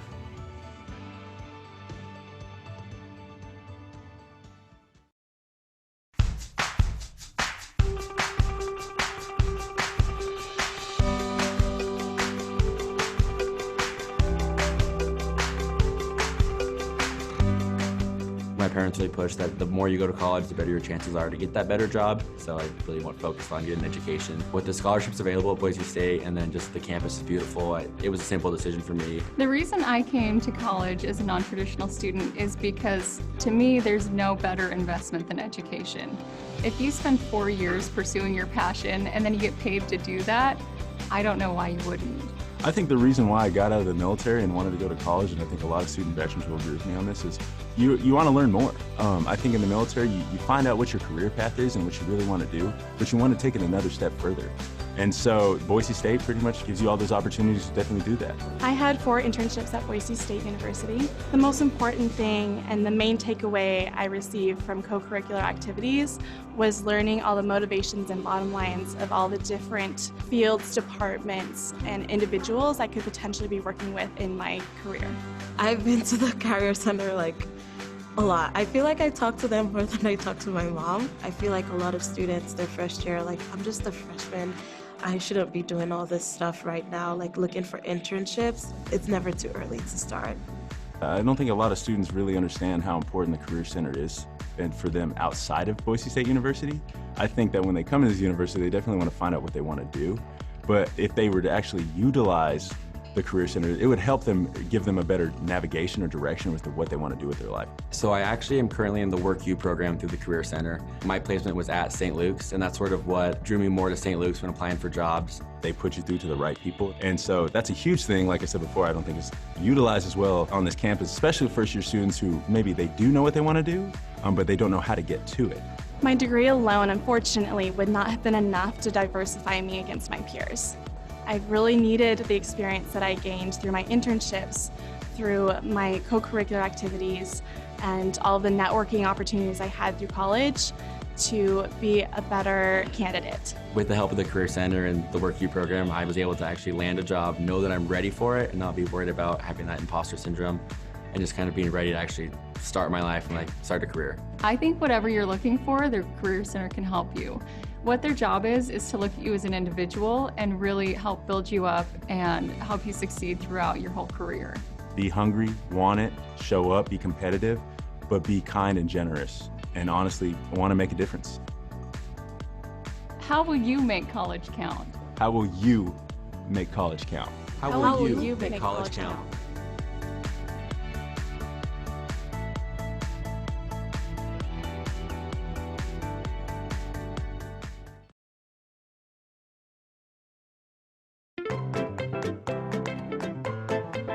Sarah, doesn't your class start in 10 minutes? Can you calm down? The LARP building's right across the street. Hey, do you guys want to go to the South Park or BRC tonight? South Park sounds good. Yeah, sounds good. Yeah. Cool. Yeah. I'll text you guys after class. Okay. Bye. Have a good class. Oh, hey guys. Hey, what's up? Do you want to walk to class together? Yeah, let's go. Sweet.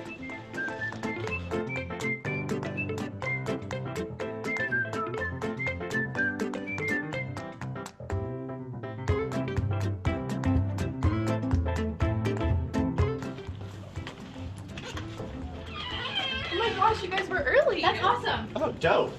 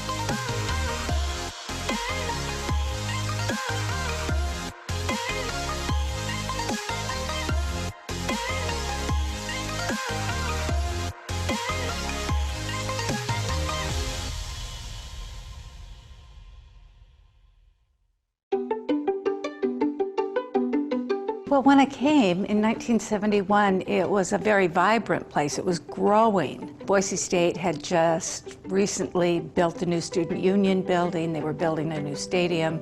The towers were fairly new. It was an exciting place to be. I stayed in education almost serendipitously. I hadn't planned on going into teaching, but my life took that turn, and once I was in the classroom, I found it a fulfilling place to be, an exciting place to be with many young people with great ideas, so it was an easy fit. The Honors College created community because Boise State was still very much a commuter college. The only real community was through the dorms at the time, and those were limited primarily to the towers, and I didn't live on campus. So by going to meet with the same people each week within the context of a learning environment, I met many people I wouldn't have otherwise met. It gave me a boost that I wouldn't otherwise have had as a kid from southern Idaho. I would like people to know that the Honors College is not just about academic showing off. It's about exploring who you are and taking paths you might not otherwise have thought were suitable for you.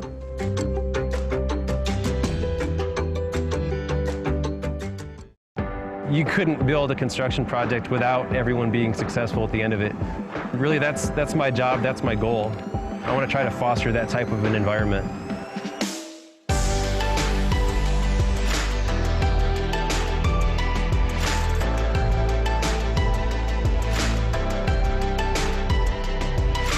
I'm a project manager for ESI, and on a day-to-day basis, I'm kind of a liaison or maybe a referee, depending on the project. I'm the middleman. I get to deal with the subcontractors, the suppliers in other states, the client, the owner, sometimes they're different people, the design team. I get to deal with all those people, and I've got to bring everybody to the table and make sure that we all agree on one outcome, and that's getting a project done safely and on time and within budget. Someone has to be there pulling those strings, and that's what I do on a day-to-day basis.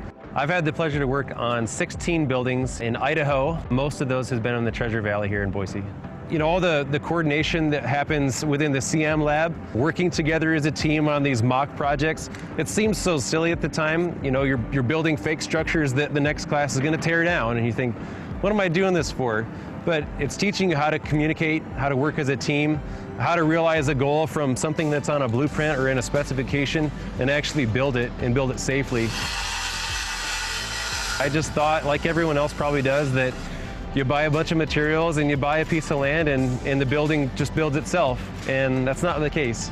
I had no idea how much time I'd spend on the phone or how much time I'd spend face-to-face. Emails, written communication is just invaluable in construction. There's a lot to love about my job. Seeing something like this come out of the ground, you know, just knowing that you work for a company that was involved with that, and that's really gratifying to know that we're so powerful as constructors to do something like this that shapes our community.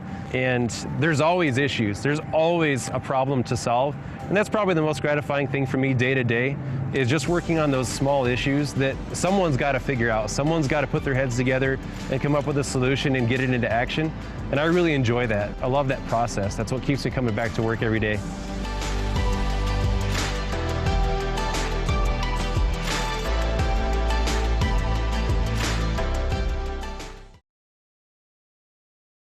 Hi everyone. So this is the proud Bronco mom, Joan. Hi everyone. Up next, we're going to be thank you so much for joining us for the Virtual Bronco Day 2020. And next up, we have a fraternity and sorority life panel. So enjoy learning about Greek life. I know Mom can attest to this. It's been an incredible part of my Boise State experience. Absolutely, absolutely. It's just made you into the leader that you are. Yes. So, yeah. Yeah. Well, wonderful. We'll take it away, Terrell. And yeah, thank you so much.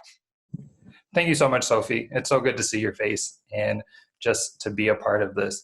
Thank you for everyone who's here, whether you're joining us from Facebook or Zoom. We're so excited to have you and answer some of your fraternity and sorority life questions.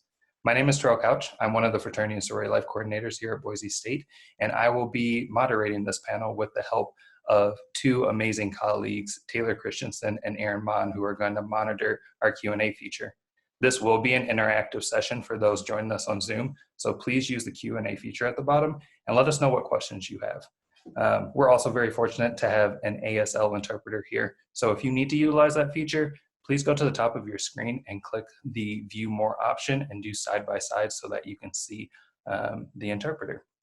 Without further ado, I would love to introduce our amazing panelists who are here. We have 6 amazing students who are going to tell you about their experience at Boise State and what it's like being a part of fraternity and sorority life. Joan, can you start us off? Yeah, hey everybody. My name is Joan. I'm from Camas, Washington, and I am a history major with a political science minor, and I'm currently serving as the president of Alpha Gamma Delta. Thanks, Joan. Taylor, how about you? Hi everyone, my name is Taylor Haling. I am a junior studying health science. I'm from Sacramento, California, and I'm currently serving as the Panhellenic president. And Ryan? Hi everyone, my name is Ryan Kerr. I'm a senior majoring in sociology. I'm from Coeur d'Alene, Idaho, and I'm currently the president of Phi Gamma Delta, or Fiji. Kayla? Hi everyone, my name is Kayla Clark. I'm from Seattle, Washington. I'm a junior nursing major, and I am the social chair of Alpha Zeta Delta. Edith? Hi everyone, my name is Edith Gonzalez. I am a junior studying criminal justice with a minor in addiction studies. And I'm from Teton, Idaho, and the current chapter president for Sigma Lambda Gamma. And last but not least, Rylan. Hey everyone, my name is Rylan Dawson. I am a member of Tau Kappa Epsilon. I am a sophomore media arts major from Yucaipa, California. I serve as a historian on the TEAG executive board and also the IFC VP of recruitment. Again, thank y'all all so much for being here, and I'm so excited to see y'all. While we're going through this, we do have an interpreter, so be sure to kind of keep your speech a little slow so she's able to follow along with y'all. But to start us off, it looks like we're having a lot of questions around recruitment. I know at Boise State we have 3 different councils, so I'm going to kind of pitch this to 3 of y'all. Taylor, can you start us off and tell us about the Panhellenic process? Yes, thank you, Terrell. So this year, the recruitment registration link will open on June 1st, and it will close on August 26th. You can find this link on the Fraternity and Sorority Life page on the Boise State website, and you'll also be able to find it on the Boise State Panhellenic Instagram. So there will be a $45 registration fee. This is to cover lunch that will be provided for you throughout the weekend, and just other costs that come with recruitment. So Meet Your Rho Gamma night will be Friday, August 28th. If you're wondering what a Rho Gamma is, it's your recruitment guide throughout the process. So any and every question that you have, she'll be your go-to. So the actual weekend of recruitment will take place September 5th through the 7th. So day 1, you will meet the chapters. Day 2, you'll learn about philanthropy. And then on day 3, it's preference and then bid day. So then you'll run home and you'll be able to spend some time with your sisters. So this is truly a really fun weekend. And on behalf of the Panhellenic community, I just wanted to say that we're super excited to meet you all in the fall. Rylan, I know IFC does things a little bit differently. Do you want to walk us through that process? Yeah, sure. So the way the IFC does recruitment is right after the first week of school, we hold a fraternity-wide event called Meet the Chapters. It's basically where people who are interested and maybe don't know as much as they want to know about Greek life come to the sub. We have all the chapters in different rooms. You get to go and kind of rotate and get to know each chapter and what they're about, kind of what their meanings are, their vibe. And it's a pretty cool event to get to know all the chapters and see what fraternities are on campus. And then after that night, the week will start. Normally it's the 3rd week of school where chapters will host individual events during the day, mostly after classes get done, and they range from, dodgeball in the rec to maybe a taco cookout at one of the houses, or even like a little social bowling and pool in the sub at the game center. And those happen like Sunday to Thursday, and it's kind of just you show up and you can have conversations with the members of the chapter. You can ask them anything from why'd they join to if they hold any positions or reasons why you should join, just, it's a good way to get to know each member of different chapters and kind of their experience and just why they went Greek, and they can hopefully convince you to go Greek as well. And so after that week is over, on Saturday, chapters will kind of get their lists together and give out bids to members that they thought fit in their program well. And that's kind of how IFC recruitment goes. It's a little more basic. Yeah, and I know working with you and being in charge of recruitment for IFC, you're coming up with some amazing ideas around it as well. Edith, I know you're a part of the Multicultural Greek Council, and you guys go through an intake process. For people who don't know what intake means or what it means to be a part of our MGC organizations, can you explain a little bit of that to them? Right. So our organization is Sigma Lambda Gamma. We're one of the 3 sororities currently that we have at Boise State that are multicultural.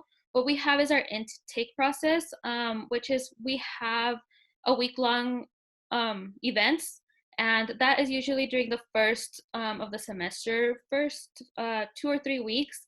And that's where we have events ranging from self-care to informationals or even collaborations with other organizations. And we get together and just get to know everyone. You get to know a lot of our sisters. Like currently we have 13. 8 of them are graduating, so at least it's with a smaller number. So you get to build that one-on-one connection with everybody. And then after that, if you do decide to join us, we're glad to take you as long as you meet our requirement for the GPA.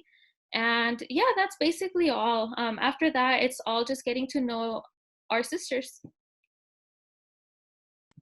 So I'm seeing a live question here around the time commitment that being a part of a sorority has. Kayla, you were a ROGAM, you've been involved in your organization, you're also a nursing major. What does time commitment look like for you, and kind of what should some students be mindful of? So yeah, it can be very time consuming. You definitely have to work on time management. So either having like a planner or a calendar, things like that. I have like a notes page where I'll just write all that I have to do and kind of just like mark it off as like a list. Especially with like nursing, how it does take a lot of time. I've just had to delegate certain times. And even with like ROGAM, it wasn't too time consuming like you think that it would be, but there's really only like a couple days where you're training and things like that. So it's just, you just have to make sure that you are good at managing your time. I kind of want to pose this next question to all of y'all as panelists. I'm seeing a lot of individuals speaking of they're thinking of transferring to Boise State or their Idaho residents. What is it like, or what has your experience been going through the recruitment process as an Idaho student or knowing people in your organization who's transferred? Ryan, can you start us off? I know you're from Idaho. Yeah, I actually transferred from North Idaho College as well. And I came up here I kind of missed out on the freshman friend making. I started out coming in not really knowing a whole lot of people and starting off a little bit behind in that regard. I found Boise State was super easy to make friends. It's super easy to make connections, and making those connections helps your schooling go a lot better as well. Going through the Panhellenic process, I know there's a lot of signing up and meeting your ROGAM. So Joan, have you had any instances or know any of your sisters who've transferred or come from Idaho and what their experience was like?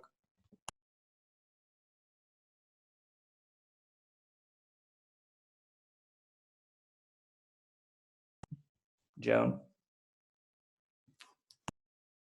Sorry, Terrell, you kind of cut out. I missed the question. My bad. I know that going through Panhellenic, you have ROGAMs and you go through rounds. Have you had any experience, or are any of your sisters transfer students or from Idaho, and what they experienced going through the process? Yeah, we've had quite a few people from Idaho and transfer students join our sorority. And I know that they have really enjoyed it because it kind of makes getting home a little bit easier. Sometimes with students coming from Idaho, they're afraid that they won't be able to branch out of what they knew in high school, since a lot of their friends do come to Boise State. And I know that joining a sorority has been a really great opportunity for them because it allows them the ability to meet people from out of state, and just kind of join a whole different group. And with transfer students as well, that can be a really great opportunity to kind of find a home immediately if you're nervous about not knowing people, or not really sure where to start. I have a follow-up question to that. We're talking a lot about recruitment, but what does the community look like here on campus? With 24 organizations, what does that look like? And how are you seeing individuals handle the average cost that comes with being a member of the organizations, Joan? Yeah, so we've been tossing around a few different words, so I kind of just wanted to go over those in case anybody wasn't sure what they meant. So Panhellenic is what you typically think of as like your basic sororities. IFC stands for the Interfraternal Council, and those are your traditional fraternities. And then we have the Multicultural Greek Council, and those are our cultural-based sororities and fraternities. So that's a little bit background information for those. And then like Terrell said, we do have 21 Greek chapters currently, so 10 different sororities and 11 different fraternities. And the really cool thing about those is that they actually range in size. So some of them are have about 3 people, whereas some organizations go up to 180, which altogether creates about over 2,000 students at Boise State that are involved in Greek life, which is 12% of our current population. And then something that I think is so cool, and my favorite part about being in a sorority or being in Greek life is that it's founded on philanthropy.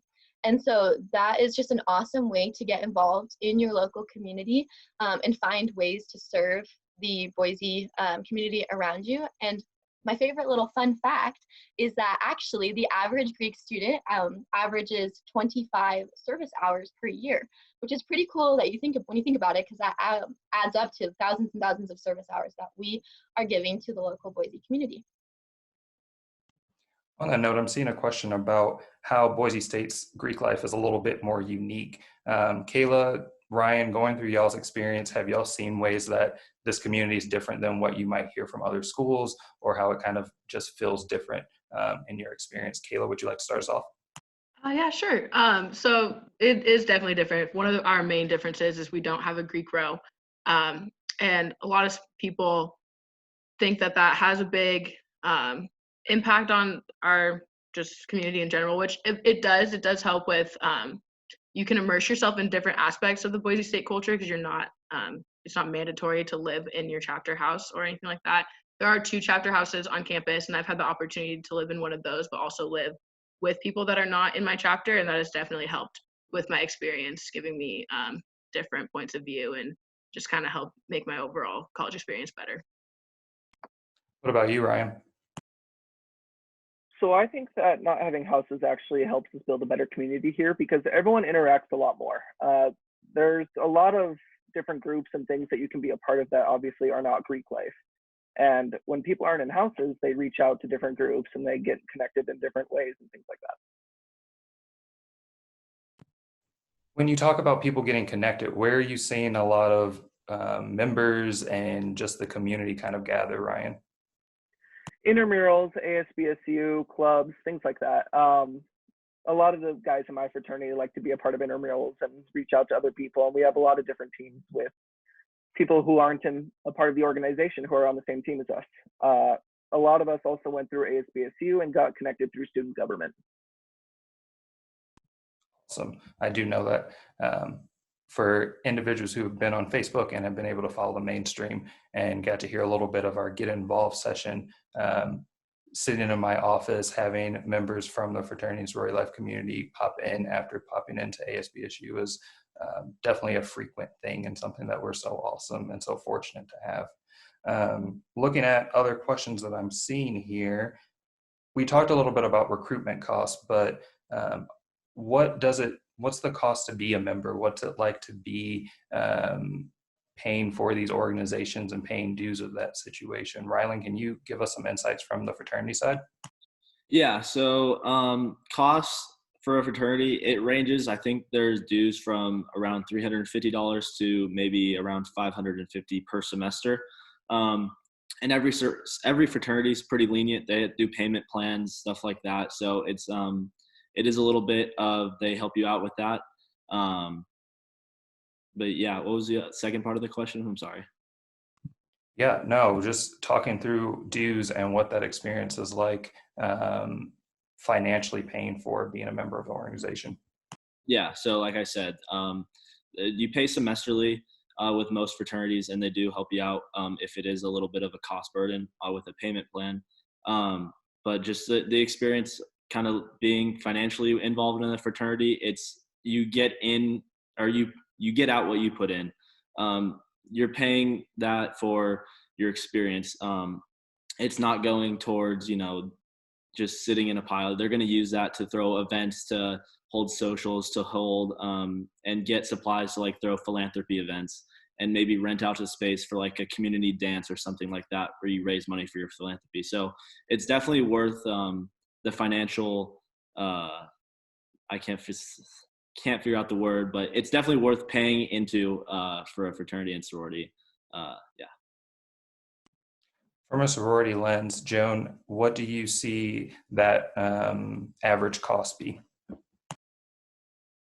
Yeah, so it typically ranges, I would say, when you first join a sorority, there is a little bit of a fee being a new member. So that is typically your first semester is going to be a little bit higher in dues. I would say that typically ranges from about $500 to up to $900 for your first semester in the sorority. And then after that, you are an initiated member. So that goes down a little bit. And I would say it averages about $400 to $600 a semester. And with your individual sorority, there are sometimes some different payment plans that you can do, which can make things really helpful. And so some sororities might have you pay your costs up front, but others might do month to month. So that's definitely something that if you're interested in, when you're going through the recruitment process, talk to those sororities and see what their options are, because on our first day of recruitment, we all make sure to talk about your dues. Because we know that that is an important thing for a lot of different people when they're going in and thinking about how to budget for that. So make sure to talk about that, ask questions. We're more than happy to answer those for you. But typically sororities are pretty good about working with you to make sure that that's feasible. And again, as we bounce through councils, Edith, when you look at multicultural organizations, what are those average costs looking like? Right, so like Joan said at the beginning, when you first join, it is a little bit higher than the semesters after once you're initiated. So our first time fee can range anywhere from $165 to $180. So it isn't as high. And then after that, once you are a member of our sorority, it goes from, I believe it's $130. And then that's just for our national dues. And then we also have chapter dues, which are $30. But the thing about chapter dues is that we have this little thing where if you make dean's list, you don't have to pay chapter dues. So that's also a really good motivation to, keep your grades up and keep striving. That's awesome. I know a lot of organizations take into consideration academics and all the things that happen when you're a student on campus. One question that I kind of want to pose to all of y'all, what's the impact that you see your organizations having on you and your experience that you've had going through being a member of a fraternity or sorority? Ryan, I'd like you to start us off actually. Yeah, so I think my experiences have made me a better leader. It's not easy, and I think everyone on this panel can agree to lead people and be in charge of everyone every day. I think it's helped me become a better leader personally, and I also think it's helped me out with thinking about my future. I'm in my senior year and I'm looking to graduate. I'm not totally sure where that's going to take me. Being a part of Phi Gamma Delta has helped me reach out to other people, get connections, and really just make me not so worried about my future. I feel a lot more comfortable having been through this process and having made connections that'll help me out in the future. Taylor, what's the impact been like for you? Sorry. So for me, I would say that joining Greek Life has made my college experience everything that I wanted and more. I really love the supportive nature that we have on campus and in the community. And another thing too is the high standards that each organization holds their members to. So with academics and volunteering and community outreach, and so many more aspects. That's been something that I've really enjoyed. But it's such a fun experience, and it's so unique, and I'm just really thankful for it. Edith, do you want to talk to us a little bit about the impact? Yes, so aside from leadership, I think that one of the biggest things that being in a sorority has given me is a support system away from home. It has helped me grow as a student a lot. I learned how to manage my time, and I learned how to be an organized person, just so that, we can get everything done academically and in all of our other organizations that we are involved in. Absolutely. Joan, what has it been like for you? Yeah, so kind of like what some of the other people had touched on, my leadership skills, I would say, have developed greatly. I have found how to be a real leader. It's not just about leading others, but also learning from those around you. And I think that that's something really valuable that I'll be able to take into my future career. And then also kind of like what Taylor touched on, it's just so incredible to be in an organization that shares values, and that you guys can help make each other better through those values, and that you're constantly pushing each other. And the super cool thing about our Boise State Greek life is that I have found that not just within my own sorority, but within the community as a whole, where I feel like I personally live with a bunch of other people in different sororities. And I feel like we in turn make each other better because we're all founded on those values of our sorority, and have definitely taken those to heart. Awesome. Rylan, I know you got to become a part of the IFC, but what has the impact been for you? I think the impact for me has definitely been leadership, as everyone else has said. I think we all can agree that leadership plays a huge role when joining one of these organizations. It gives you so much more of that leadership skill to be able to lead and kind of set the tone for a big organization. Another thing it's given me is like a drive for like a philanthropy. My organization TEAC is a very big advocates for St. Jude, and we have like a week every semester where we dedicate events all week where you can come pie us in the quad, you can come buy cookies made by one of our members, and just all the money that we raise goes towards St. Jude. And we normally try to raise about $15,000 or more per week. And at the end of the week, we have this big dance that celebrates it all. So and that's something that our whole chapter is like very dedicated to, and something that I've definitely jumped on the train of being very like devoted to a philanthropy. And Kayla, can you give us a little bit of insight? Yeah, so definitely being in my sorority has really helped with like my confidence, and it's given me a lot of opportunities for things that I never thought I would do before, like this, or trying to get into the nursing program early, or even jobs that I never would have even given a second glance at. So it's been really cool, and it's helped to give me just a lot of different things to try. So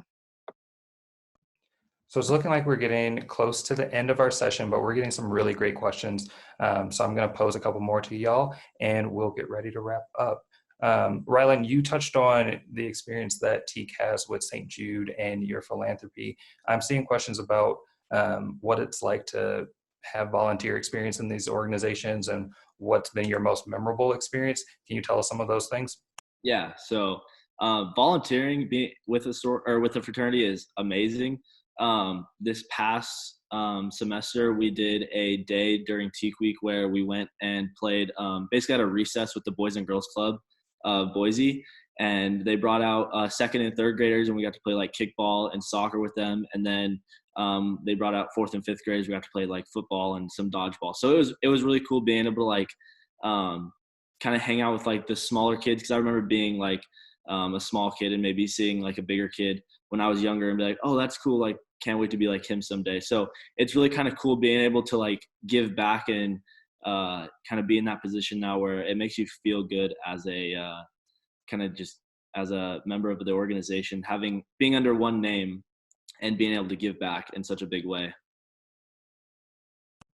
Kayla, a question was posed specifically to you about the recruitment process, and specifically, how likely is someone to find their home when they go through this recruitment process and find an organization they can join? I would say very likely. I was very lucky as well to kind of figure out what chapter I wanted to go to by like my second day through recruitment. But it's really cool because even not even just in that chapter, but there are other chapters that I felt welcome in. And even now, like I still feel welcome in every chapter that I walk into, and I have at least one friend in every chapter. So I would say that's really likely. Touching back on the fact that y'all don't have houses as a community, one question that we're seeing is, where do you guys have your social events? Where do people come to hang out, the social gatherings that y'all have as organizations? Taylor, do you want to touch a little bit on what your organization does or what you've seen? Yeah, so since the majority of chapters don't have houses, we will usually do stuff in the sub or places around campus. So there's a lot of parks and things like that. So it kind of just depends on what the event is. But as far as chapter goes and philanthropy events, it's usually somewhere on campus or like St. Paul's Church across from the B. We do a lot of fundraisers there for philanthropy. So. Edith, what's been your favorite event or program that you've been able to be a part of since you joined the community? One of my favorites has been, we do barbecues at the end of the academic year with the other multicultural Greek council sororities and fraternities. And I think that has been a really great event. It has helped me meet a lot of the other people and just connecting with everyone, sharing what our thoughts are, what we can do better to improve our multicultural Greek and have it just be a welcoming environment. Awesome. And I think the last question that we're really seeing here is, again, talking on that experience a little bit. Rylan, you've done a really great job of addressing the logistics, or Rylan, you've done a really great job of addressing the logistics. But Ryan, from the fraternity side and being on the side of presenting, but also going through it, what do you see, very similar to what Kayla mentioned? Will men find their home? Will they find a place to really connect with guys? Or what advice do you have for them going through the recruitment process? Yeah, my advice would be to make sure to hit every fraternity. I kind of got lucky in that I found who I wanted to be a part of very quickly, and I got in with them, and it worked out great for me. Everyone has a chance to find a spot. There's always going to be different opinions, different mindsets, and cultural groups and things to be a part of, and you should really give each one a shot because you never know where you're going to find your home in.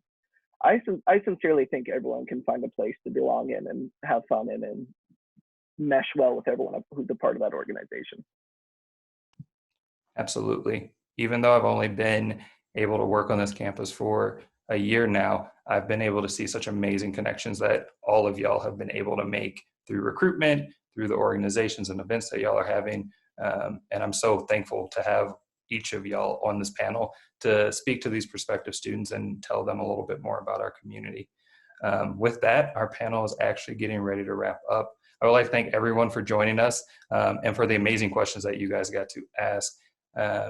It's been an amazing day. It's been so much fun to see all of y'all faces again. And I know that Taylor and Aaron have been dropping some helpful links in the chat function for you guys to follow us on social media or connect with us through the website. If you're able to do that, you're able to look at our join functions and get more information through the interest form so that individuals like the students on this panel can reach out to you and let you know any more information. Once again, thank you so much. And I do believe Sophie Krim is ready to take it away. Thank you, Terrell, and thank all y'all for answering those questions. It was fun to see some of your faces again. I miss y'all a lot.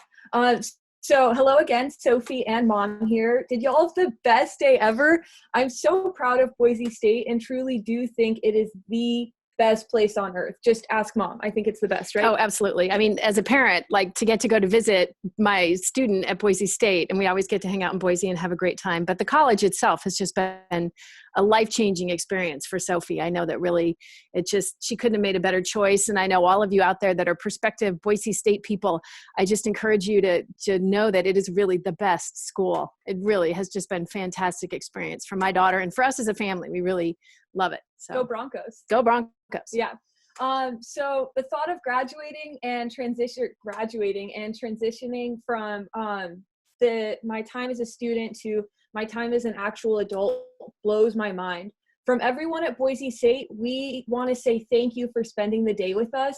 This has been so much fun. We know choosing where to go to college is a huge choice, but we are honored and excited that Boise State may be in your future. Yeah, and if you have any unanswered questions, please don't hesitate to reach out. You can contact admissions at 208-426-1156 or admissions@boisestate.edu. Also, we'd love to hear about your day. So you should see a QR code on the screen. If you open up your camera on your phone, point it at the code, it should bring up a short survey. We'd love it if you could take that survey for us. You can also find the QR code on the Bronco Day website. Please share your feedback about the first ever, so exciting, Virtual Bronco Day. Woo! Go Broncos! Okay, everyone, time for me to take a nap. It's sunny outside, so I'm probably gonna sit outside. I gotta milk these last few weeks of college while napping is still acceptable. We have one last video so you can get an official Bronco farewell, but just want to give a special shout out to all the people working behind the scenes throughout this day. It wasn't just the faces that you saw that put this together. There are so many people who have been putting this and spending hours and hours working on this for several weeks. So big claps to all y'all behind the scenes. So have a great rest of the day, and we hope to see y'all on campus soon. Thank you for such an awesome day. Bye, Broncos. Bye, Broncos.